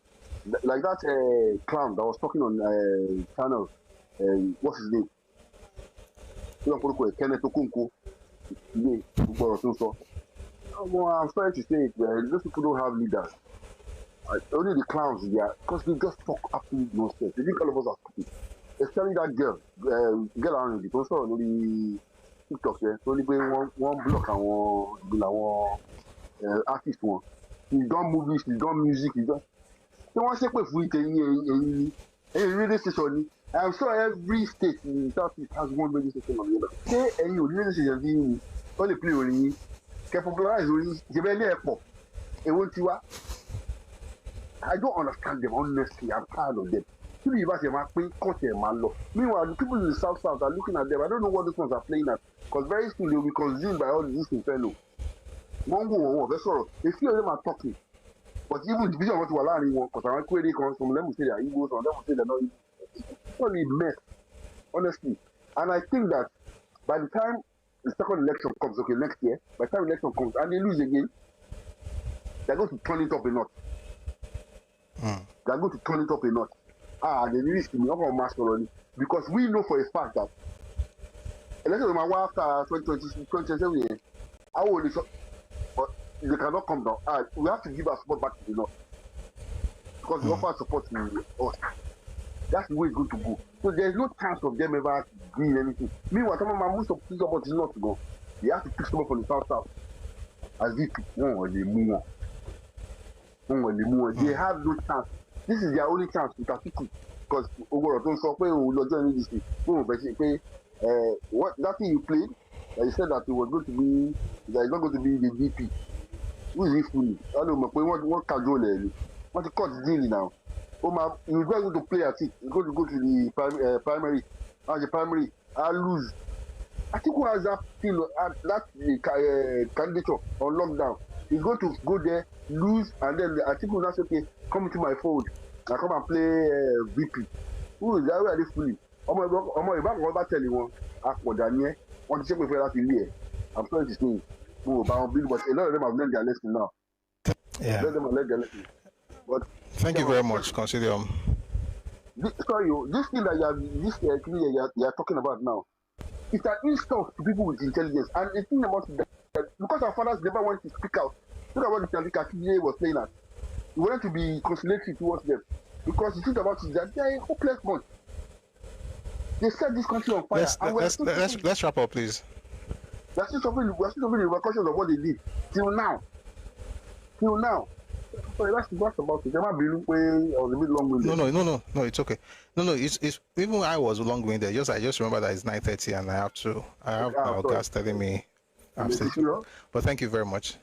Thank you for that submission. Middle bells. Okay, so it has to be 2 minutes, please. But I have to do a linear because it raises hand first. So just do 2 minutes each, and then we'll have the anthems. It has to be very brief because of time. I'm going to put up the account details. If you want to support what we're doing, please use the account details. Thank you very much. Let's have a linear, and then we'll have middle belt. Okay. Please try and limit it to about 2 to 3 minutes. Thank you very much. All right, Prof. Evening, sir. Prof. Happy New Year. Yes, sir. Once again. Happy New Year to you, sir. This man, Awolowo said something like they are bent on destroying the Yoruba race. That's Zeke when he was talking about the antics, and like Zeke was bent on putting down the Yoruba race and putting the Igbo race as a master race. And I think, you said something that the problem is not even the history. The problem is that history is still happening in 2025 and they still take it beyond. And the bigger problem I see is that many Yorubas, even our elders, the other day we were talking about Pastor Matthew Ashimolowo. Now we have another case, like making case for them, and it's all over the place. I grew up in First High, and the way they made it seem, it was as if they were better than Yorubas, and it's so painful. Many Yorubas agreed. So you hear statement like, once you see a Yoruba guy behaving like like doing the right things, trying to like be upright, they will say, "Aile, this one is not behaving like Yoruba. This one is not," you know, they put this projection on us as if they are superior, and based on the way we were raised, so I don't know, maybe it's applicable to me only, but some of us like tend to agree. We tend to see them as if we are the like valiant, like they were like we are the bad people, and we kind of pity them. And the Christianity mixed with our Moluwabi also gave room for that, whereby we just say, let it slide. And they keep pushing this negative narrative. And that's why I really want to appreciate the good work you are doing, like bringing, you know, when you compare their platform or anything they are saying, and you compare it with even the ones Yoruba, because many Yorubas like you are speaking up and bringing truth to bear, you would always see that we provide facts, we provide evidence, we provide source, but theirs is always, like you would always say, my papa tell me, like an insult. No, I'm behaving like a typical Yoruba, and I think we need more of such of your content. So I really want to appreciate you and give kudos to more of what you are doing. They would fail, that's just the truth, and the truth would always prevail. Thank you so much, Prof. God bless you, sir. Melanie, I really appreciate your submission. Thank you, sir. Let's have Middle Belt, and then we'll call it a day. Hello, Middle Belt. Good evening. Yes, I greet you, Malga. Hello, Shele. Hello? Can you hear me? Hello? Can you hear me? Yes, I can. Okay, please go on. Good evening. It's been a minute. Happy New Year, Happy New Year. My boss. I'm loyal. Happy New Year to you, my brother. As normal. Happy New Year too. Yes, I always feel that, you know, a lot of the way Igbos are a bit defensive about the 1966 coup, I feel like it's out of a particular fear, and the fear is that if there is, you know, if there's this acknowledgement as to a lot of the things that point towards ethnic leaning in the coup, then, you know, they would discredit, you know, the pain and, you know, the eventual losses that they incurred. Hence, you know, that defensiveness. I also feel that, you know, if we're in 2026 now, and, you know, a lot of the things that happened in the past, you know, we cannot be entirely responsible for them because, you know, we weren't the ones who did that. So if we can learn from that and, you know, admit to all sides of the issue instead of taking particular aspects of it, you know, then there would be a lot of healing, and we would be able to, you know, move forward. I feel like all coups in Nigeria have ethnic components to them. You look at the Gideon Oka coup, you know, there was a huge Niger Delta presence. When you look at the beginning of the planners, you look at the Dimka coup, and, you know, that conversation of bringing Ademoyega into the conversation all the time, I feel like when you look at the other coups, so if you look at the Dimka coup, there were 2 Yoruba people in the Dimka coup. You still cannot take away the significant Middle Belt presence in that coup. So I feel like, you know, when I read a lot of these things, I see a lot of the, you know, the leanings that make it ethnic. For instance, I know you have touched on this for quite a bit, but if you look at if you start reading from, you know, 58 to 64, you would see the political climate that played a role. And I always ask this question. The Okrika riots in the Ijo areas happened between 60 to 62. I think between 60, 61, yeah. And then you had the Tea riots in 60 and in 64. You had the issues in the West in 62. And the question is, why were there no clamors for, you know, this in that particular point in time? So let's say between 60 to 63. Why didn't we have that? However, when we saw the NNDP, NPC rise, and that alliance, then you started seeing more such clamor. So you could see the one with Ojukwu. You have mentioned that before, where Ojukwu approached Gowon and Ejo, and then this other one that started having started brewing in 65 and then happened in 66. In fact, one other point is that if you read History of the Nigerian Military by I think Lockham Robin, he speaks about how Balewa did reach out to Ironsi, I think around like page 17 or so, and had a conversation with him and said, these are rumors about an ongoing coup. What, is this something we should take seriously or not? And, Ironsi downplayed, that possibility. Now, when you go forward and you read Hilary Njoku's book and you see that Ironsi started shaking when he heard about the coup and they had to give him tea, this is from Hilary Njoku, by the way, and he kept saying, they said they would not attack anybody, and then you piggyback off of his conversation with Balewa, where he basically said, it's nothing you should be worried about. You start to see that indeed there may be some ethnic connotations, in all of that. And I would just stop there, but I would say that we can admit the pre-colonial divisions that existed in the army, and those were a lot of the things, including the political climate and a lot of other factors that would make certain people have certain feelings at certain times, and at the same time still admit that the loss of life and all of that eventually happened was bad, but we must not leave out certain aspects of history. But yeah, thanks, Busi. You are doing a wonderful job, and more grace to you.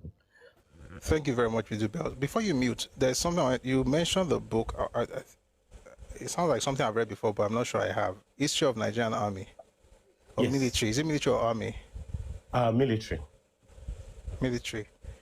Okay. Who is the author? Let me just check if it's something. I can check. I think it's minus. I'll send it to you by DM. Okay. Yeah. Thank you. Yeah. I want to be sure it's the same one I have, but I would appreciate it. Thank you very much. Of today.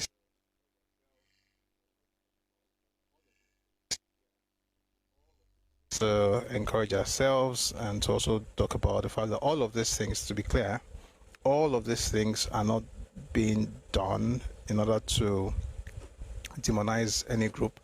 It's just that it feels like that because we're used to, folks skirting around stuff rather than just talk about it with care. I should add, with care and respect, but it has to be talked about. And the reason is because we, as Yoruba people, we've had to, for the most part, apologize for what we did not do. And also, we've had to, we are easily blackmailed. We are more susceptible to being blackmailed in Nigeria because we have people living with us who tell us story about what happened in their part of the country. And they are right to talk about the stories, but we don't know why those things happen or the backstory. So we just want to support them even when what they are saying right now is nonsense. But because we think that we're trying to make up for something that happened in the past, you just find yourself just pushing everything. And that way, you become the willing tool, so to speak. And so what we're doing really is to get to that point where we know what happened. You can show empathy, you show compassion, you understand what people are going through, but you cannot be blackmailed. You cannot be manipulated. And you don't have to change history because you want to please a person. There are things in Yoruba history that don't necessarily make me feel very cool. But guess what? It's history. My job with that is to learn to make sure that that thing doesn't happen again. Not to find a way to shield it. Unless, of course, it's something that is not for public consumption. or something I'm not using to still blackmail people. And let me tell you something, it's not everything that happened, it's not even everything that happened in this history we're talking about now. It's not everything that happened that I can talk about in public. That's a fact. You cannot, there's no way you can talk about everything in public. But those bits where people use to blackmail people and that one you have to address it, because if something happens to you in your house and you're using I can't talk about it, it's maybe to respect your ancestors or whatever, that's okay. But don't use your parents' mistakes to blackmail me. That is not going to happen.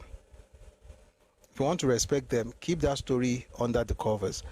And there are more things that are not known. Some should not be in public, should only be known to, we have different classes. As you go on, you know some things more. But there are things that all of us should know. We should all be literate. We should all know 2 + 2. Even if all of us don't have to do further math, we should all know the basic stuff. I think it's important to have that. Let's learn. But somebody says, you spoke well, we should be learning from these things, not seeking enemies. No. Here's the thing, we don't even talk about it. Let me tell you the truth. You cannot blackmail people and then tell them how to react when they discover the truth. And say they are seeking enemies. No. You cannot spend every generation regurgitating victimhood rhetoric and the victim narrative, and then when people eventually discover the truth, not tell them that, oh, you cannot react like that. They can react. I can tell them not to react harshly, because I'm also a victim of your blackmail.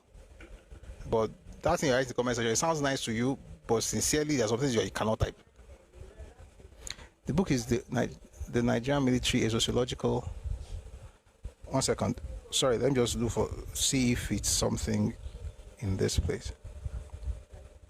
On board, it might be no. And you guys can also pick up the title in the comment section. I think it's cool that way.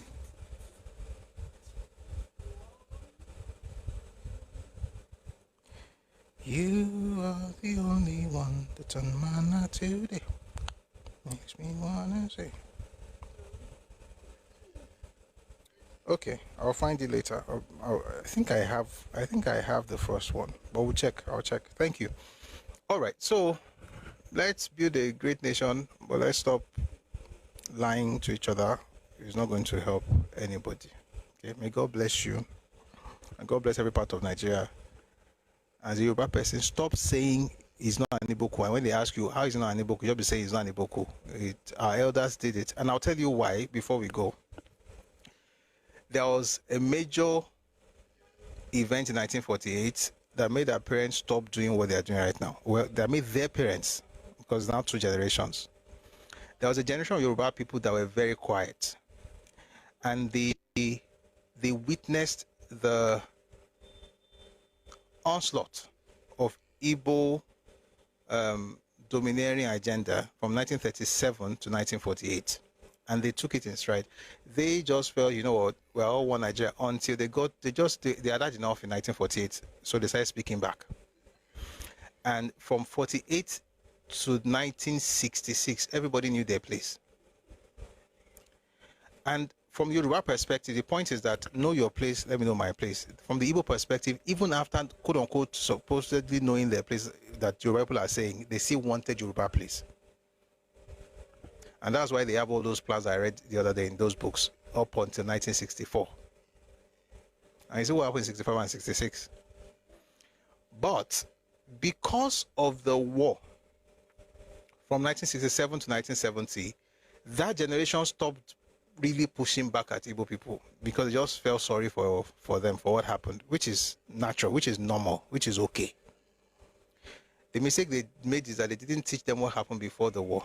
They didn't teach the next generation. Now, the generation that followed their own, and that generation I'm talking about, are in their 70s and below. So I'm not talking about children. Those who were teenagers and in their 20s in the 1970s, they are in their 70s now. Okay? So they're not... But those ones, they saw the war, They witnessed, and I want to say this because people say things like, but you didn't see the word, they saw it. That's why they are sounding like that. They saw the suffering of their neighbors. They knew friends whose parents or cousins or brothers or somebody would say, my uncle, my niece lost their lives. They had that relationship. Therefore, they took it upon themselves to essentially provide succor for the Igbos. So when you are talking, they provide a shoulder to cry on. You can see everything.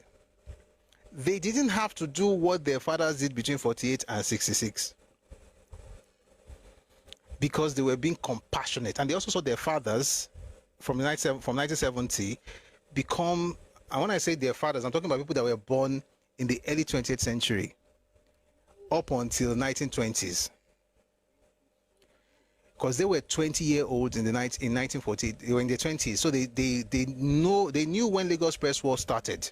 They saw that no, Yoruba people cannot just take everything. But by the time the war was over, those people were now in their 50s, 60s, 70s at the time in 1970. So they had calmed down.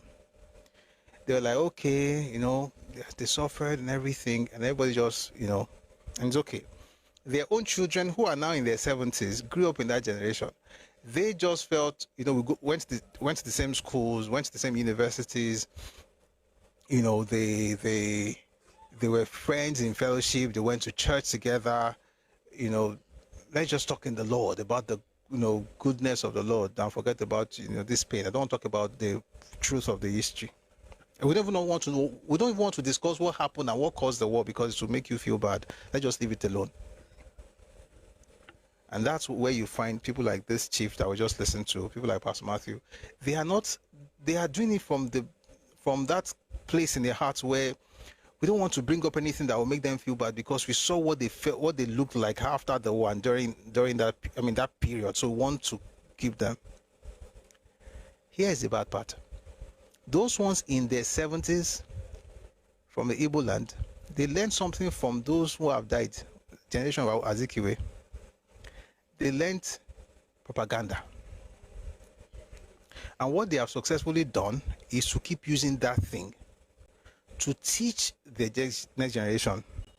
So people that were born in the 1960s, 1970s, 1980s to the 1990s, they now had to, especially for the Yoruba people, we now have to bear the brunt of the propaganda of this happened to me, therefore you cannot ask any questions. Oh boy, you'll be asked questions. You know why? I was not part of the war. I didn't experience the war. So I can sit down and look at you and say, I see your pain. I see the suffering. This was terrible. It should never have happened. But it must not happen again. And for me to know how to make sure it doesn't happen again, I want to know why it happened in the first place. So I go back to study why it happened. I discover what you did. When I talk about it, I now say, oh, yeah, I can assure you, your grandfathers can never tell me I'm a bigot. And if they do, I'll tell them how stupid they are. You know, it created the platform for bigotry in Nigeria forever.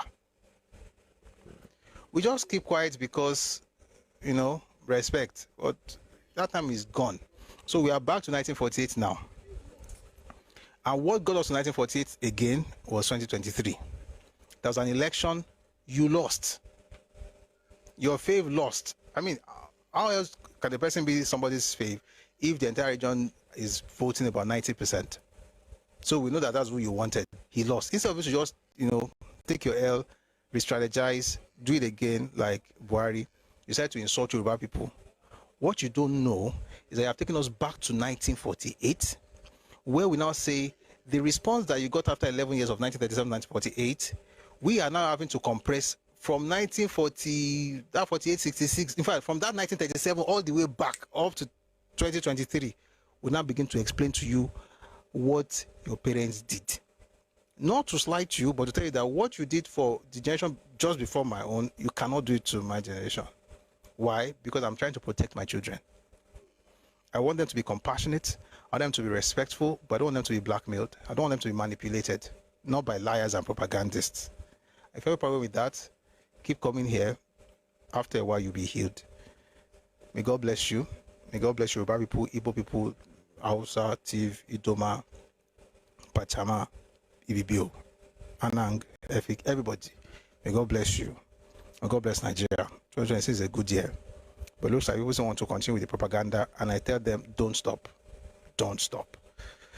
Just like your fathers didn't stop in the 40s, please don't stop.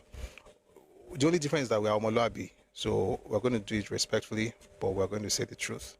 Okay? And hopefully, and let me end by saying this, hopefully in all of this, while we protect ourselves and our children, we're also trying to ensure that we have a nation where there's healing. I'll say this, there's no way Nigeria did all that Nigeria did after the war, and Igbo still curse Nigeria in 2025, and you expect me to understand where you're coming from. Number one, I understand where you're coming from, but I don't want to hear you say it. You just told you about, see what they suffer, see what they suffer. They never told you what was done to them. So I think, going forward, I think we should do a session on enough is enough. I've been mentioning it for a bit, and I think we should have a session on it. It's a speech by Ukwabi Asika in 1968 that I think will help everybody understand history. Hopefully, if you're from the Southeast, you find healing, because there's no way you should not be healed. Does the pain go away? That's difficult to say. It's painful, like what happened. But we also have to learn not to repeat those things, okay? So all of us will learn together. Don't blackmail anybody. Don't be less compassionate and start cursing out every Igbo person.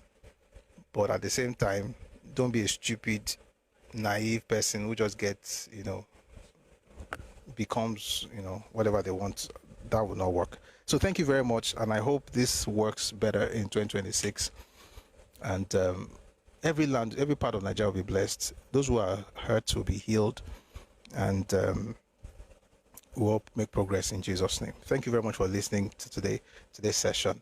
I want to thank everybody who has liked, who has shared, who has participated. Some people came up as well. Thank you very much for being up here and for sharing your thoughts. I really do appreciate it. Middle Belt, Concilium, and the rest of the people who came up as well. Someone says, I will cause them out too.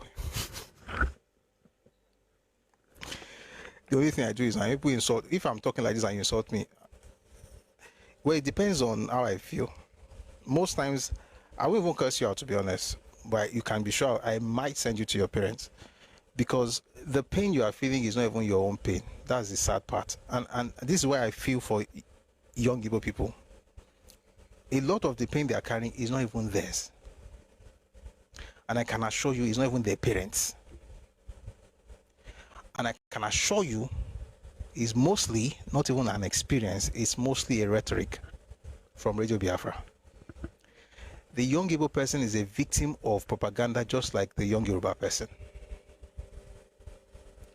And if we can all study together, it may pain you in the beginning. That's why I don't usually go after people the first time. But if you continue, then I'll deal with you. But generally speaking, you may feel bad about it, it's okay. That's how the truth makes people feel. But eventually, we'll arrive. Even if you don't agree with me, that's okay. But at least you have heard me. If you speak, I'll hear you. But if you repeat the propaganda, I'll stop you. But not that I hate you. May God bless you. Thanks for the gifts earlier. I saw some, gifts given here on TikTok and also on YouTube. I really do appreciate your generosity. May God bless you and enlarge your coast. If you'd like to support what we're doing, please use the bank details on the screen. We put there from time to time to make sure that we're also allowing others to support what we're doing here. We have these sessions Mondays to Fridays, 4 p.m. if your time, West African time. So we'll be here on Monday, and we'll see what happens before Monday, but I'd like us to read Enough is Enough by Ukwabi Asika. And if you're an able person, please, even if you can't wait till that time, let me recommend a book where you can find that stuff. Maybe you can find it elsewhere, but the one I know you can find it. Crisis and Conflict in Nigeria, Volume 2 by A.H.M. Green. Look for Enough is Enough by Ukwabi Asika. It will make you feel somehow as an able person, but I'm thankful to God that I was an able person that wrote it, and it was in 1968.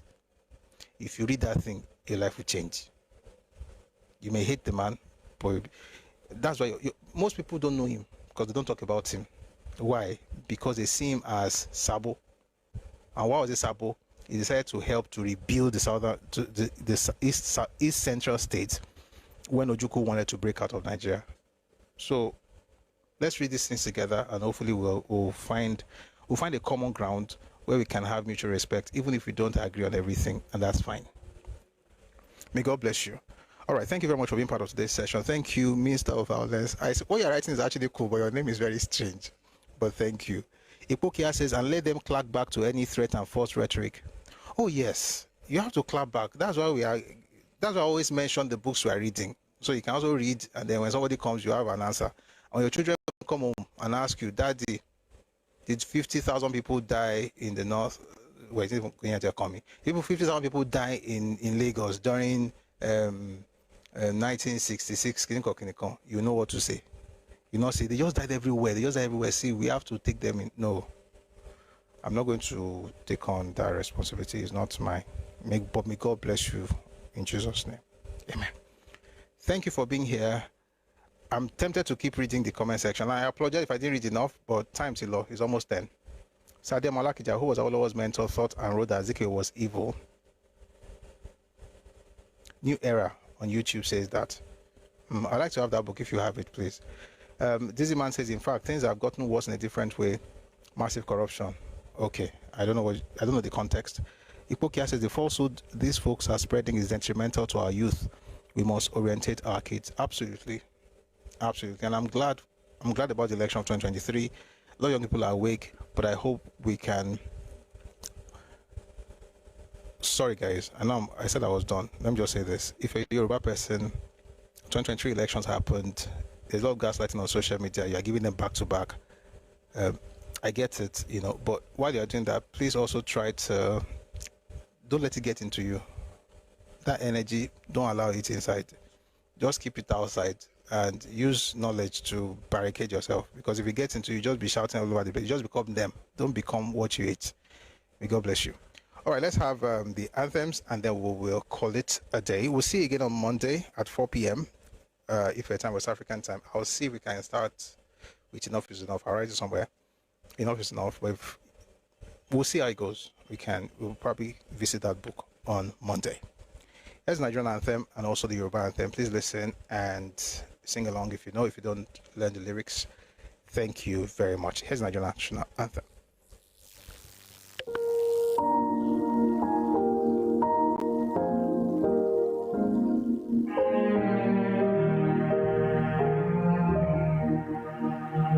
Nigeria, we hail thee, our own dear native land. Though tribe and tongue may differ, in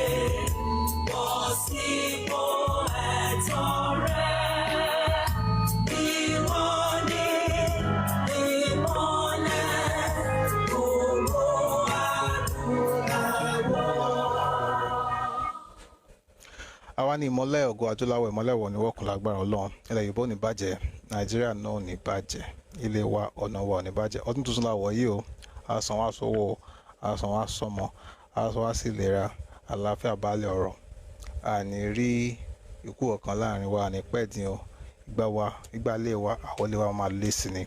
May God bless you, may God increase you on all sides, may God favor you and cause the right people to surround you, and may your dreams be accomplished, and may God's will be done in your life.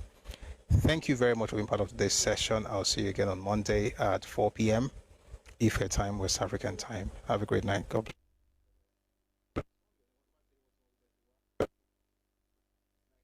No, I like that your name because some of your name nice names. Thank you. All right, then I'll see you again on Monday. We're gonna go now.